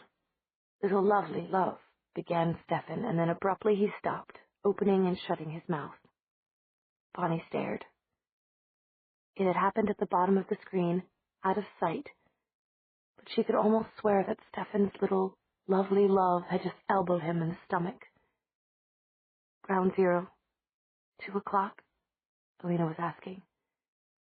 Bonnie snapped back to reality. Elena never gave you time for reflection. I'll be there, she cried. Elena? Meredith breathed, and then Elena, like a half-choked sob. Elena! Meredith, oh, don't make me cry. This blouse is pure silk. It's pure silk because it's my pure silk sorry blouse, that's why. Elena suddenly looked as innocent as an angel. You know, Meredith, I seem to have grown much taller lately. If the end of that sentence is so it really fits me better, Meredith's voice was threatening, then I'm warning you, Elena Gilbert. She broke off, and both girls began to laugh and then to cry. You can have it. Oh, you can have it. Stefan?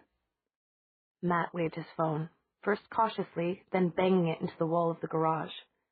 I can't see, he stopped, swallowed. Lena? The word came out slowly with a pause between each syllable. Yes, Matt, I'm back. Even up here, she pointed to her forehead. Will you meet with us? Matt, leaning on his newly purchased, almost running car, was muttering, thank God, over and over. Matt, I can't see you. Are you okay? Shuffling sounds. I think he fainted. Stefan's voice. Matt. She really wants to see you. Yeah. Matt lifted his head up, blinking at the phone. Elena? I'm so sorry, Matt. You don't have to come. Matt laughed shortly. Are you sure you're Elena? Elena smiled the smile that had broken 1,000 hearts. In that case, Matt Honeycutt, I insist that you come and meet with us at Ground Zero at 2 o'clock. Is that more like it? I think you've almost got it down. The old Elena Imperial Manor. He coughed theatrically, sniffed, and said, Sorry, I've got a little cold or allergies, maybe. Don't be silly, Matt. You're bawling like a baby, and so am I, Elena said. And so were Bonnie and Meredith when I called them. So I've been crying nearly all day, and at this rate, I'll have to scramble to get a picnic ready and be on time. Meredith's planning to pick you up. Bring something to drink or eat. Love ya. Elena put down the phone, breathing hard. Now that was tough. He still loves you. He'd rather that I stayed a baby all my life. Maybe he likes the way you used to say hello and goodbye. Now you're teasing me. Elena quivered her chin. Never in this world, Stefan said softly. Then suddenly he grabbed her hand. Come on. We're going shopping for a picnic and the car, too, he said, pulling her up. Elena startled both of them by flying up so quickly that Stefan had to grab her by the waist to keep her from shooting toward the ceiling. I thought you had gravity. So did I. What did I do? Think heavy thoughts. What if it doesn't work? We'll buy you an anchor. At 2 o'clock, Stefan and Elena arrived at the Fells Church graveyard in a brand-new red Jaguar.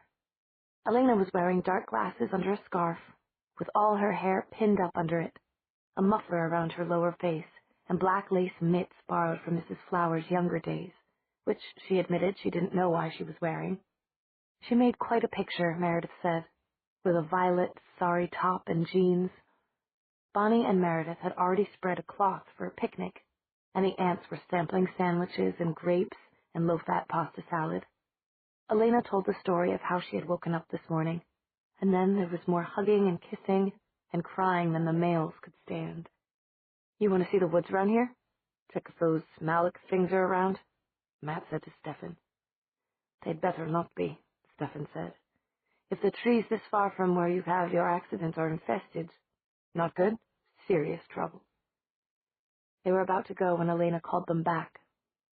You can stop looking all male and superior, she added. Suppressing your emotions is bad for you. Expressing them keeps you well-balanced. Listen, you're tougher than I thought, Stefan said, having picnics at the cemetery.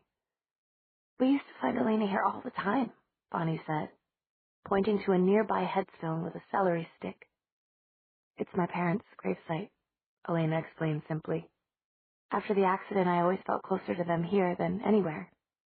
I would come here when things got bad or when I needed to have a question answered. Did you ever get any answers? Matt asked, taking a home-preserved cucumber pickle from a glass jar and passing the jar on. I'm not sure, even now, Elena said. She had taken off the dark glasses, muffler, headscarf, and mitts. But it always made me feel better. Why? Do you have a question? Well, yeah, Matt said unexpectedly. Then he flushed as he suddenly found himself the center of attention. Bonnie rolled over to stare at him, the stalk of celery at her lips. Meredith scooted in. Elena sat up. Stefan, who had been leaning against an elaborate headstone with unconscious vampire grace, sat down. What is it, Matt? I was going to say you don't look right today, Bonnie said anxiously. Thank you, Matt snapped. Tears pooled in Bonnie's brown eyes. I didn't mean... But she didn't get to finish. Meredith and Elena drew in protectively around her in the solid phalanx of what they called Velociraptor Sisterhood. It meant that anybody messing with one of them was messing with them all. Sarcasm instead of chivalry? That's hardly the Matt I know. Meredith spoke with one eyebrow raised. She was only trying to be sympathetic, Elena pointed out quietly. And that was a cheap comeback. Okay, I'm sorry. Really sorry, Bonnie. He turned toward her, looking ashamed. It was a nasty thing to say, and I know you were only trying to be nice. I don't really know what I'm doing or saying. Anyway, do you want to hear the thing? He finished, looking defensive, or not? Everyone did. Okay, here it is. I went to visit Jim Bryce this morning. You remember him? Sure, I went out with him. Captain of the basketball team. Nice guy. A little bit young, but Meredith shrugged. Jim's okay. Matt swallowed. Well, it's just, I don't want to gossip or anything, but gossip! The three girls commanded him in unison, like a Greek chorus. Matt quailed. Okay. Well, I was supposed to be over there at 10 o'clock, but I got there a little early, and, well, Caroline was there. She was leaving. There were 3 little shocked gasps and a sharp look from Stefan. You mean you think she spent the night with him? Stefan, Bonnie began. This isn't how proper gossip goes. You never just outright say what you think. No, Elena said evenly. Let Matt answer. I can remember enough from before I could talk to be worried about Caroline.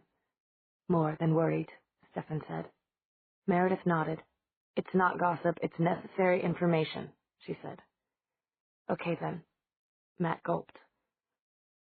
Well, yeah, that was what I thought. He said she'd come early to see his little sister, but Tamra's only about 15, and he turned bright red when he said it. There were sober glances between the others. Caroline's always been, well, sleazy, began Bonnie, but I've never heard that she even gave Jim a second glance, finished Meredith. They looked to Elena for an answer. Elena slowly shook her head. I certainly can't see any earthly reason for her visiting Tamra. And besides, she looked up quickly at Matt. You're holding out on us somehow. What else happened? Something more happened? Did Caroline flash her lingerie? Bonnie was laughing until she saw Matt's red face. Hey, come on, Matt, this is us. You can tell us anything. Matt drew in a deep breath and shut his eyes.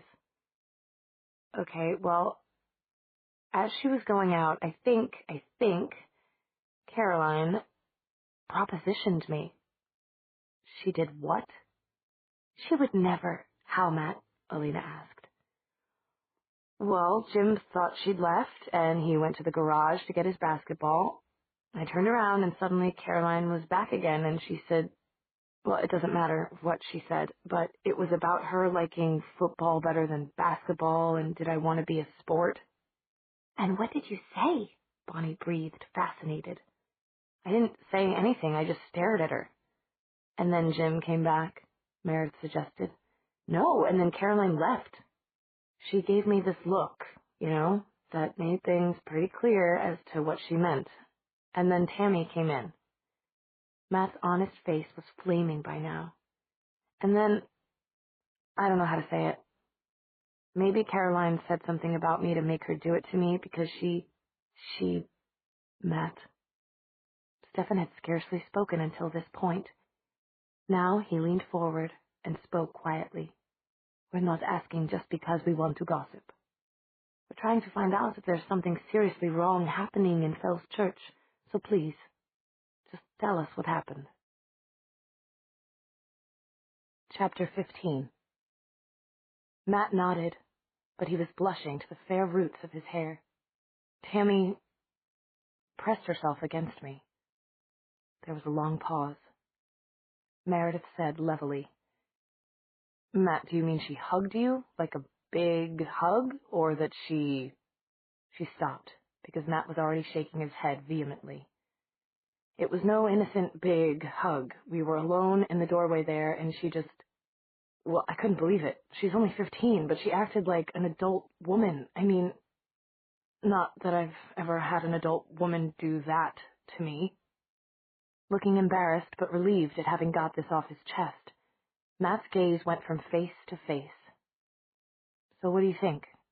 Was it just a coincidence that Caroline was there, or did she say something to Tamra? No coincidence, Elena said simply. It'd be too much of a coincidence. Caroline coming on to you and then Tamra acting like that? I know. I used to know Tammy Bryce. She's a nice little girl, or she used to be. She still is, Meredith said. I told you, I went out with Jim a few times. She's a very nice girl, and not at all mature for her age. I don't think she would normally do anything inappropriate unless... She stopped, looking into the middle distance, and then shrugged without finishing her sentence. Bonnie looked serious now. But we have to stop this, she said. What if she does that to some guy who's not nice and shy like Matt? She's going to get herself assaulted. That's the whole problem, Matt said, turning red again.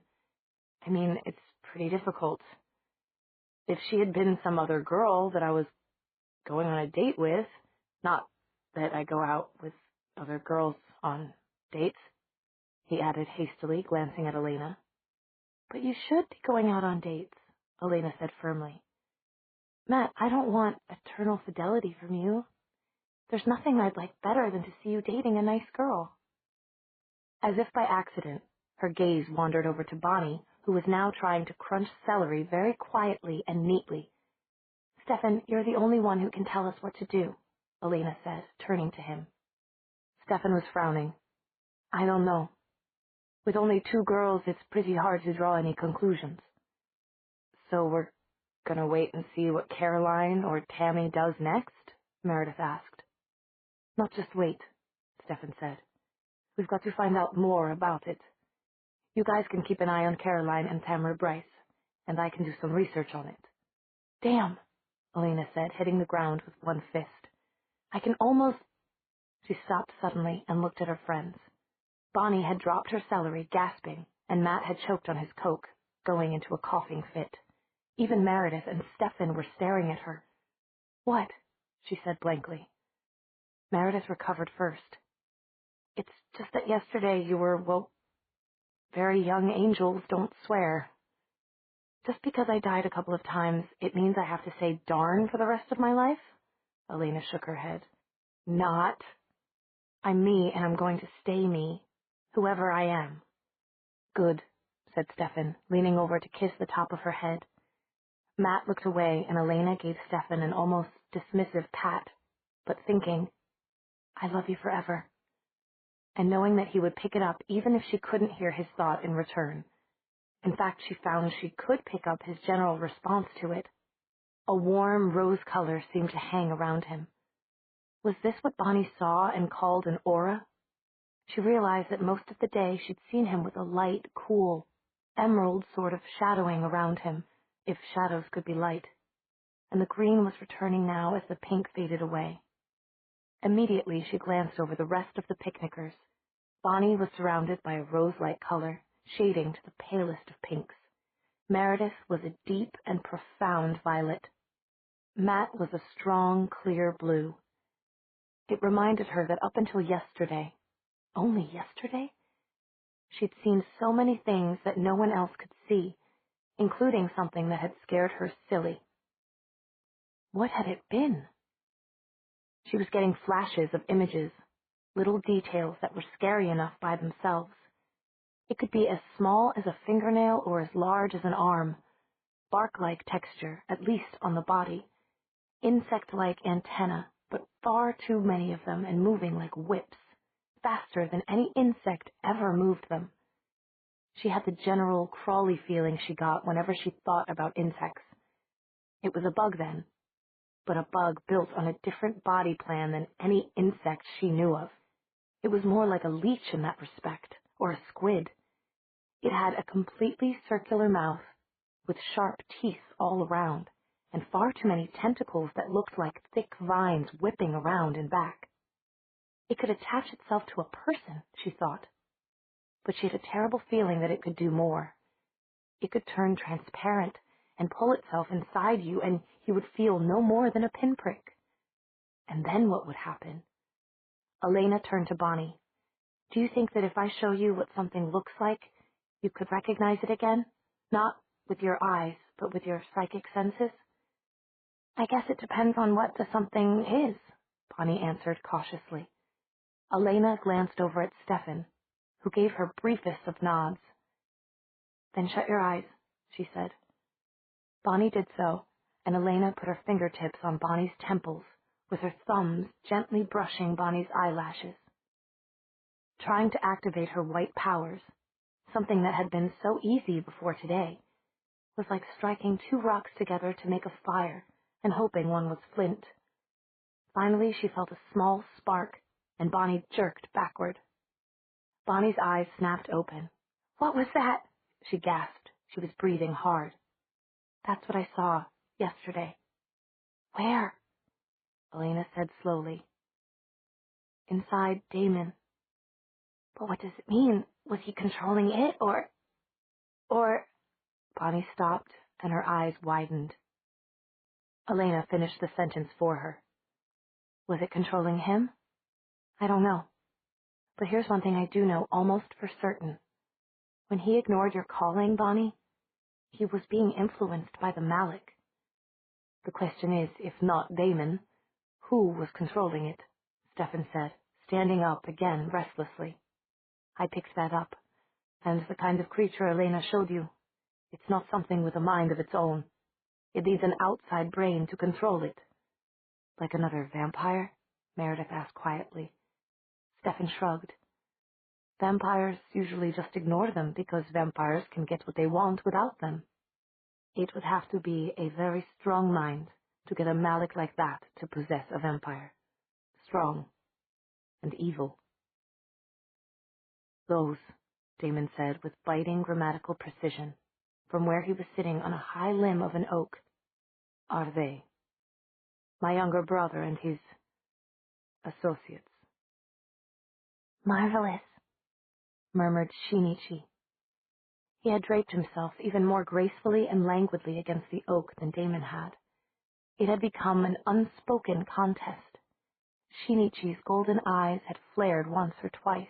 Damon had seen it, upon seeing Elena and the mention of Tammy. Don't even try to tell me you're not involved with those rowdy girls, Damon added dryly. From Caroline to Tamara and onward. That's the idea, isn't it? Shinichi shook his head. His eyes were on Elena, and he began to sing a folk song softly. With cheeks like blooming roses, and hair like golden wheat.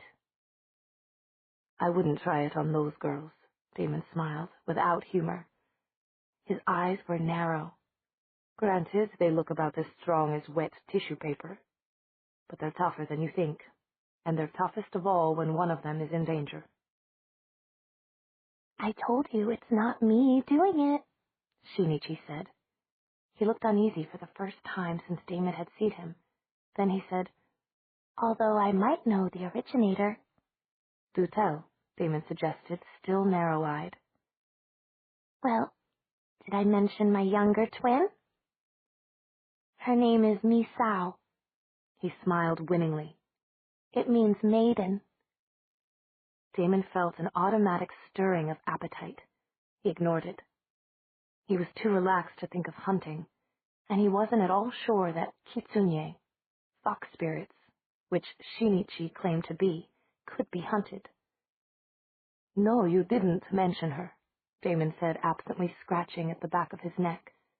That mosquito bite was gone, but it had left behind a furious itching. It must have somehow slipped your mind. Well, she's here somewhere. She came when I did, when we saw the flare of power that brought back Elena. Damon felt sure that the hesitation before the mention of Elena's name was a fake. He tilted his head at the don't think you're fooling me angle and waited. Misao likes to play games, Shinichi said simply. Oh, yes? Like backgammon, chess, go fish, that sort of thing. Shinichi coughed theatrically, but Damon caught the glint of red in his eye. My, he really was overprotective of her, wasn't he? Damon gave Shinichi one of his most incandescent smiles. I love her, the young man with the black hair licked by fire said, and this time there was an open warning in his voice. Of course you do, Damon said in soothing tones. I can see that. But, well, her games usually have the effect of destroying a town. Eventually. Not all at once. Damon shrugged. This fly speck of a village isn't going to be missed. Of course, I get my girls out alive first. Now it was his voice that held an open warning. Just as you like. Shinichi was back to his normal, submissive self. We're allies, and we'll keep to our deal. Anyway, it would be a shame to waste all that. His gaze drifted to Elena again. By the way, we won't even discuss the little fiasco with your Malik and me, or hers if you insist. I'm pretty sure I've vaporized at least 3 of them, but if I see another one, our business relationship is over. I make a bad enemy, Shinichi. You don't want to find out how bad. Shinichi looked suitably impressed as he nodded, but the next moment he was gazing at Elena again and singing. Hair like golden wheat, all down her milk-white shoulders, my pretty pink, my sweet. And I'll want to meet this Misao of yours, for her protection. And I know she wants to meet you. She's caught up in her game at the moment, but I'll try to tear her away from it. Shinichi stretched luxuriously. Damon looked at him for a moment. Then, absent-mindedly, he too stretched. Shinichi was watching him. He smiled. Damon wondered about that smile. He had noticed that when Shinichi smiled, 2 little flames of crimson could be seen in his eyes.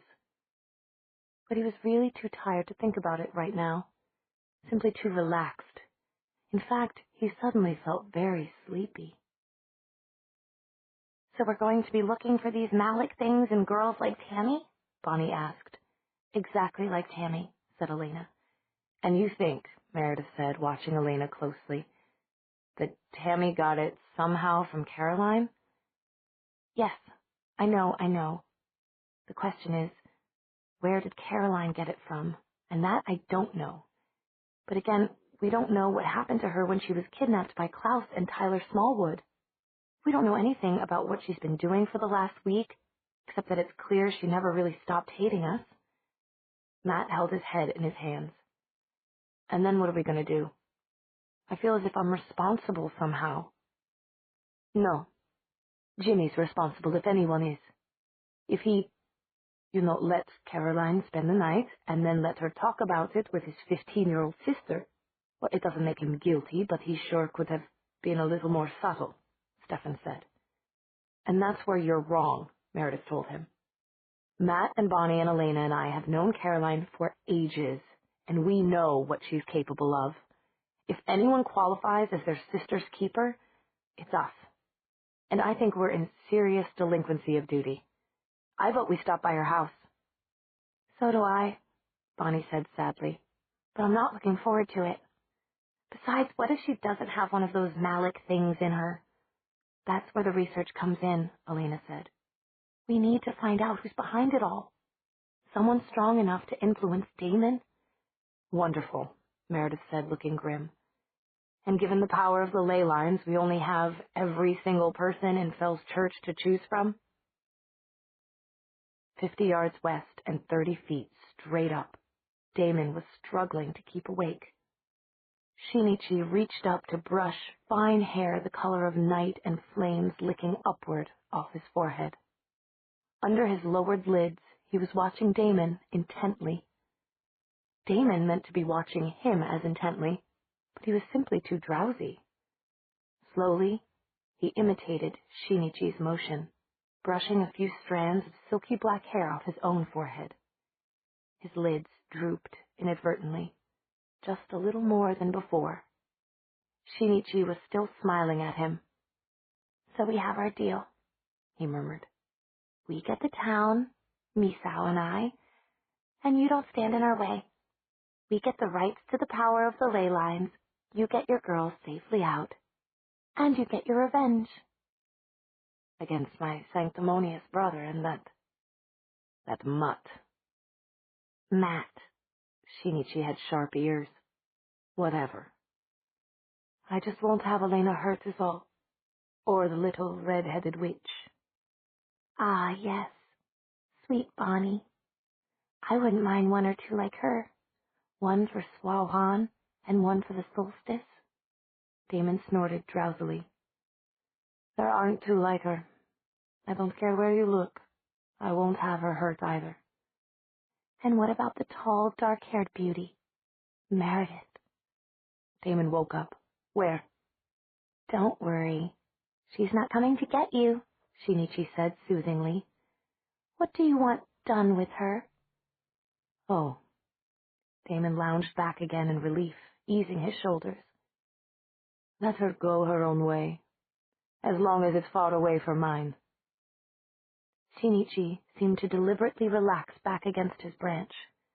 "Your brother will be no problem. So it's really just that other boy down there," he murmured.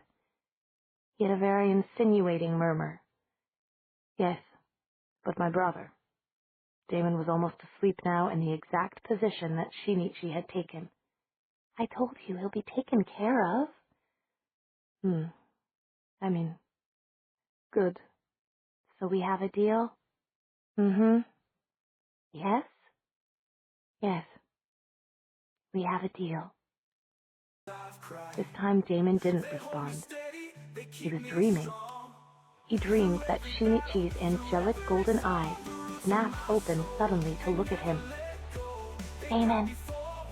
He heard his name, but in his dream it was too much trouble to open his eyes. He could see without opening them anyway. In his dream, Shinichi leaned over him, hovering directly over his face, so that their auras mixed and they would have shared breath if Damon had been breathing. Shinichi stayed that way a long time, as if he were testing Damon's aura, but Damon knew that to an outsider, he would appear to be out on all channels and frequencies. Still, in his dream, Shinichi hung over him as if he were trying to memorize the crescent of dark lashes on Damon's pale cheek or the subtle curve of Damon's mouth. Finally, the dream Shinichi put his hand under Damon's head and stroked the spot where the mosquito bite had itched. "Oh, growing up to be a fine, big lad, aren't you?" he said to something Damon couldn't see, to something inside him. "You could almost take full control against his own strong will, couldn't you?" Shinichi sat for a moment, as if watching a cherry blossom fall, then shut his eyes. "I think," he whispered, that's what we'll try. Not too long from now. Soon, very soon. But first, we have to gain his trust. Get rid of his rival. Keep him blurred, angry, vain, off balance. Keep him thinking of Stefan, of his hatred for Stefan, who took his angel, while I take care of what needs to be done here." Then he spoke directly to Damon. "Allies indeed," he laughed. "Not while I can put my finger on your very soul. Here, do you feel it? What I could make you do?" And then again he seemed to address whatever creature was already inside Damon. "But right now, a little feast to help you grow up much faster and get much stronger." In the dream, Shinichi made a gesture and lay back, encouraging previously invisible Malik to come up the trees. They slunk up and slid up the back of Damon's neck, and then hideously they slipped inside him one by one through some cut he hadn't known he had. The feeling of their soft, flabby, jellyfish-like bodies was almost unbearable, slipping inside of him. Shinichi sang softly, "Oh, come to me, ye fair pretty maidens, haste ye lassies to my bosom. Come to me by sunlight or moonlight, while the roses still are in blossom." In his dream, Damon was angry. Not because of the nonsense about Malik inside him, that was ludicrous.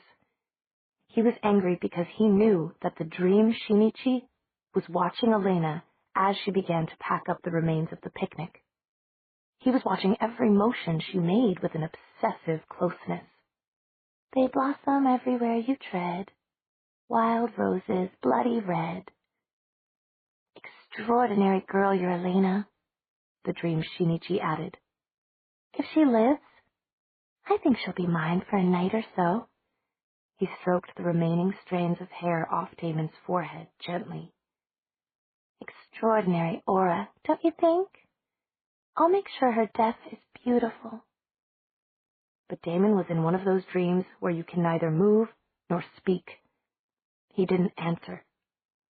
Meanwhile, Dream Shinichi's dream pets continued to climb the trees and pour themselves like jello inside him. 1, 2, 3, a dozen, 2 dozen of them, more. And Damon could not wake, even though he sensed more Malik coming from the old wood. They were neither dead nor living, neither man nor maiden, mere capsules of power that would allow Shinichi to control Damon's mind from far away. Endlessly they came. Shinichi kept watching the flow, the bright sparkle of internal organs sparkling into Damon. After a while he sang again, "Days are precious, do not lose them. Flowers will fade and so will ye. Come to me, ye fair young maidens, while young and fair ye still may be." Damon dreamed that he heard the word forget, as if whispered by 100 voices. And even as he tried to remember what to forget, it dissolved and disappeared. He woke up alone in the tree, with an ache that filled his entire body. Chapter 16. Stefan was surprised to find Mrs. Flowers waiting for them when they returned from their picnic. And also unusually, she had something to say that didn't involve her gardens. "There is a message for you upstairs," she said, jerking her head toward the narrow staircase. "It came from a dark young fellow. He looks somewhat like you. He wouldn't leave a word with me, just asked where to leave a message." "Dark fellow?" "Damon," Elena asked. Stefan shook his head. What would he want to be leaving me messages for? He left Elena with Mrs. Flowers and hastened up the crazy, zigzagging stairs. At the top, he found a piece of paper stuffed under the door.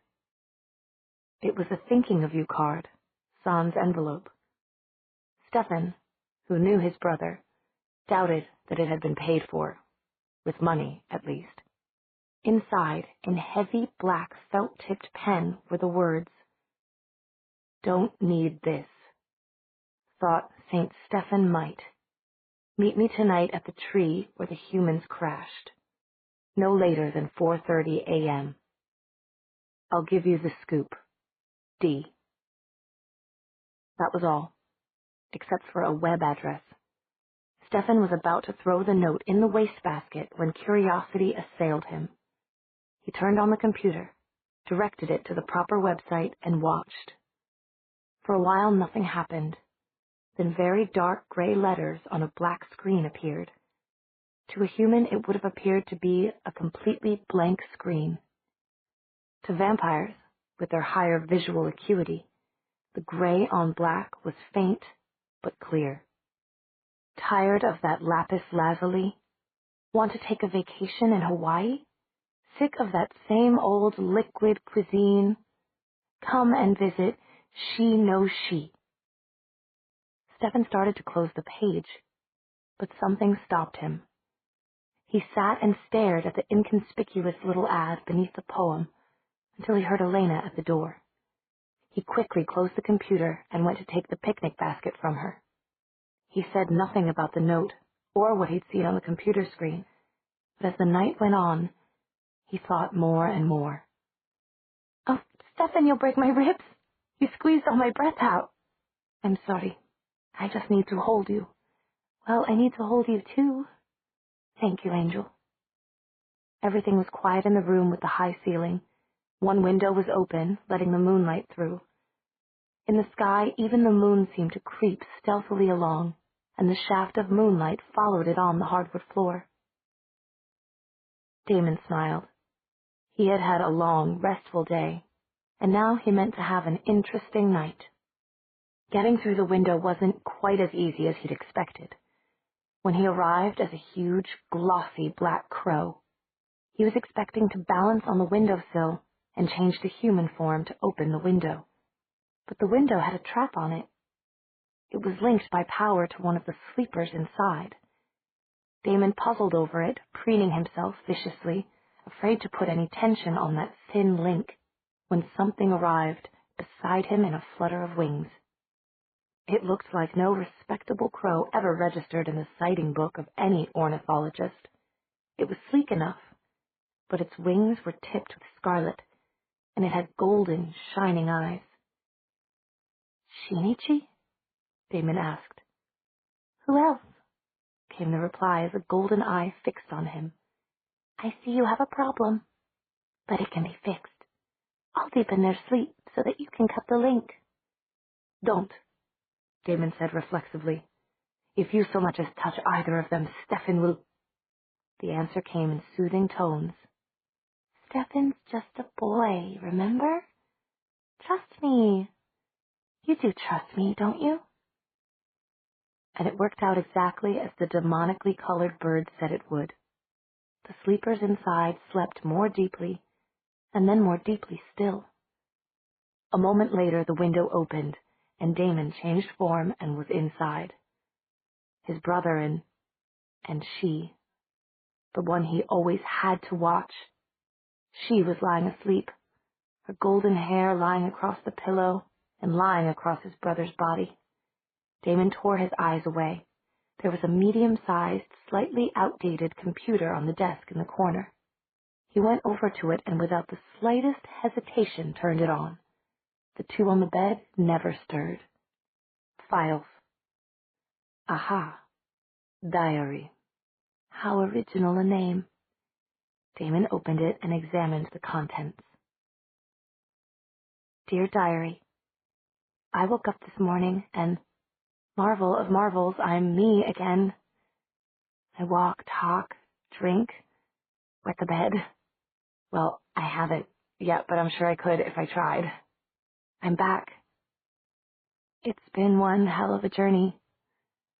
I died, dearest diary. I really died. And then I died as a vampire. And don't expect me to describe what happened either time. Believe me, you had to be there. The important thing is that I was gone.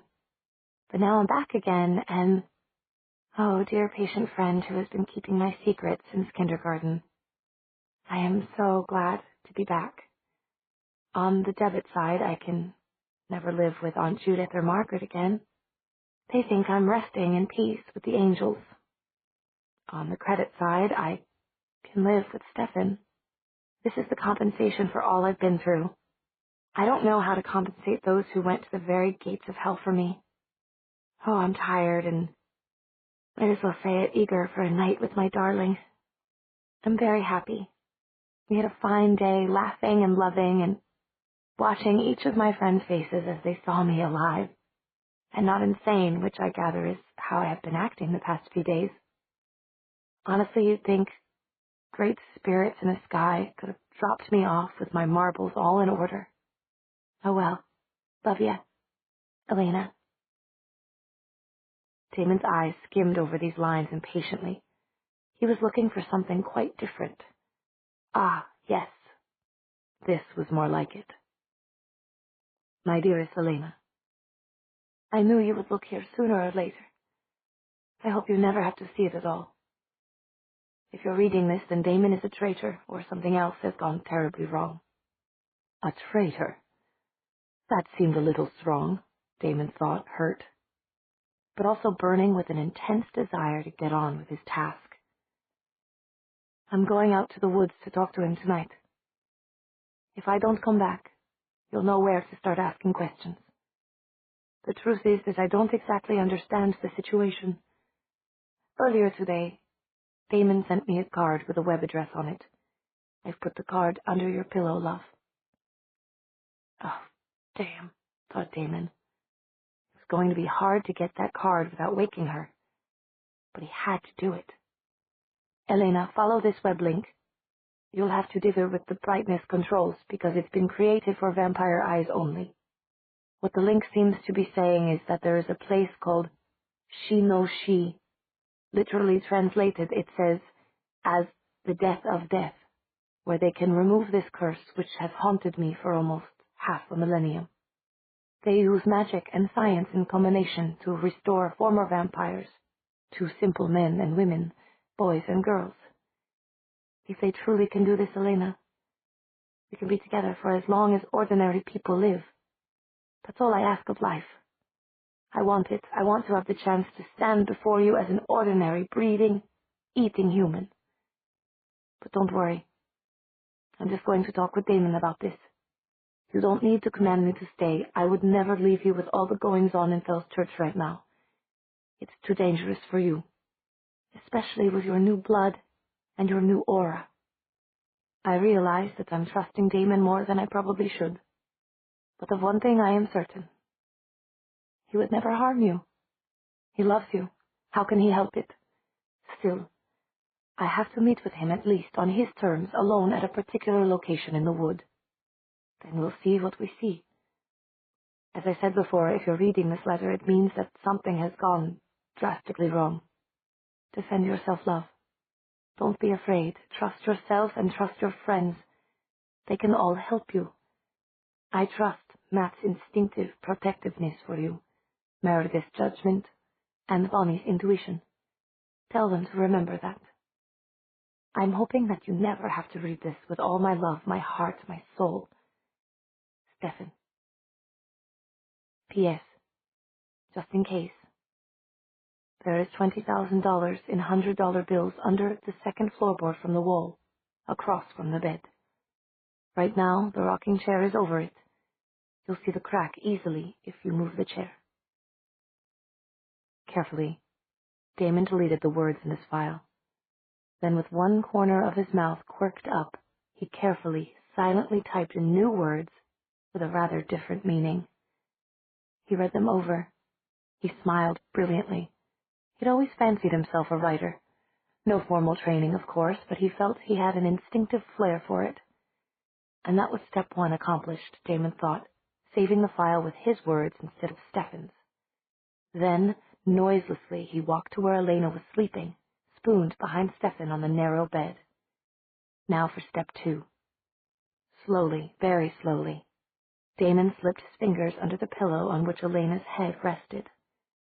He could feel Elena's hair where it spilled on her pillow in the moonlight, and the ache that it awoke was more in his chest than in his canines. Inching his fingers under the pillow, he searched for something smooth. Elena murmured in her sleep and suddenly turned over. Damon almost jumped back into the shadows, but Elena's eyes were shut, her lashes a thick, inky crescent on her cheeks. She was facing him now, but strangely, Damon didn't find himself tracing the blue veins in her fair, smooth skin. He found himself staring hungrily at her slightly parted lips. They were almost impossible to resist. Even in sleep they were the color of rose petals, slightly moist and parted that way. I could do it very lightly. She would never know. I know I could. I feel invincible tonight. As he bent toward her, his fingers touched cardboard. It seemed to jerk him out of a dream world. What had he been thinking? Risking everything, all his plans, for a kiss? There would be plenty of time for kisses and other, much more important things later. He slipped the little card out from under the pillow and put it in his pocket. Then he became a crow and vanished from the windowsill. Stefan had long ago perfected the art of sleeping only until a certain moment, then awakening. He did this now, glancing at the clock on the mantelpiece to confirm that it was 4 a.m. exactly. He didn't want to wake Elena. He dressed soundlessly and exited the window by the same route his brother had, only as a hawk. Somewhere he was sure Damon was being made a fool by someone using Malik's to make him their puppet. And Stefan, still pumped up with Elena's blood, felt that he had a duty to stop them. The note Damon had delivered had directed him to the tree where the humans had crashed. Damon would also want to continually revisit that tree until he traced the Malik puppets to their puppeteer. He swooped, drifted, and once almost gave a mouse a heart attack by stooping down on it suddenly before rocketing skyward again. And then, in mid-air, as he saw evidence of a car hitting a tree, he changed from a glorious hawk to a young man with dark hair, a pale face, and intensely green eyes. He drifted light as a snowflake down to the ground and gazed in each direction, using all his vampire senses to test the area. He could feel nothing of a trap, no animosity, just the unmistakable signs of the tree's violent fight. He stayed human to climb the tree that bore the psychic imprint of his brother. He wasn't chilly as he climbed the oak his brother had been lounging in when the accident had taken place at his feet. He had too much of Elena's blood running through him to feel the cold, but he was aware that this area of the forest was particularly cold, that something was keeping it that way. Why? He'd already claimed the rivers and forests that ran through Fell's Church, so why take up lodging here without telling him? Whatever it was, it would have to present itself before him eventually, if it wanted to stay in Fell's Church. Why wait, he wondered, as he squatted on the branch. He felt Damon's presence coming at him long before his senses would have noticed it in the days before Elena's transformation, and he kept himself from flinching. Instead, he turned with his back to the trunk of the tree and looked outward. He could feel Damon speeding toward him, faster and faster, stronger and stronger. And then Damon should have been there, standing before him. But he wasn't. Stefan frowned. "It always pays to look up, little brother," advised a charming voice above him. And then Damon, who had been clinging to the tree like a lizard, did a forward flip and landed on Stefan's branch. Stefan said nothing, merely examining his older brother. At last he said, "You're in good spirits." "I've had a sumptuous day," Damon said. "Shall I name them off to you? There was the greeting card shop girl, Elizabeth, and my dear friend Damaris, whose husband works in Bronston, and a little young Teresa who volunteers at the library, and—" Stefan sighed. "Sometimes I think you could remember the name of every girl you've bled in your life, but you forget my name on a regular basis," he said. "Nonsense, little brother. Now, since Elena has undoubtedly explained to you just what happens when I tried to rescue your miniature witch, Bonnie, I feel I'm due an apology. And since you sent me a note that I can only construe as provocative, I really feel I'm due an explanation." "Apology first," Damon rapped out. And then in long, suffering tones, "I'm sure you think it's bad enough, having promised Elena when she was dying that you would look after me forever. But you never seem to realize that I had to promise the same thing, and I'm not exactly the caretaking type. Now that she's not dead anymore, maybe we should just forget it." Stefan sighed again. All right. I apologize. I was wrong. I shouldn't have thrown you out. Is that enough?" "I'm not sure you really mean it. Try it once more, with feel. Damon, what in God's name was the website about?" "Oh, I thought it was rather clever. They got the colors so close that only vampires or witches or such could read it, whereas humans would just see a blank screen. But how did you find out about it?" "I'll tell you in a moment. But just think of it, little brother. You and Elena, on the perfect little honeymoon, just two more humans in a world of humans. The sooner you go, the sooner you can sing Ding Dong, the corpse is dead. I still want to know how you just happened to come across this website." "All right, I admit it. I've been suckered into the age of technology at last. I have my own website, and a very helpful young man contracted me just to see whether I really meant the things I said on it, or if I was just a frustrated idealist. I figured that description fit you. You, a website." "I don't believe," Damon ignored him. "I passed the message along because I'd already heard of the place. The she no she. The death of death, it said." "That's how it was translated to me." Damon turned a 1,000-kilowatt smile on Stefan, boring into him, until finally Stefan turned away, feeling as if he'd been exposed to the sun without his lapis ring. "As a matter of fact," Damon went on chattily, "I've invited the fellow himself to come and to explain it to you." "You did which?" "He should be here at 4:44 exactly. Don't blame me for the timing. It's something special to him." And then, with very little fuss, and certainly no power at all that Stefan could discern, something landed in the tree above them, and dropped down to their branch, changing as it did. It was indeed a young man, with fire-tipped black hair and serene golden eyes. As Stefan swung toward him, he held up both hands in a gesture of helplessness and surrender. "Who the hell are you?" "I'm the hell Shinichi," the young man said easily. "But as I told your brother, most people call me just Shinichi. Of course it's up to you." "And you know all about the she no she?" "Nobody knows all about it. It's a place, and an organization. I'm a little partial to it because—" Shinichi looked shy. "Well, I guess I just like to help people." "And now you want to help me?" "If you truly want to become a human, I know a way." "I'll just leave the two of you to talk about it, shall I?" said Damon. "Three's a crowd, especially on this branch." Stefan looked at him sharply. Shinichi looked shy. "Well, I guess I just like to help people." "And now you want to help me?" "If you truly want to become a human, I know a way." "I'll just leave the two of you to talk about it, shall I?" said Damon. Three's a crowd, especially on this branch. Stefan looked at him sharply.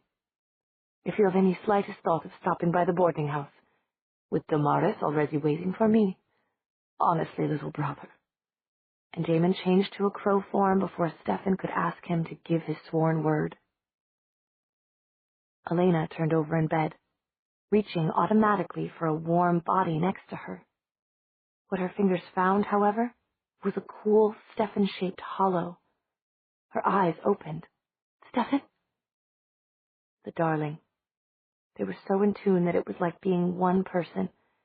He always knew when she was about to wake up. He'd probably gone down to get her breakfast. Mrs. Flowers always had it steaming hot for him when he went down. Further proof that she was a witch of the white variety. And Stefan brought up the tray. Elena, she said, testing her old new voice just to hear herself talk. Elena Gilbert, girl, you have had too many breakfasts in bed. She patted her stomach. Yes, definitely in need of exercise.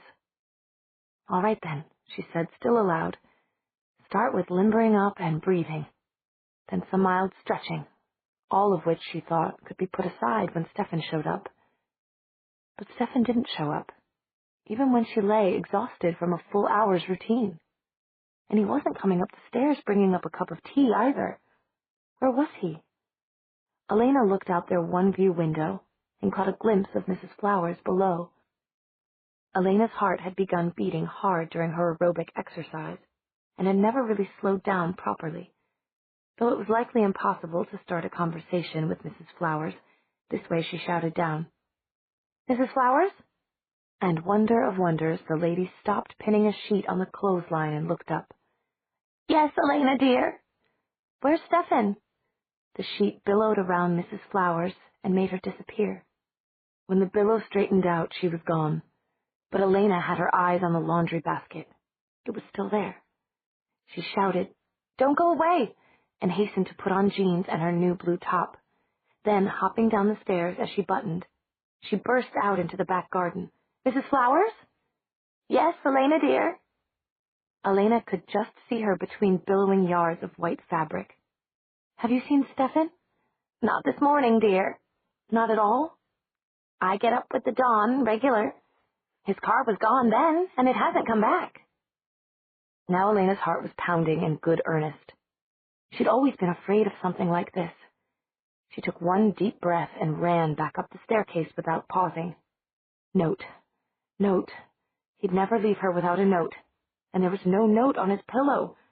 Then she thought of her pillow. Her hand scrabbled frantically under it, and then under his pillow. At first, she didn't turn the pillows over because she wanted so badly for the note to be there, and because she was so afraid of what it might say. At last, when it was clear that there was nothing under those pillows but the bedsheet, she flipped them and stared at the empty white blankness for a long time. Then she pulled the bed away from the wall, in case the note had fallen down behind it. Somehow she felt that if she just kept looking, she might find it. In the end, she'd shaken out all the bedding and ended up staring at the white sheets again, accusingly, ever so often running her hands over them. And that ought to be good, because it meant Stefan hadn't gone somewhere, except that she'd left the closet door open and she could see, without even meaning to, a bunch of empty hangers. He'd taken all his clothes? An emptiness on the bottom of the closet. He'd taken every pair of shoes. Not that he had ever owned much. But everything that he needed to make a trip away was gone, and he was gone. Why? Where? How could he? Even if it turned out that he'd left in order to scout them out a new place to live, how could he? He'd get the fight of his life when he came back. If he came back. Chilled to the bone, aware that tears were running unmeant and almost unnoticed down her cheeks. She was about to call up Meredith and Bonnie when she thought of something. Her diary. Chapter 17. In the first days after she'd come back from the afterlife, Stefan had always put her to bed early, made sure she was warm, and then allowed her to work on his computer with her, writing a diary of sorts, with her thoughts on what had happened that day, always adding his impressions. Now she called up the file desperately, and desperately scrolled to the end. And there it was. My dearest Elena, I knew you would look here sooner or later. I hope it was sooner. Darling, I believe that you're able to take care of yourself now, and I've never seen a stronger or more independent girl. And that means it's time. Time for me to go. I can't stay any longer without turning you into a vampire again, something we both know can't happen. Please forgive me. Please forget me. Oh, love, I don't want to go, but I have to. If you need help, I've gotten Damon to give his word to protect you. He would never hurt you, and whatever mischief is going on in Fell's Church won't dare touch you with him around. My darling, my angel, I'll always love you. Stefan. P.S. To help you go on with your real life, I've left money to pay Mrs. Flowers for the room for the next year. Also, I've left you $20,000 in $100 bills under the second floorboard from the wall across from the bed. Use it to build a new future with whomever you choose. Again, if you need anything, Damon will help you. Trust his judgment if you're in need of advice. Oh, lovely little love, how can I go, even for your own sake? Elena finished the letter, and then she just sat there. After all her hunting, she'd found the answer, and she didn't know what to do now but scream. If you need help, go to Damon. Trust Damon's judgment. It couldn't be a more blatant ad for Damon if Damon had written it himself. And Stefan was gone, and his clothes were gone, and his boots were gone. He'd left her. Make a new life. And that was how Bonnie and Meredith found her, alarmed by an hour-long bounce-back of their telephone calls. It was the first time they hadn't been able to get through to Stefan since he'd arrived, at their request, to slay a monster. But that monster was now dead, and Elena was sitting in front of Stefan's closet. He even took his shoes, she said emotionlessly, softly.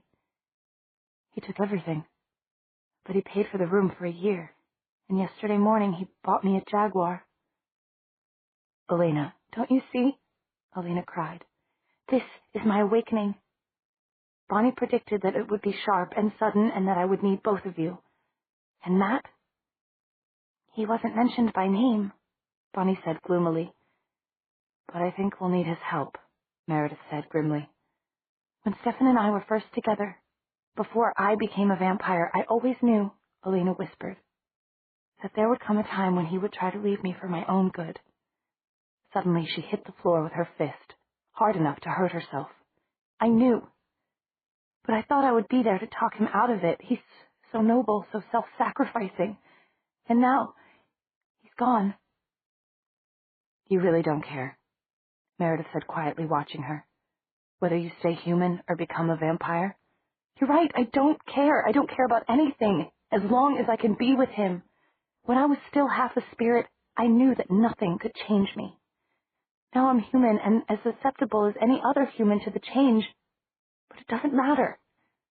Maybe that's the awakening, Meredith said, still quietly. Oh, maybe him not bringing her breakfast is an awakening, Bonnie said, exasperated. She'd been staring into a flame for more than 30 minutes, trying to get psychically in touch with Stefan. Either he won't, or he can't, she said, not seeing Meredith's violently shaking head until after the words were out. What do you mean, can't? Elena demanded, popping back off the floor from where she was slumped. I don't know. Elena, you're hurting me. Is he in danger? Think, Bonnie. Is he going to be hurt because of me? Bonnie looked at Meredith, who was telegraphing no with every inch of her elegant body. Then she looked at Elena, who was demanding the truth. She shut her eyes. I'm not sure, she said. She opened her eyes slowly, waiting for Elena to explode. But Elena did nothing of the kind. She merely shut her own eyes slowly, her lips hardening. A long time ago I swore I'd have him, even if it killed us both, she said quietly. If he thinks he can just walk away from me for my own good, or for any other reason, he's wrong. I'll go to Damon first, since Stefan seems to want it so much. And then I'm going after him. Someone will give me a direction to start in. He left me $20,000. I'll use that to follow him, and if the car breaks down, I'll walk, and when I can't walk anymore, I'll crawl, but I will find him." "Not alone you won't," Meredith said in her soft, reassuring way. "We're with you, Elena." And then, if he's done this of his own free will, he's going to get the bitch slapping of his life. "Whatever you want, Elena," Meredith said, still soothingly. "Let's just find him first." "All for one and one for all," Bonnie exclaimed. "We'll get him back and we'll make him sorry. Or we won't," she added hastily as Meredith again began shaking her head. "Elena, don't cry," she added, the instant before Elena burst into tears. So Damon was the only one to say he'd take care of Elena, and Damon should have been the one last to see Stefan this morning, Matt said, when he had been fetched from his house and the situation was explained to him. "Yes," Elena said with quiet certainty. "But Matt, you're wrong if you think Damon would do anything to keep Stefan away from me. Damon's not what you all think. He really was trying to save Bonnie that night, and he truly felt hurt when you all hated him." "This is what is called evidence of motive, I think," Meredith remarked. "No, it's character evidence. Evidence that Damon does have feelings, that he can care for human beings," Elena countered. "And he would never hurt Stefan because of me. He knows how I would feel." "Well, why won't he answer me then?" Bonnie said querulously. "Maybe because the last time you saw us all together we were glaring at him as if we hated him," said Meredith, who was always fair. "Tell him I beg his pardon," Elena said. "Tell him that I want to talk with him. I feel like a communication satellite," Bonnie complained, but she clearly put all her heart and strength into each call. At last she looked completely wrung out and exhausted. And at last even Elena had to admit it was no good. "Maybe he'll come to his senses and start calling you," Bonnie said. "Maybe tomorrow." "We're going to stay with you tonight," Meredith said. "Bonnie, I called your sister and told her you'd be with me. Now I'm going to call my dad and tell him I'll be with you. Matt, you're not invited, thanks," Matt said dryly. "Do I get to walk home too?" "No, you can take my car home," Elena said. "But please bring it back here early tomorrow. I don't want people to start asking about it." That night, the three girls prepared to make themselves comfortable, schoolgirl fashion, in Mrs. Flower's spare sheets and blankets. No wonder she washed so many sheets today. She must have known somehow, Elena thought, with the furniture pushed to the walls and the three makeshift sleeping bags on the floor. Their heads were together and their bodies radiated out like the spokes of a wheel. Elena thought, so this is the awakening. It's the realization that, after all, I can be left alone again. And oh, I'm grateful to have Meredith and Bonnie sticking with me. It means more than I can tell them. She had gone automatically to the computer to write a little in her diary.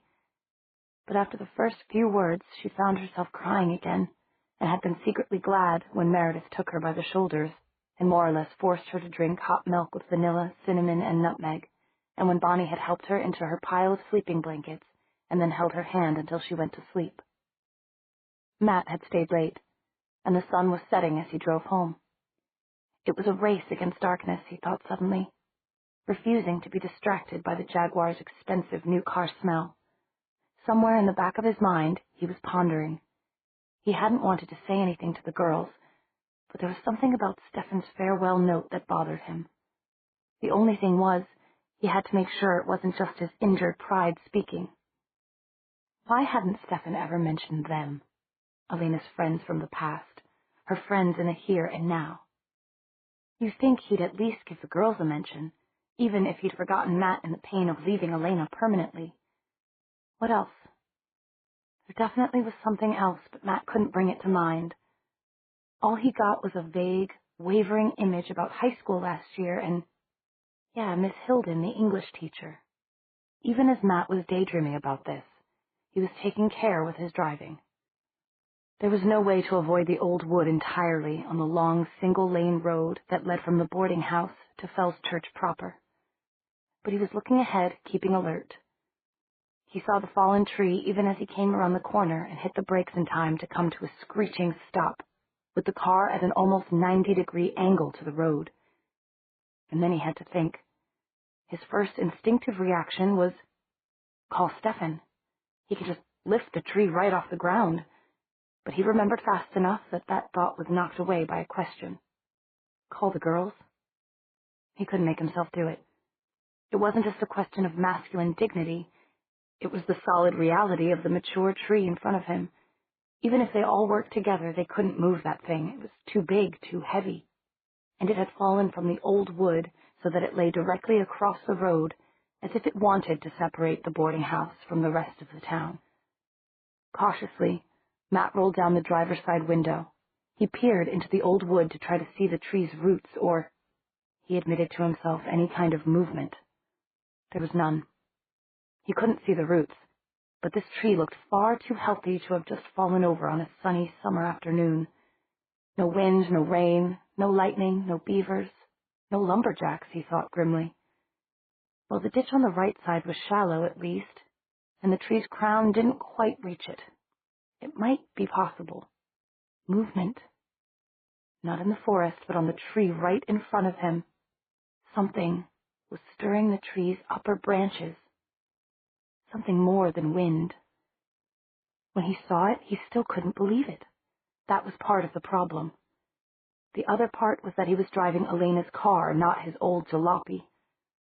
So while he was frantically groping for a way to shut the window, with his eyes glued to the thing detaching itself from the tree, he was groping in all the wrong places. And the final thing was simply that the beast was fast. Much too fast to be real. The next thing Matt knew, he was fighting it off at the window. Matt didn't know what Elena had shown Bonnie at the picnic. But if this wasn't a Malik, then what the hell was it? Matt had lived around woods his entire life, and he'd never seen any insect remotely like this one before. Because it was an insect. Its skin looked bark-like, but that was just camouflage. As it banged against the half-raised car window, as he beat it off with both hands, he could hear and feel its chitinous exterior. It was as long as his arm, and it seemed to fly by, whipping its tentacles in a circle, which should be impossible, but here it was, stuck halfway inside the window. It was built more like a leech or a squid than like any insect. Its long, snake-like tentacles looked almost like vines, but they were thicker than a finger and had large suckers on them, and inside the suckers was something sharp. Teeth. One of the vines got around his neck, and he could feel the suction and the pain all at once. The vine had whipped around his throat 3 or 4 times, and it was tightening. He had to use one hand to reach up and rip it away. That meant only one hand available to flail at the headless thing, which suddenly showed it had a mouth, if no eyes. Like everything else about the beast, the mouth was radially symmetrical. It was round, with its teeth arranged in a circle. But deep inside that circle, Matt saw to his horror as the bug drew his arm in, was a pair of pincers, big enough to cut off a finger. God, no. He clenched his hand into a fist, desperately trying to batter it from the inside. The burst of adrenaline he had after seeing that allowed him to pull the whipping vine from around his throat, the suckers coming free last. But now his arm had been swallowed up past the elbow. Matt made himself strike at the insect's body, hitting it as if it were a shark, which was the other thing it reminded him of. He had to get his arm out. He found himself blindly prying the bottom of the round mouth open and merely snapping off a chunk of exoskeleton that landed in his lap. Meanwhile, the tentacles were still whirling around, thumping against the car, looking for a way in. At some point, it was going to realize that all it had to do was fold those thrashing vine-like things, and it could squeeze its body through. Something sharp grazed his knuckles, the pincers. His arm was almost completely engulfed. Even as Matt was focused entirely on how to get out, some part of him wondered, where's its stomach? This beast isn't possible. He had to get his arm free now. He was going to lose his hand, as sure as if he'd put it in the garbage disposal and turned it on. He'd already undone his seatbelt, Now, with one violent heave, threw his body to the right, toward the passenger seat. He could feel the teeth raking his arm as he dragged it past them. He could see the long, bloody furrows it left in his arm, but that didn't matter. All that mattered was getting his arm out. At that moment, his other hand found the button that controlled the window. He mashed it upward, dragging his wrist and hand out of the bug's mouth, just as the window closed on it. What he expected was a crackling of chitin and black blood gushing out, maybe eating through the floor of Elena's new car, like that scuttling thing in Alien. Instead, the bug vaporized. It simply turned transparent, and then turned into tiny particles of light that disappeared even as he stared at them. He was left with one arm with long, bloody scratches on it, swelling sores on his throat, and scraped knuckles on the other hand. But he didn't waste time counting his injuries. He had to make it out of there. The branches were stirring again, and he didn't want to wait to see whether it was wind. There was only one way: the ditch. He put the car in drive and floored it. He headed for the ditch, hoping that it wasn't too deep, hoping that the tree wouldn't somehow foul the tires. There was a sharp plunge that made his teeth clash together, catching his lip between them. And then there was the crunch of leaves and branches under the car, and for a moment all movement stopped. But Matt kept his foot pressed as hard as he could on the accelerator, and suddenly he was free, and being thrown around as the car careened in the ditch. He managed to get control of it and swerved back onto the road just in time to make a sharp left turn where it curved abruptly and the ditch ran out. He was hyperventilating. He took curves at nearly 50 miles an hour, with half his attention on the old wood, until suddenly, blessedly, a solitary red light stared at him like a beacon in the dusk. The intersection with Mallory. He had to force himself to screech to another rubber-burning stop. A hard right turn, and he was sailing away from the woods. He'd have to loop around a dozen neighborhoods to get home, but at least he'd stay clear of any large groves of trees. It was a big loop, and now that the danger was over, Matt was starting to feel the pain of his furrowed arm. By the time he was pulling the Jaguar up to his house, he was also feeling dizzy. He sat under a streetlight and then let the car coast into the darkness beyond. He didn't want anyone to see him so rattled. Should he call the girls now? Warn them not to go out tonight, that the woods were dangerous? But they already knew that.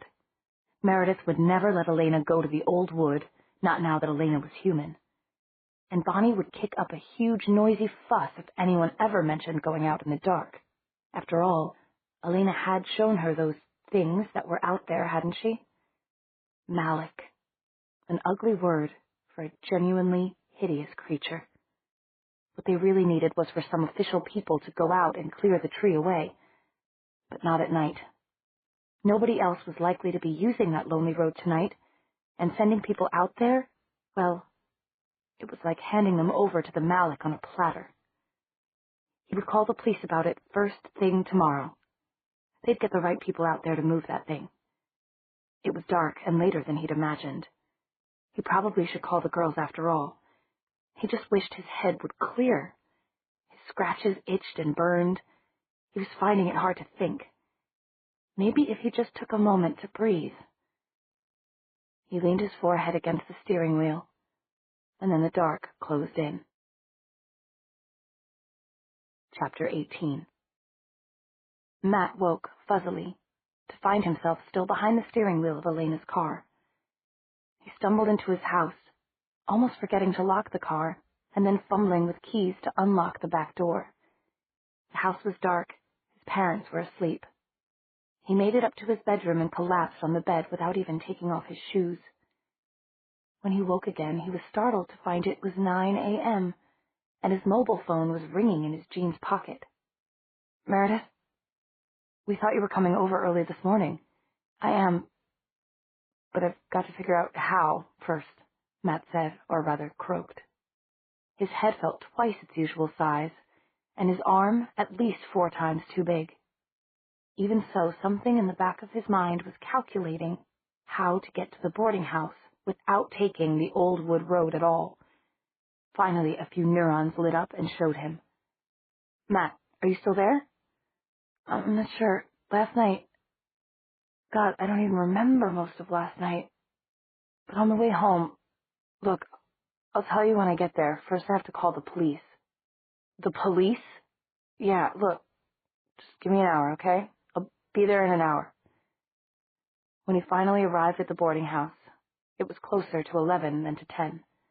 But a shower had cleared his head, even if it hadn't done much for his throbbing arm. When he did appear, he was engulfed in worried femininity. Matt, what happened? He told him everything he could remember. When Elena, with set lips, undid the ace bandage he had wrapped around his arm, they all winced. The long scratches were clearly badly infected. "They're poisonous, then, these Malik?" "Yes," Elena said tersely. "Poisonous to body and mind." "And you think one of these can get inside people?" Meredith asked. She was doodling on a notebook page, trying to draw something that looked like what Matt had described. "Yes." Just for a moment, Elena's and Meredith's eyes met, then both looked down. At last, Meredith said, "And how do we know whether one is inside someone or not?" "Bonnie should be able to tell. In trance," Elena said evenly. "Even I might be able to tell, but I'm not going to use white power for that. We're going down to see Mrs. Flowers." She said it in that special way that Matt had learned to recognize long ago, and it meant that no argument would do any good. She was putting her foot down, and that was that. And the truth was that Matt didn't feel very much like arguing. He hated to complain. He'd played through football games with a broken collarbone, a sprained knee, a turned ankle. But this was different. His arm felt in danger of exploding. Mrs. Flowers was downstairs in the kitchen, but on the family room table were 4 glasses of iced tea. "I'll be right with you," she called through the swinging half-door that divided the kitchen from where they were standing. "Drink the tea, especially the young man who's injured. It'll help him relax." "Herbal tea," Bonnie whispered to the others, as if this were some trade secret. The tea wasn't all that bad, although Matt would have preferred a Coke. But when he thought of it as medicine, and with the girls all watching him like hawks, he managed to get over half of it down before the landlady came out. She was wearing her gardening hat, or at least a hat with artificial flowers on it that looked as if it had been used for gardening. But on a cookie tray, she had a number of instruments, all gleaming as if they'd just been boiled. "Yes, dear, I am," she said to Bonnie, who had stood up in front of Matt protectively. "I used to be a nurse, just like your sister. Women weren't encouraged to be doctors then, but all my life I've been a witch. Gets kind of lonely, doesn't it?" "It wouldn't be so lonely," Meredith said, looking puzzled, "if you lived closer to town." "Ah, but then I'd have people staring at my house all the time, and children daring each other to run and touch it, or to throw a stone through my window, or adults peering at me every time I went shopping. And how could I ever keep my garden in peace?" It was the longest speech any of them had ever heard her make. It took them so by surprise that it was a moment before Elena said, "I don't see how you can keep your garden in peace out here. What with all the deer and rabbits and other animals?" "Well, most of it is for the animals, you see." Mrs. Flowers smiled beatifically, and her face seemed to light up from within. "They surely enjoy it. But they don't enjoy the herbs I grow for putting on scrapes and cuts and sprains and such. And perhaps they know I'm a witch, too, since they always leave me a bit of my garden for myself and maybe a guest or 2. "Why are you telling me all of this now?" Elena demanded. "Why, there have been times when I was looking for you, or for Stefan, when I thought... Well, never mind what I thought, but I wasn't always sure you were our friend. The truth is that I've gotten solitary and unsociable in my old age. But now you've lost your young man, haven't you? I wish I had gotten up a little earlier this morning. Then I might have been able to speak to him. He left the money for a year's rental of the room on the kitchen table. I've always had a soft spot for him, and that's the truth." Elena's lips were trembling. Matt hastily and heroically lifted his wounded arm. "Can you help at all with this?" he asked, peeling the ace bandage away again. "Oh, my. And what sort of critter gave you these?" Mrs. Flowers said, examining the scratches while the three girls winced. "We think it was a malak," Elena said quietly. "Do you know anything about those?" "I've heard the word, yes, but I don't know anything specific." "How long ago did you get them?" she asked Matt. "They look more like tooth marks than claw marks." "They are," Matt said grimly, and he described the malak to her as best he could. It was partly to keep himself distracted, because Mrs. Flowers had picked up one of the gleaming instruments from the cookie tray and was starting to do things to his red and swollen arm. "Hold as still as you can on this towel," she said. "These have already scabbed over, but they need to be opened and drained and cleaned out properly. It's going to hurt. Why don't one of you young women hold his hand to help keep his arm steady?" Elena started to stand, but Bonnie beat her to it, almost leaping over Meredith to take Matt's hand in both of her own. The draining and cleaning were painful, but Matt managed to bear it without making a sound, even giving Bonnie a sort of sickly grin as blood and pus trickled out of his arm. The lancing hurt at first, but the release of pressure felt good, and when the wounds were drained and clean and then packed with a cold herbal compress, they felt blessedly cool and ready to heal properly. It was while he was trying to thank the old woman that he noticed Bonnie staring at him, in particular at his neck. Suddenly she giggled. "What? What's funny?" "The bug," she said. "It gave you a hickey. Unless you did something else last night that you didn't tell us about." Matt could feel himself flush as he pulled his collar up higher. "I did tell you about it, and it was the malak. It had a sort of tentacle with suckers around my neck. It was trying to strangle me." "I remember now," Bonnie said meekly. "I'm sorry." Mrs. Flowers even had an herbal ointment for the mark the sucker tentacle had left, and one for Matt's scraped knuckles. After she'd applied them, Matt felt so good that he was able to look sheepishly at Bonnie, who was watching him with big brown eyes. "I know, it does look like a hickey," he said. "I saw it this morning in the mirror. And I've got another one lower down, but at least my collar covers that one." He snorted and reached into his shirt to apply more ointment. The girls laughed, a release of the tension that they'd all been feeling. Meredith had started back up the narrow stairway to what everyone still thought of as Stefan's room, and Matt automatically followed her. He didn't realize that Elena and Bonnie were hanging back until he was halfway up the stairs, and then Meredith motioned him onward. "They're just conferring," Meredith said in her quiet, no-nonsense voice. "About me?" Matt swallowed. "It's about that thing Elena saw inside Damon, right? The invisible malak, and whether or not I've got one inside me right now." Meredith, never one to soft-pedal anything, simply nodded, but she put a hand briefly on his shoulder as they entered the dim, high-ceilinged bedroom. Shortly after, Elena and Bonnie came up, and Matt could tell at once by their faces that the worst-case scenario wasn't true. Elena saw his expression and immediately went to him and hugged him. Bonnie followed, more shyly.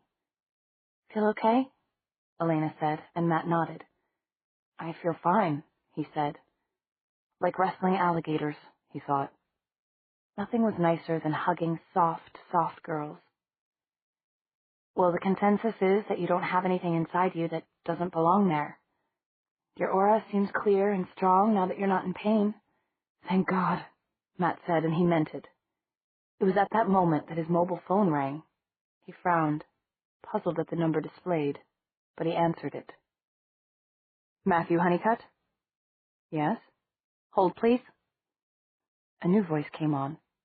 "Mr. Honeycutt, yeah, but this is Rich Mossberg of the Fells Church Sheriff's Department. You called this morning to report a fallen tree midway down Old Wood Road?" "Yes, that—" "Mr. Honeycutt, we don't like prank calls of this sort. We frown upon them, in fact. It takes up valuable time of our officers, and besides, it happens to be a crime to make a false report to the police." If I wanted to, Mr. Honeycutt, I could charge you with this crime and make you answer to a judge. I don't see just what you find so amusing about it. I don't find anything amusing about it. Look, last night, Matt's voice trailed off.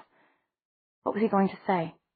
Last night I was waylaid by a tree and a monster bug? A small voice inside him added that the Fells Church sheriff's officers seemed to spend most of their valuable time hanging around the Dunkin' Donuts in the city square. But the next words he heard shut it up. In fact, Mr. Honeycutt, under the authority of Virginia State Code, Section 18.2-461, making a false police report is punishable as a Class 1 misdemeanor. You could be looking at a year in jail or a $25,000 fine. You find that amusing, Mr. Honeycutt? Look, do you, in fact, have $25,000, Mr. Honeycutt? No, Matt waited to be cut off. And then he realized that he wasn't going to be. He was sailing off the edge of the map into some unknown region. What to say? The Malik took the tree away, or maybe it moved by itself? Ludicrous. Finally, in a creaky voice, he managed, I'm sorry they didn't find the tree. Maybe somehow it got moved. Maybe somehow it got moved, the sheriff repeated expressionlessly. In fact, maybe somehow it moved itself the way that all those stop signs and yield signs keep moving themselves away from intersections. Does that ring a bell, Mr. Honeycutt? No, Matt felt himself flush deeply. I would never move any kind of street sign. By now the girls were clustered around him, as if they could somehow help by appearing as a group. Bonnie was gesturing vigorously, and her indignant expression made it clear that she wanted to tell the sheriff off personally. In fact, Mr. Honeycutt, Sheriff Mossberg cut in, we called your home number first, since that's the phone you used to place the report, and your mother said that she hadn't seen you at all last night. Matt ignored the little voice that wanted to snap. Is that a crime? That was because I got held up by a self-propelled tree, Mr. Honeycutt. In fact, we had already had another call about your house last night. A member of Neighborhood Watch reported a suspicious car roughly in front of your house. According to your mother, you recently totaled your own car. Isn't that right, Mr. Honeycutt? Matt could see where this was going, and he didn't like it. Yes, he heard himself say, while his mind worked desperately for a plausible explanation. I was trying to avoid running over a fox, and yet there was a report of a brand new Jaguar lingering in front of your house, just far enough away from the streetlight to be inconspicuous. A car so new that it had no license plate. Was that in fact your car, Mr. Honeycutt? Mr. Honeycutt's my father, Matt said desperately. I'm Matt, and it was my friend's car. And your friend's name is... Matt stared at Elena. She was making weight gestures, obviously trying to think. To say Elena Gilbert would be suicidal. The police, of all people, knew that Elena Gilbert was dead. Now Elena was pointing around the room and mouthing words at him. Matt shut his eyes and said the words. Stefan Salvatore. But he gave the card to his girlfriend? He knew he was ending his sentence so that it sounded like a question, but he could hardly believe Elena's coaching. Now that Sheriff was beginning to sound tired and exasperated. Are you asking me, Matt? So you were driving the brand new car of your friend's girlfriend, and her name is... There was a brief moment when the girls seemed to disagree, and Matt hung in limbo. But then Bonnie threw her arms up, and Meredith moved forward, pointing to herself. Meredith Sulez, Matt said weakly.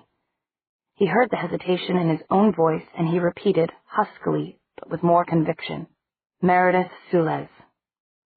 Now Elena was whispering rapidly in Meredith's ear. And the car was purchased where? Mr. Honeycutt? Yes, Matt said, just a second. He put the phone into Meredith's outstretched hand. This is Meredith Sulez, Meredith said smoothly in the polished, relaxed tones of a classical music disc jockey. Miss Sulez, you've heard the conversation so far? Ms. Sulez, please, Sergeant. I have. Did you, in fact, lend your car to Mr. Honeycutt? I did. And where is Mr. There was a shuffling of paper. Stefan Salvatore, the original owner of the car? He's not asking her where they bought it, Matt thought. He must know. My boyfriend is away from town right now, Meredith said, still in the same refined, unflappable voice. I don't know when he'll be back. When he is, shall I have him call you? That might be wise, Sheriff Mossberg said dryly.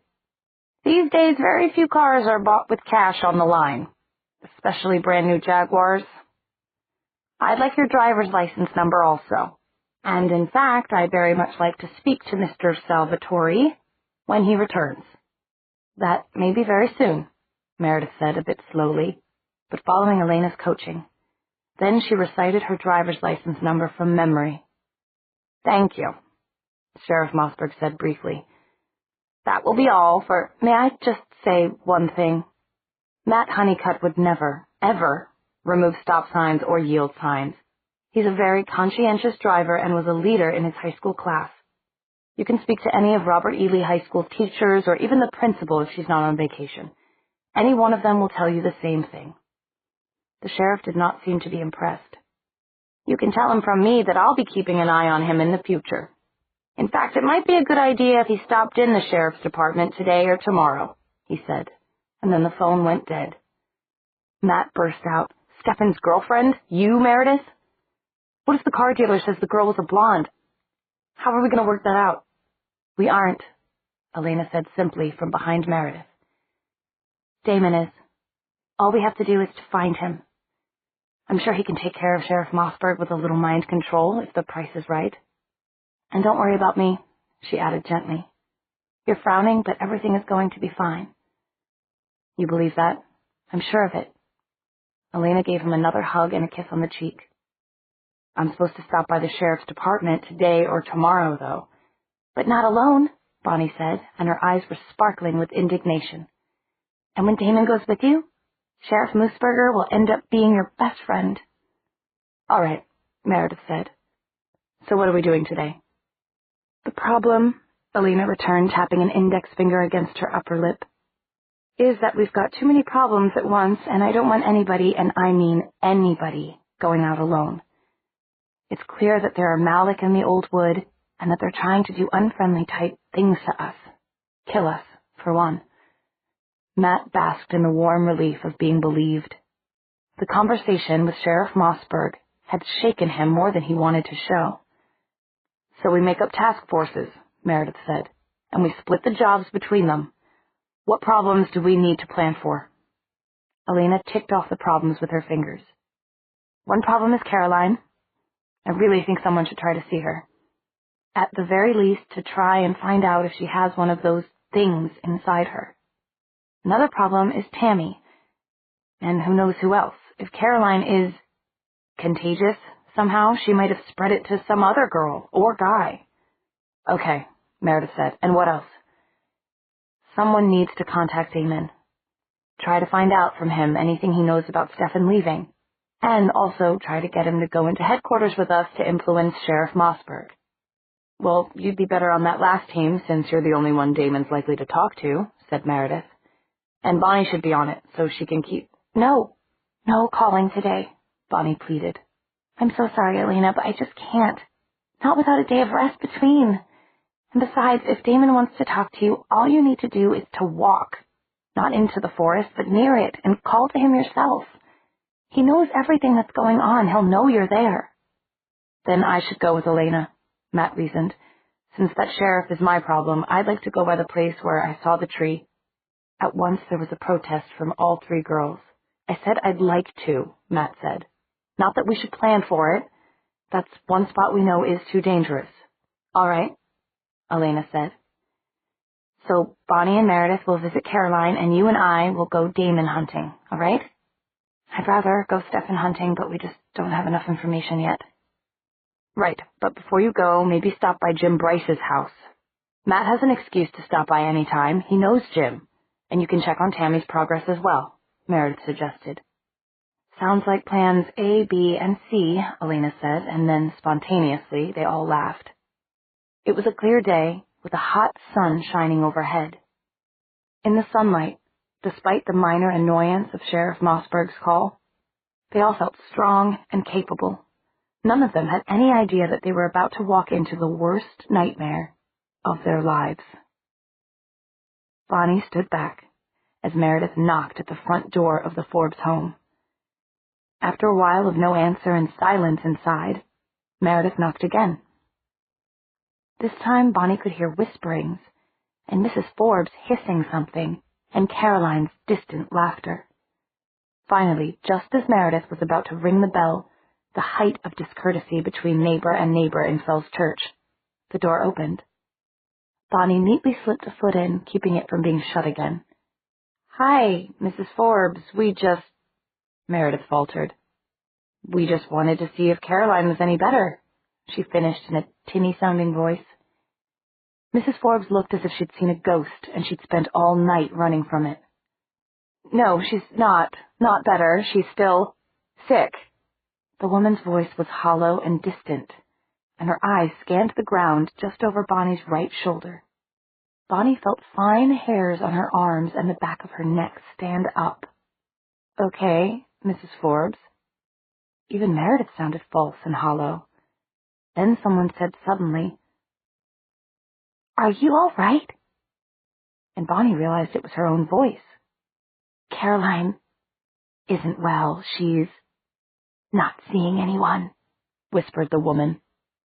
An iceberg seemed to glide down Bonnie's spine. She wanted to turn and run from this house and its aura of malevolence. But at that moment, Mrs. Forbes suddenly slumped. Meredith was barely able to break her fall. "She's fainted," Meredith said tersely. Bonnie wanted to say, "Well, put her on the rug inside and run." But they could hardly do that.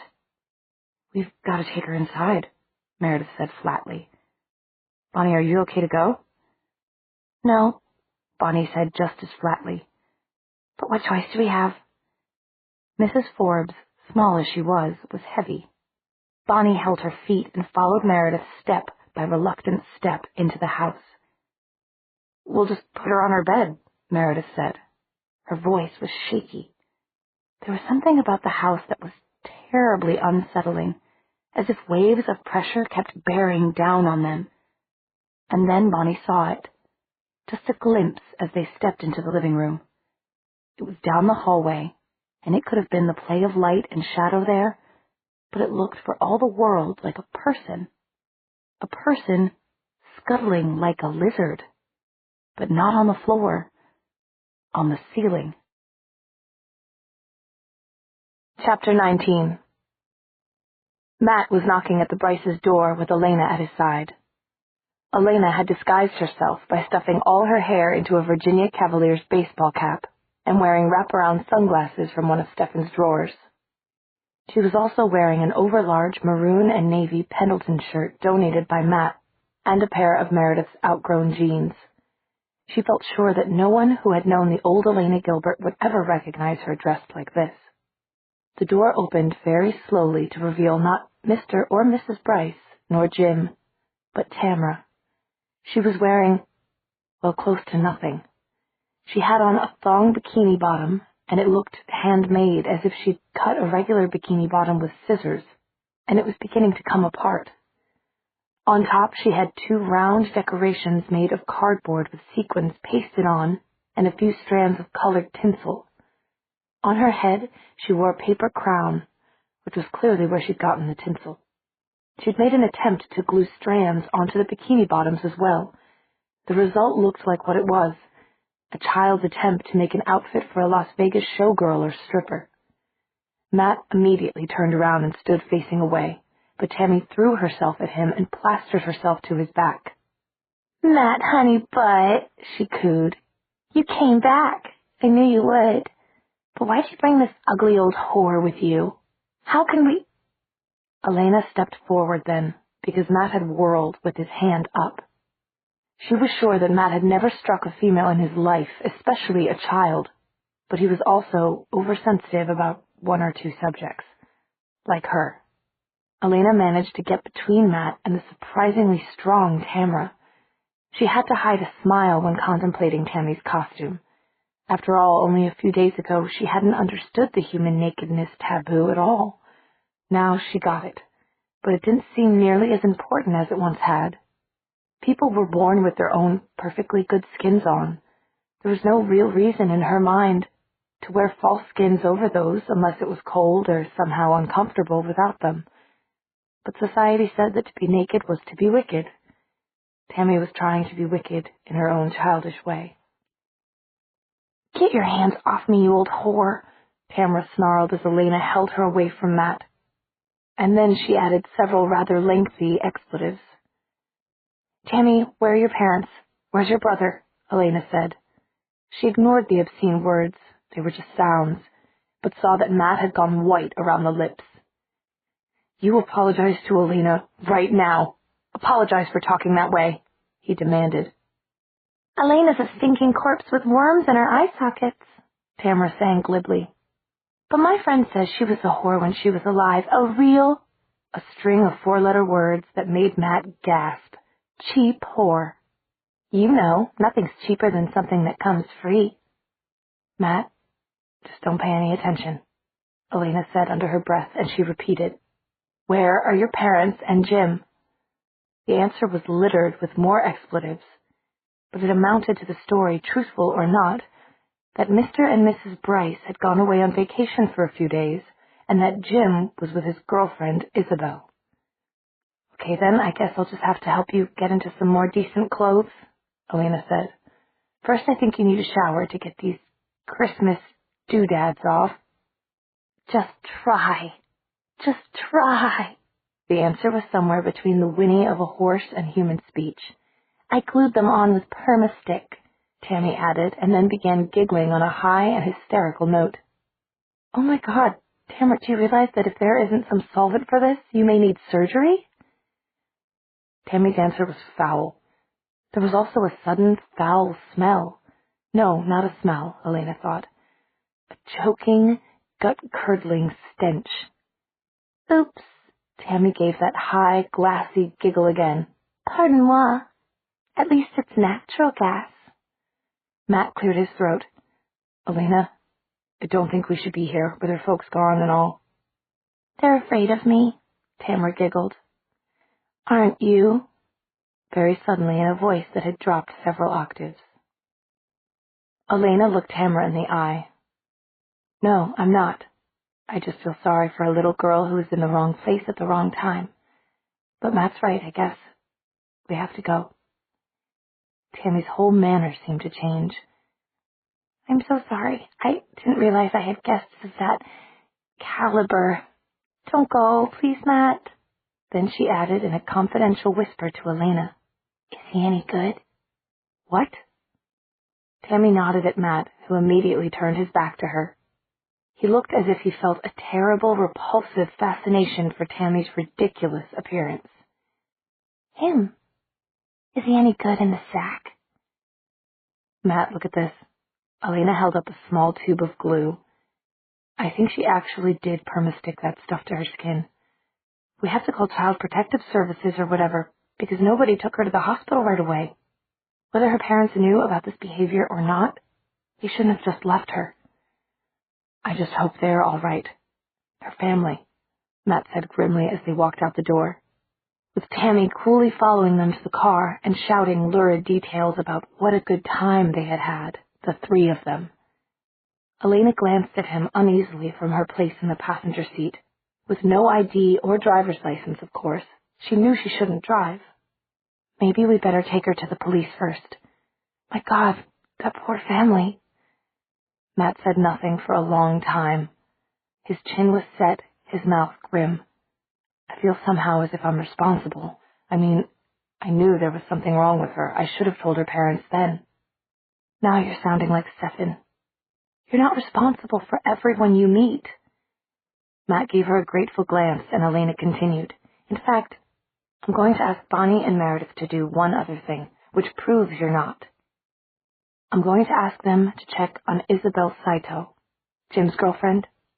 You've never had any contact with her, but Tammy might have." "You mean you think she's got it too?" "That's what I hope Bonnie and Meredith will find out." Bonnie stopped dead. almost losing her hold on Mrs. Forbes' feet. "I am not going into that bedroom." "You have to. I can't manage her alone," Meredith said. Then she added cajolingly, "Look, Bonnie, if you go in with me, I'll tell you a secret." Bonnie bit her lip. Then she shut her eyes and let Meredith guide her step by step farther into this house of horror. She knew where the master bedroom was. After all, she had played here since childhood. All the way down the hall, then turned left. She was surprised when Meredith came to a sudden stop after only a few steps. "Bonnie." "Well, what?" "I don't want to frighten you, but—" This had the immediate effect of terrifying Bonnie. Her eyes snapped open. "What? What?" Before Meredith could answer, she glanced over her shoulder in fear and saw what. Caroline was behind her, but not standing. She was crawling. No, she was scuttling. The way she had on Stefan's floor, like a lizard. Her bronze hair, unkempt, hung down over her face. Her elbows and knees stuck out at impossible angles. Bonnie screamed, but the pressure of the house seemed to choke the scream back down her throat. The only effect it had was to make Caroline look up at her with a quick reptilian movement of her head. "Oh, my God! Caroline, what happened to your face?" Caroline had a black eye, or rather a purplish-red eye that was so swollen that Bonnie knew it would have to turn black in time. On her jaw was another purple swelling bruise. Caroline didn't answer, unless you counted the sibilant hiss she gave while scuttling forward. "Meredith, run! She's right behind me!" Meredith quickened her pace, looking frightened. All the more frightening to Bonnie because almost nothing could shake her friend. But as they lurched forward, with Mrs. Forbes bouncing between them, Caroline scuttled right under her mother and into the door of her parents' room, the master bedroom. "Meredith, I won't go in there." But they were already stumbling through the door. Bonnie shot quick, darting glances into every corner. Caroline was nowhere to be seen. "Maybe she's in the closet," Meredith said. "Now let me go first and put her head on the far side of the bed. We can adjust her later." She backed around the bed, almost dragging Bonnie with her, and dumped Mrs. Forbes' upper torso so that her head rested on pillows. "Now just pull her and put her legs down on the other side." "I can't do it. I can't. Caroline's under the bed, you know." "She can't be under the bed. There's only about a 5-inch clearance," Meredith said firmly. "She's there, I know it. And," rather fiercely, "you promised to tell me a secret." "All right." Meredith gave a complicit glance through her disheveled dark hair. "I telegraphed Alaric yesterday. He's so far out in the boonies that telegraph is the only way to reach him, and it may be days before my message gets to him. I had an idea that we were going to need his advice. I feel bad asking him to do projects that aren't for his doctorate, but who cares about his doctorate?" "God bless you," cried Bonnie thankfully. "You did just right. Then come on and swing Mrs. Forbes' feet around the bottom of the bed. You can do it if you lean in." The bed was a California king-size. Mrs. Forbes was lying at an angle across it, like a doll thrown on the floor. But Bonnie halted near the foot of the bed. "Caroline's going to grab me?" "No, she won't. Come on, Bonnie. Just get Mrs. Forbes' legs and give one big heave." "If I get that close to the bed, she'll grab me." "Why should she?" "Because she knows what scares me. And now that I've said it, she definitely will." "If she grabs you, I'll come and kick her in the face." "Your leg's not that long. It would bang on the metal bed frame thingamy." "Oh, for God's sakes, Bonnie. Just help me here!" The last word was a full-fledged scream. "Meredith," began Bonnie, and then she screamed too. "What is it?" "She's grabbing me." "She can't be. She's grabbing me. Nobody has arms that long." "Or that strong." "Bonnie, I can't make her let go." "Neither can I." And then any words were drowned in screaming. After dropping Tammy off with the police, driving Elena around the woods known as the Fells State Park was, well, a walk in the park. Every so often they would stop. Elena would go a few steps into the trees and stand, calling, however you did that. Then she came back to the Jaguar, looking discouraged. I'm not sure that Bonnie wouldn't be better at this, she said to Matt. If we can brace ourselves to go out at night. Matt shuddered involuntarily. 2 nights were enough. Do you know, you never told me your story from that first night, or at least not when I could understand words, spoken words.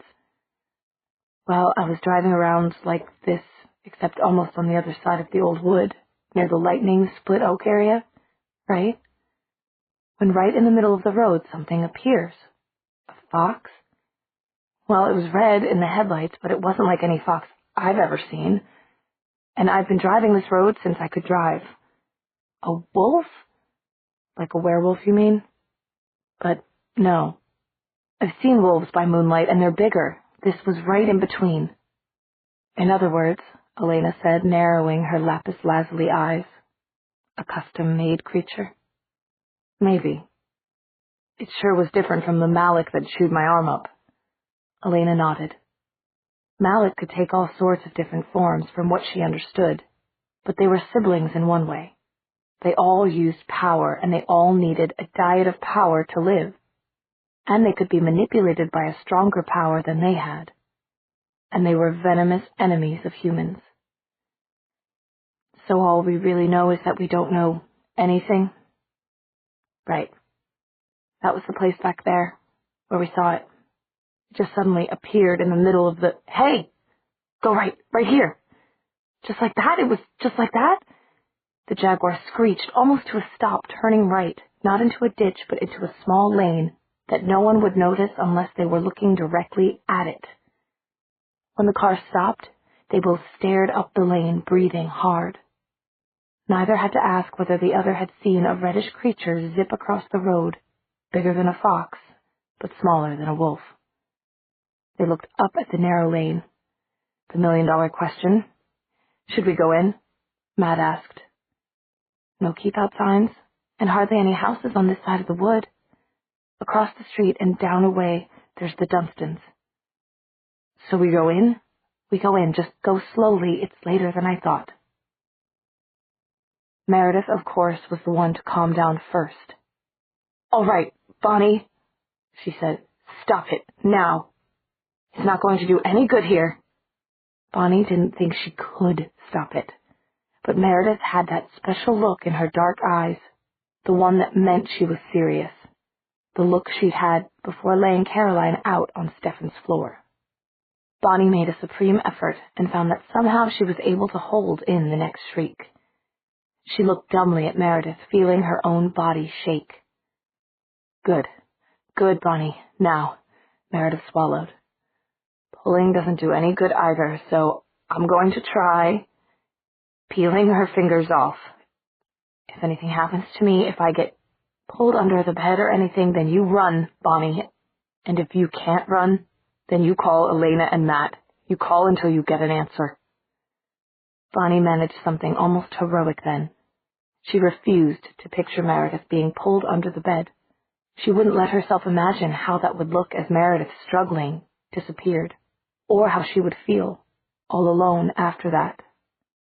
They both left their purses with their mobile phones in the entryway to carry Mrs. Forbes, so Meredith wasn't saying to call them in any normal sense. She meant call them. A sudden radical burst of indignation swept through Bonnie. Why did girls carry purses anyway? Even the efficient, reliable Meredith often did it. Of course, Meredith's purses were usually designer handbags that enhanced her outfits and were full of useful things like small notebooks and keychain flashlights, but still, a boy would have his mobile phone in his pocket. From now on, I'm wearing a waist pouch, Bonnie thought, feeling as if she were raising a rebel flag for girls everywhere, and for just a moment also feeling her panic recede. Then she saw Meredith, stooping, a hunched figure in the dim light, and at the same moment she felt the grip on her own ankle tighten. Despite herself, she glanced down and saw the outline of Caroline's tanned fingers and long bronze nails against the creamy white of the rug. Panic burst out in her again, full force. She made a choked sound that was a strangled scream, and to her own astonishment, She spontaneously hit trance and began to call. It wasn't the fact that she was calling that surprised her. It was what she was saying. Damon! Damon, we're trapped at Caroline's house and she's gone crazy. Help! It flowed out of her like an underwater well that had been suddenly tapped, releasing a geyser. Damon, she's got me by the ankle, and she won't let go. If she pulls Meredith under, I don't know what I'll do. Help me! Vaguely, because the trance was good and deep, she heard Meredith say, Aha! It feels like fingers, but actually it's a vine. It must be one of those tentacles that Matt told us about. I'm trying to break one of the loops off. All at once, there was a rustling from under the bed, and not just from one place either, but a massive whipping and shaking that actually bounced the mattress up and down, even with poor little Mrs. Forbes on it. There must be dozens of those insects under there. Damon, it's those things! Lots of them. Oh God, I think I'm going to faint, and if I faint, and if Caroline pulls me under, please come and help. Damn, Meredith was saying. I don't know how Matt managed to do this. It's too tight, and I think there's more than one tentacle here. It's all over, Bonnie sent in quiet conclusion, feeling herself start to go at the knees. We're going to die. Undoubtedly. That's the problem with humans. But not just yet, a voice said from behind her, and a strong arm went around her, taking up her weight easily. Caroline, the fun's over. I mean it, let's go. Damon, Bonnie gasped. Damon, you came. All that wailing gets on my nerves. It doesn't mean... But Bonnie wasn't listening. She wasn't even thinking. She was still half in trance, and not responsible, she decided later, for her own actions. She wasn't herself. It was someone else who went into rapture when the grip on her ankle loosened, and someone else who whirled around in Damon's grip and threw her arms around his neck and kissed him on the mouth.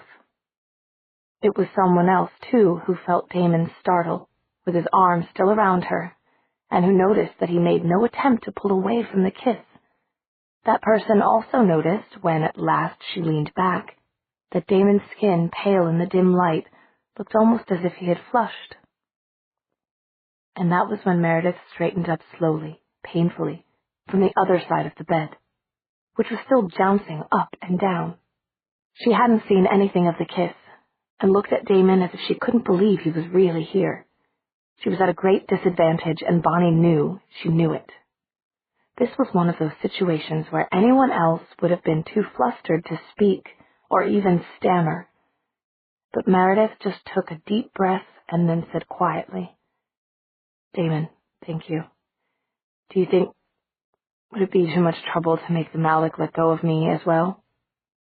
Now Damon looked like his old self. He gave a brilliant smile aimed at something no one else could see and said sharply, And as for the rest of you down there, heel. He snapped his fingers. The bed stopped moving instantly. Meredith stepped away and closed her eyes for a moment in relief. Thank you again, she said with the dignity of a princess, but fervently. And now, do you think you could do anything about Right now, Damon cut in even more roughly than usual. I have to run. He glanced at the Rolex on his wrist. It's past 4:44 and I have an appointment I'm already late for. Come around here and prop up this dizzy bundle. She's not quite ready to stand by herself. Meredith hastened to switch places with him. At that point, Bonnie discovered that her legs were no longer wobbling. Wait a minute, though, Meredith said rapidly. Elena needs to talk to you, desperately. But Damon was gone, as if he'd mastered the art of simply disappearing, not even waiting for Bonnie's thanks. Meredith looked astonished, as if she'd been certain that the mention of Elena's name would stop him. But Bonnie had something else on her mind. Meredith, Bonnie whispered, putting 2 fingers to her lips in amazement. I kissed him. What? When? Before you stood up. I don't even know how it happened, but I did it. She expected some kind of explosion from Meredith. Instead, Meredith looked at her thoughtfully and murmured, Well, maybe it wasn't such a bad thing to do after all. What I don't understand is why he turned up in the first place. That was me, too. I called him. I don't know how that happened either. Well, there's no point in trying to figure it out in here. Meredith turned toward the bed. Caroline, are you coming out of there? Are you going to stand up and have a normal conversation?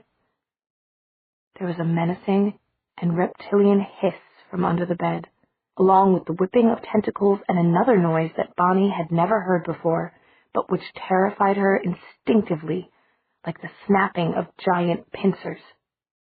That's answer enough for me, she said, and grabbed Meredith to drag her out of the room. Meredith didn't need dragging, but for the first time today they heard Caroline's taunting voice, lifted childishly high. Bonnie and Damon sitting in a tree. Kissing. First comes love, then comes marriage, then there comes a vampire in a baby carriage. Meredith paused in the hallway. Caroline, you know that isn't going to help matters. Come out. The bed went into a frenzy, bucking and heaving. Bonnie turned and ran, and she knew Meredith was right behind her. They still didn't manage to outpace the sing-song words. You're not my friends. You're the horse friends. Just you wait, just you wait. Bonnie and Meredith grabbed their purses and left the house. What time is it? Bonnie asked when they were safely in Meredith's car. Almost 5. It seemed like so much longer. I know, but we've got hours of daylight left. Come to that, I have a text message from Elena. About Tammy? I'll tell you about it, but first, it was one of the few times Bonnie had seen Meredith look awkward. Finally, she blurted. How was it? How was what? Kissing Damon, you nitwit.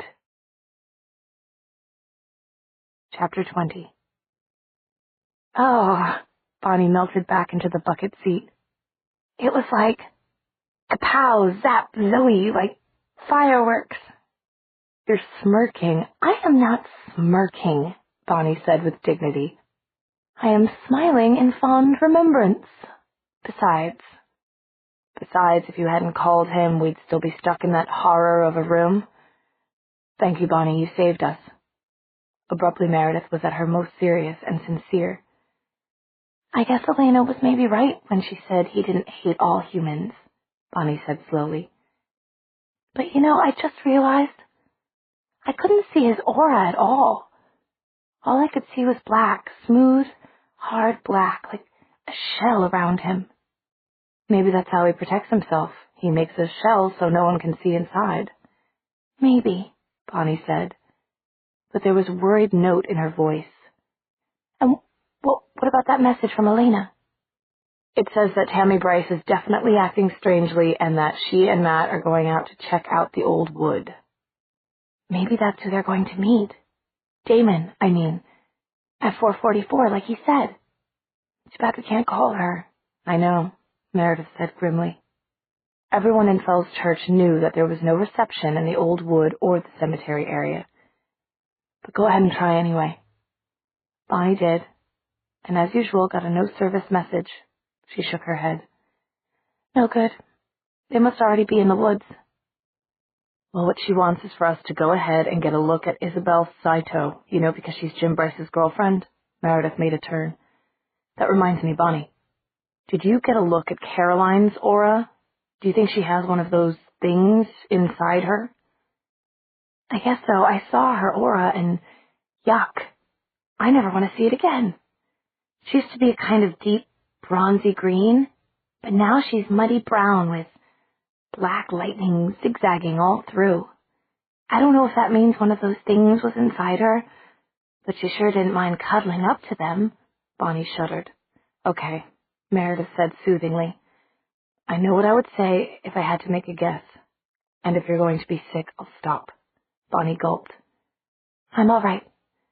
But we're seriously going to Isabel Saito's house? We're very seriously going there. As a matter of fact, we're almost there. Let's just brush our hair, take a few deep breaths, and get it over with. How well do you know her? Well, she's smart. We didn't have any classes together, but we got out of athletics at the same time.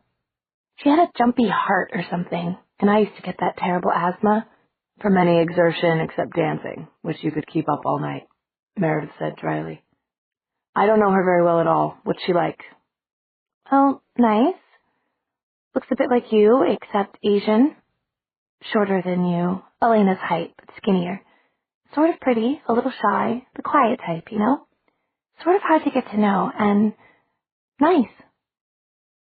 Shy and quiet and nice sounds good to me. Me too, Bonnie said, pressing her sweaty hands together between her knees. What sounded even better, she thought, was for Isabel to be not at home. However, there were several cars parked in front of the Saito house. Bonnie and Meredith knocked on the door hesitantly, mindful of what had happened the last time they had done this.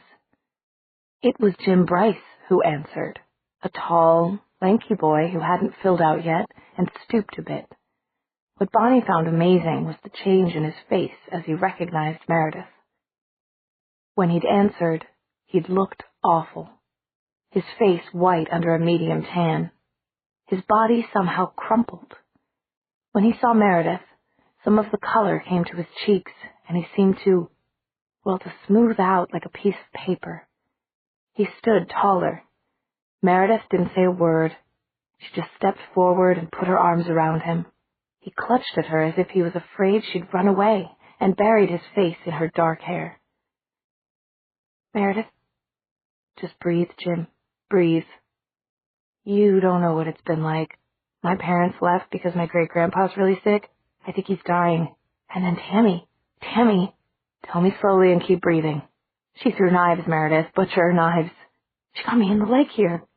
Jim plucked at his jeans to show a small slit of a hole in the fabric over the lower part of one thigh. Have you had a tetanus shot recently? Meredith was at her most efficient. No, but it's not really a big cut. It's a puncture wound, mainly. Those are exactly the kind that are the most dangerous. You need to call Dr. Alpert right away. Old Dr. Alpert was an institution in Fell's Church, a doctor who even made house calls in a country where carrying around a little black bag and stethoscope was pretty much unheard of behavior. I can't leave. Jim jerked his head backward toward the interior of the house as if he couldn't bring himself to say a name. Bonnie tugged at Meredith's sleeve. I have a very bad feeling about this, she hissed. Meredith turned back to Jim. You mean Isabel? Where are her parents? Isa-chan. Isabel. I just call her Isa-chan, you know. It's all right, said Meredith. Just say what comes naturally. Go on. Isa-chan only has her grandma, and Grandma Saito doesn't even come downstairs much. I made her lunch a while ago, and she thought I was Isabel's father. She gets confused. Meredith glanced at Bonnie and said, And Isabel, is she confused too? Jim shut his eyes, looking utterly miserable. I wish you'd go in and, just talk to her. Bonnie's bad feeling was only getting worse. She really couldn't stand another scare like the one at Caroline's house, and she certainly didn't have the strength to call again, even if Damon weren't in a hurry to get somewhere. But Meredith knew all this, and Meredith was giving her the sort of look that couldn't be denied. It almost promised that Meredith would protect Bonnie, no matter what. Is she hurting anybody? Isabel? Bonnie heard herself ask as they crossed through the kitchen and toward a bedroom at the end of the hallway. She could hardly hear Jim's whispered, Yeah. And then, as Bonnie groaned internally, he added, Herself. Isabel's room was just what you'd expect from a quiet and studious girl. At least one side was. The other side looked as if a tidal wave had picked everything up and thrown it down again randomly. Isabel was sitting in the middle of this mess like a spider on a web. But that wasn't what made Bonnie's gut churn. It was what Isabel was doing. She had been a studious girl. At least one side was.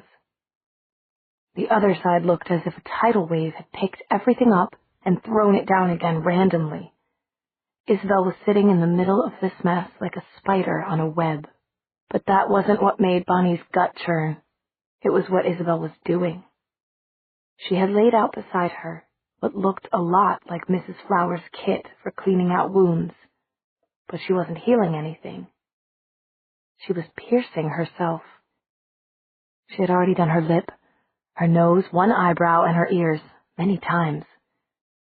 Blood was dripping from all these places, dripping and falling onto the unmade sheets of her bed.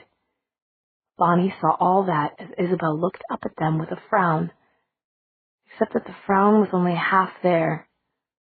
On the pierced side, the eyebrow didn't move at all. Her aura was shattered orange with black lashings through it. Bonnie knew all at once that she was going to be sick. She knew it with the deep knowledge that overcame all embarrassment and which sent her flying to a wastebasket she didn't even remember seeing. Thank God, it had a white plastic bag lining in it, she thought. And then she was completely occupied for a few minutes. Her ears recorded a voice. Even as she was thinking, she was glad she hadn't had lunch. My God, are you crazy? Isabel, what have you done to yourself? Don't you know the kind of infections you can get? The veins you can hit? The muscles you can paralyze? I think you've already pierced the muscle in your eyebrow. And you shouldn't still be bleeding unless you've hit veins or arteries. Bonnie retched dryly into the wastebasket and spat. And just then she heard a meaty thud. She looked up, half knowing what she would see.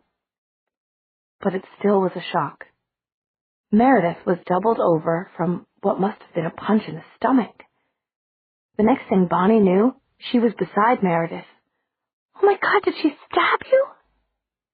A stab wound, deep enough into the abdomen. Meredith clearly couldn't get her breath. From somewhere, a bit of advice from her sister Mary, the nurse, floated into Bonnie's mind. Bonnie pounded with both fists on Meredith's back, and suddenly Meredith took a huge gulp of air. Thanks, she was saying weakly, but Bonnie was already dragging her away from the laughing Isabel and a collection of the world's longest nails and the rubbing alcohol and other things that she had on a breakfast tray beside her. Bonnie got to the door and almost collided with Jim, who had a wet washcloth in his hand. For her, she supposed, or maybe for Isabel. All Bonnie was interested in was making Meredith pull up her top to make absolutely, positively sure that there were no holes in her. I got it out of her hand before she'd punched me, Meredith said, still breathing painfully as Bonnie anxiously scanned the area above her low-rise jeans. I'll have a bruise, that's all. She hit you too? Jim said in dismay. Except that he didn't say it. He whispered it. You poor guy, Bonnie thought, finally satisfied that Meredith wasn't perforated. What with Caroline and your sister Tammy and your girlfriend, you don't have the first idea of what's going on. How could you? And if we told you, you'd just think we were two more crazy girls. Jimmy, you have to call Dr. Alpert right away, and then I think they're going to have to go to the hospital in Richmond. Isabel's already done permanent damage to herself. God knows how much. All of those piercings are almost certainly going to be infected. When did she start this? Well, she started acting weird after Caroline came to see her. Caroline? Bonnie blurted, confused. Was she crawling? Jim gave her a look. Huh? Never mind, Bonnie, she was joking, Meredith said easily. Jimmy, you don't have to tell us about Caroline if you don't want to. We know she was over at your house. Does everybody know? Jim asked miserably. No, just Matt, and he only told us so that somebody could go check on your little sister.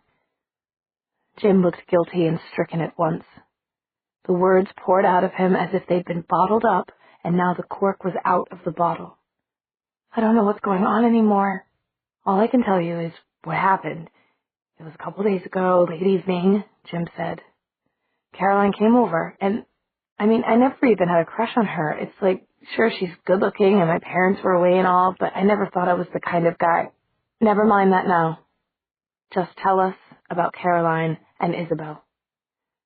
Well, Caroline came over wearing this outfit that was, well, the top was practically transparent, and she said, did I want to dance? And it was like slow dancing, and she like seduced me. That's the truth. And the next morning she left, just about the time that came.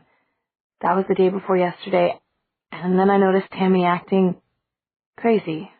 Nothing I could do would stop her, and then I got a phone call from Issa-chan, and I've never heard her so hysterical. Caroline must have gone straight from my house to her house. Issa-chan said she was going to kill herself, and so I ran over here. I had to get away from Tammy anyway because me being there at home just seemed to make it worse. Bonnie looked at Meredith and knew that they were both thinking the same thing. And somewhere in there, both Caroline and Tammy propositioned Matt, too. Caroline must have told her everything. Jim gulped. Issa-chan and I haven't... We're waiting, you know?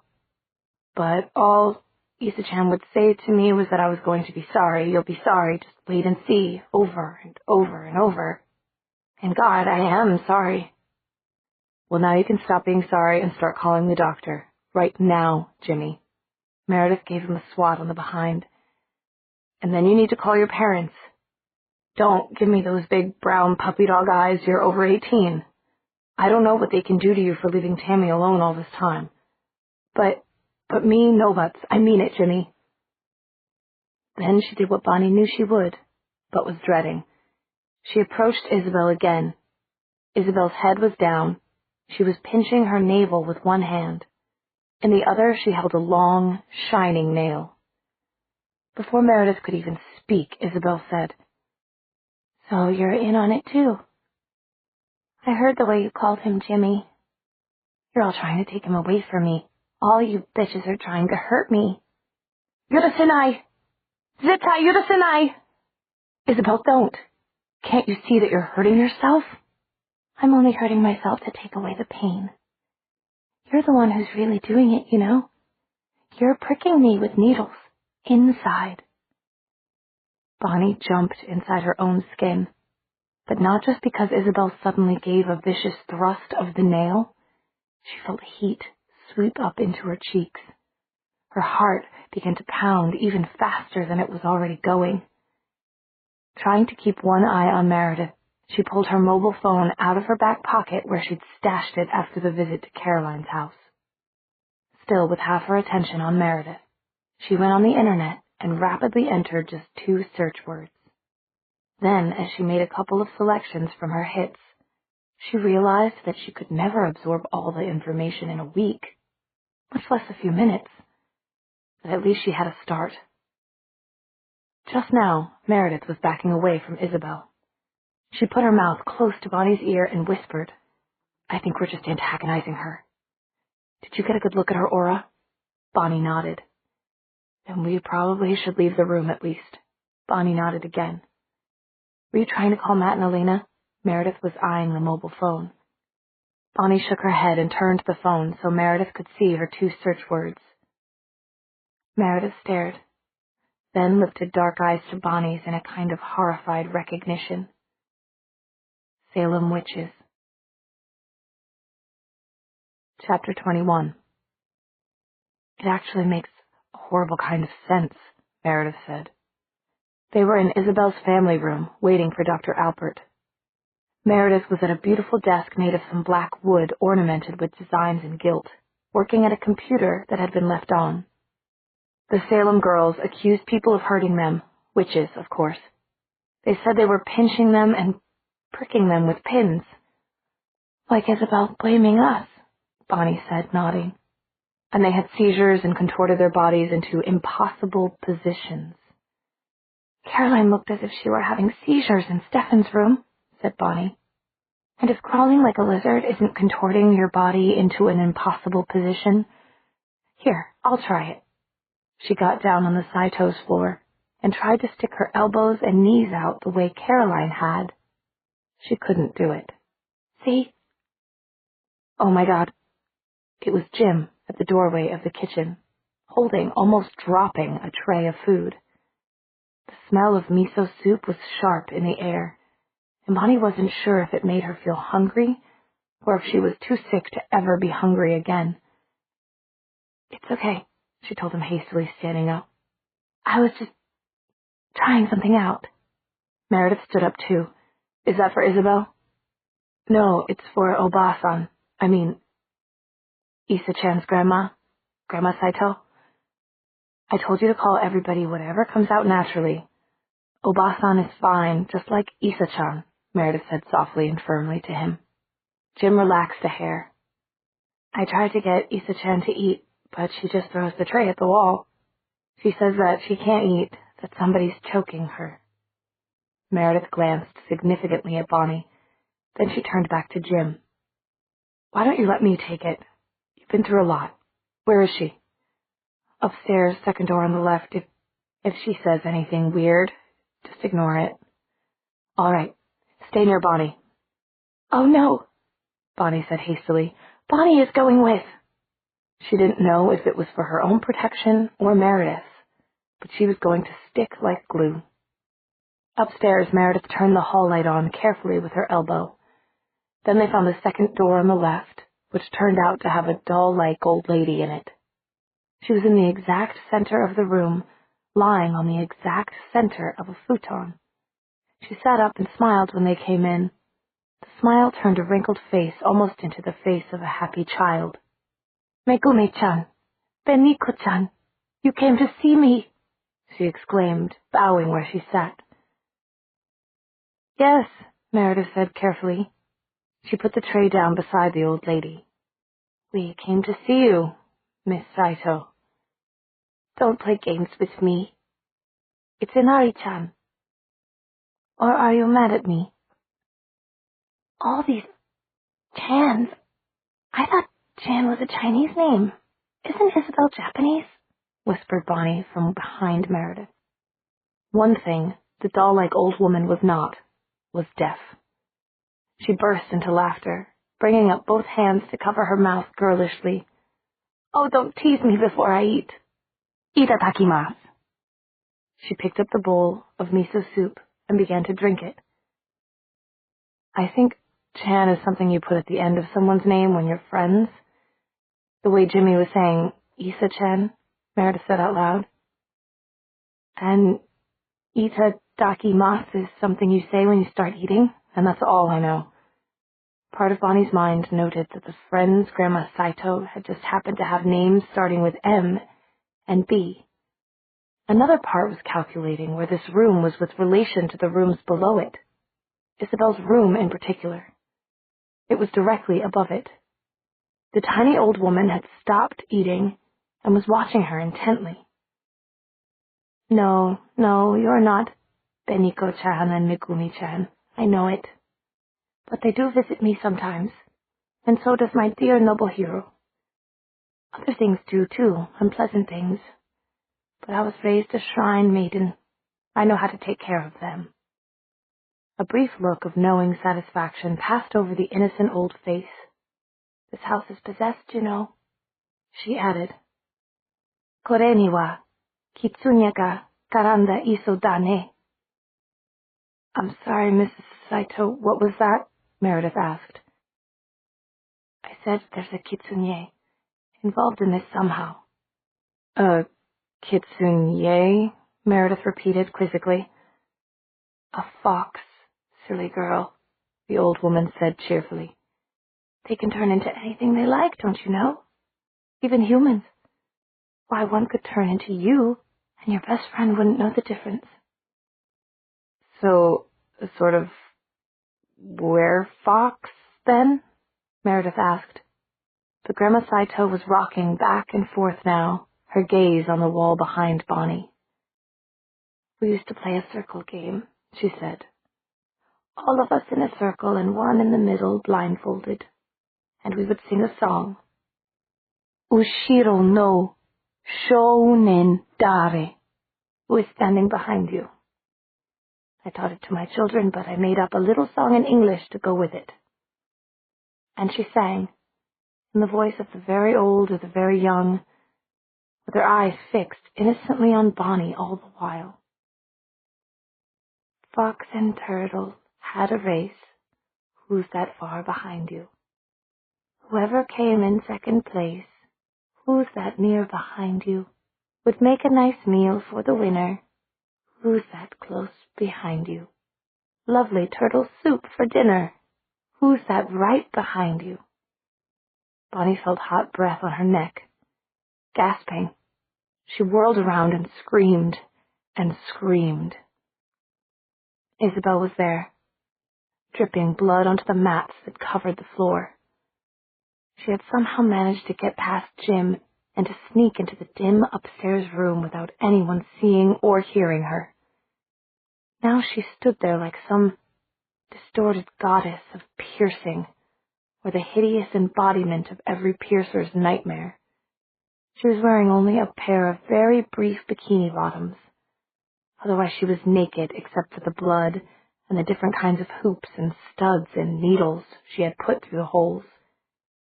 She had pierced every area Bonnie had ever heard that you could pierce, and a few that Bonnie hadn't dreamed of, and every hole was crooked and bleeding. Her breath was warm and fetid and nauseating, like rotten eggs. Isabel flicked her pink tongue. It wasn't pierced. It was worse. With some kind of instrument, she had cut the long muscle in two, so that it was forked like a snake's. The forked pink thing licked Bonnie's forehead. Bonnie fainted. Matt drove slowly down the almost invisible lane. There was no street sign to identify it, he noticed. They went up a little hill and then down sharply into a small clearing. "Keep away from fairy circles," Elena said softly, as if she were quoting, "and old oaks." "What are you talking about? Stop the car." When he did, Elena stood in the center of the clearing. "Don't you think it has a fairy sort of feeling?" "I don't know. Where'd the red thing go?" "In here somewhere. I saw it." "Me too." "And did you see how it was bigger than a fox?" "Yes, but not as big as a wolf." Matt let out a sigh of relief. "Bonnie just won't believe me, and you saw how quickly it moved. Too quickly to be something natural." "You're saying we didn't really see anything?" Matt said almost fiercely. "I'm saying we saw something supernatural. Like the bug that attacked you, like the trees, for that matter. Something that doesn't follow the laws of this world." But search as they would, they couldn't find the animal. The bushes and shrubs between the trees reached from the ground up in a dense circle. But there was no evidence of a hole or a hide or a break in the dense thicket. And the sun was sliding down in the sky. The clearing was beautiful, but there was nothing of interest to them.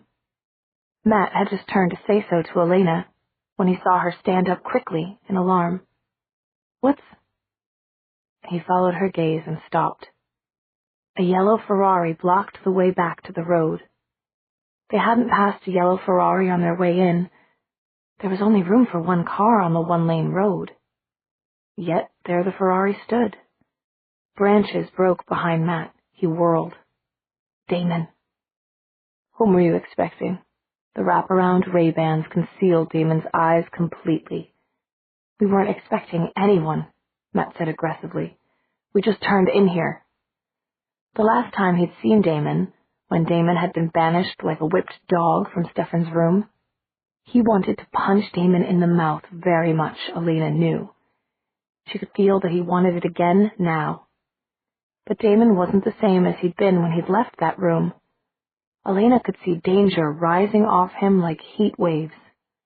"Oh, I see. This is your private area for private explorations," Damon translated. And there was a note of complicity in his voice that Elena disliked. "No," Matt snarled. Elena realized she was going to have to keep him under control. It was dangerous to antagonize Damon in this mood. "How can you even say that?" Matt went on. "Elena belongs to Stefan." "Well, we belong to each other," Elena temporized. "Of course you do," said Damon. "One body, one heart, one soul." For a moment there was something there, an expression inside the Ray-Ban, she thought, that was murderous. Instantly, though, Damon's tone changed to an expressionless murmur. "But then why are you two here?" His head, turning to follow Matt's movement, moved like a predator tracking prey. There was something more disquieting than usual about his attitude. "We saw something red," Matt said before Elena could stop him. "Something like what I saw when I had that accident." Prickles were now running up and down Elena's arms. Somehow she wished Matt hadn't said that. In this dim, quiet clearing in the evergreen grove, she was suddenly very much afraid. Stretching her new senses to their utmost, until she could feel them distending like a gossamer garment pushed thin all around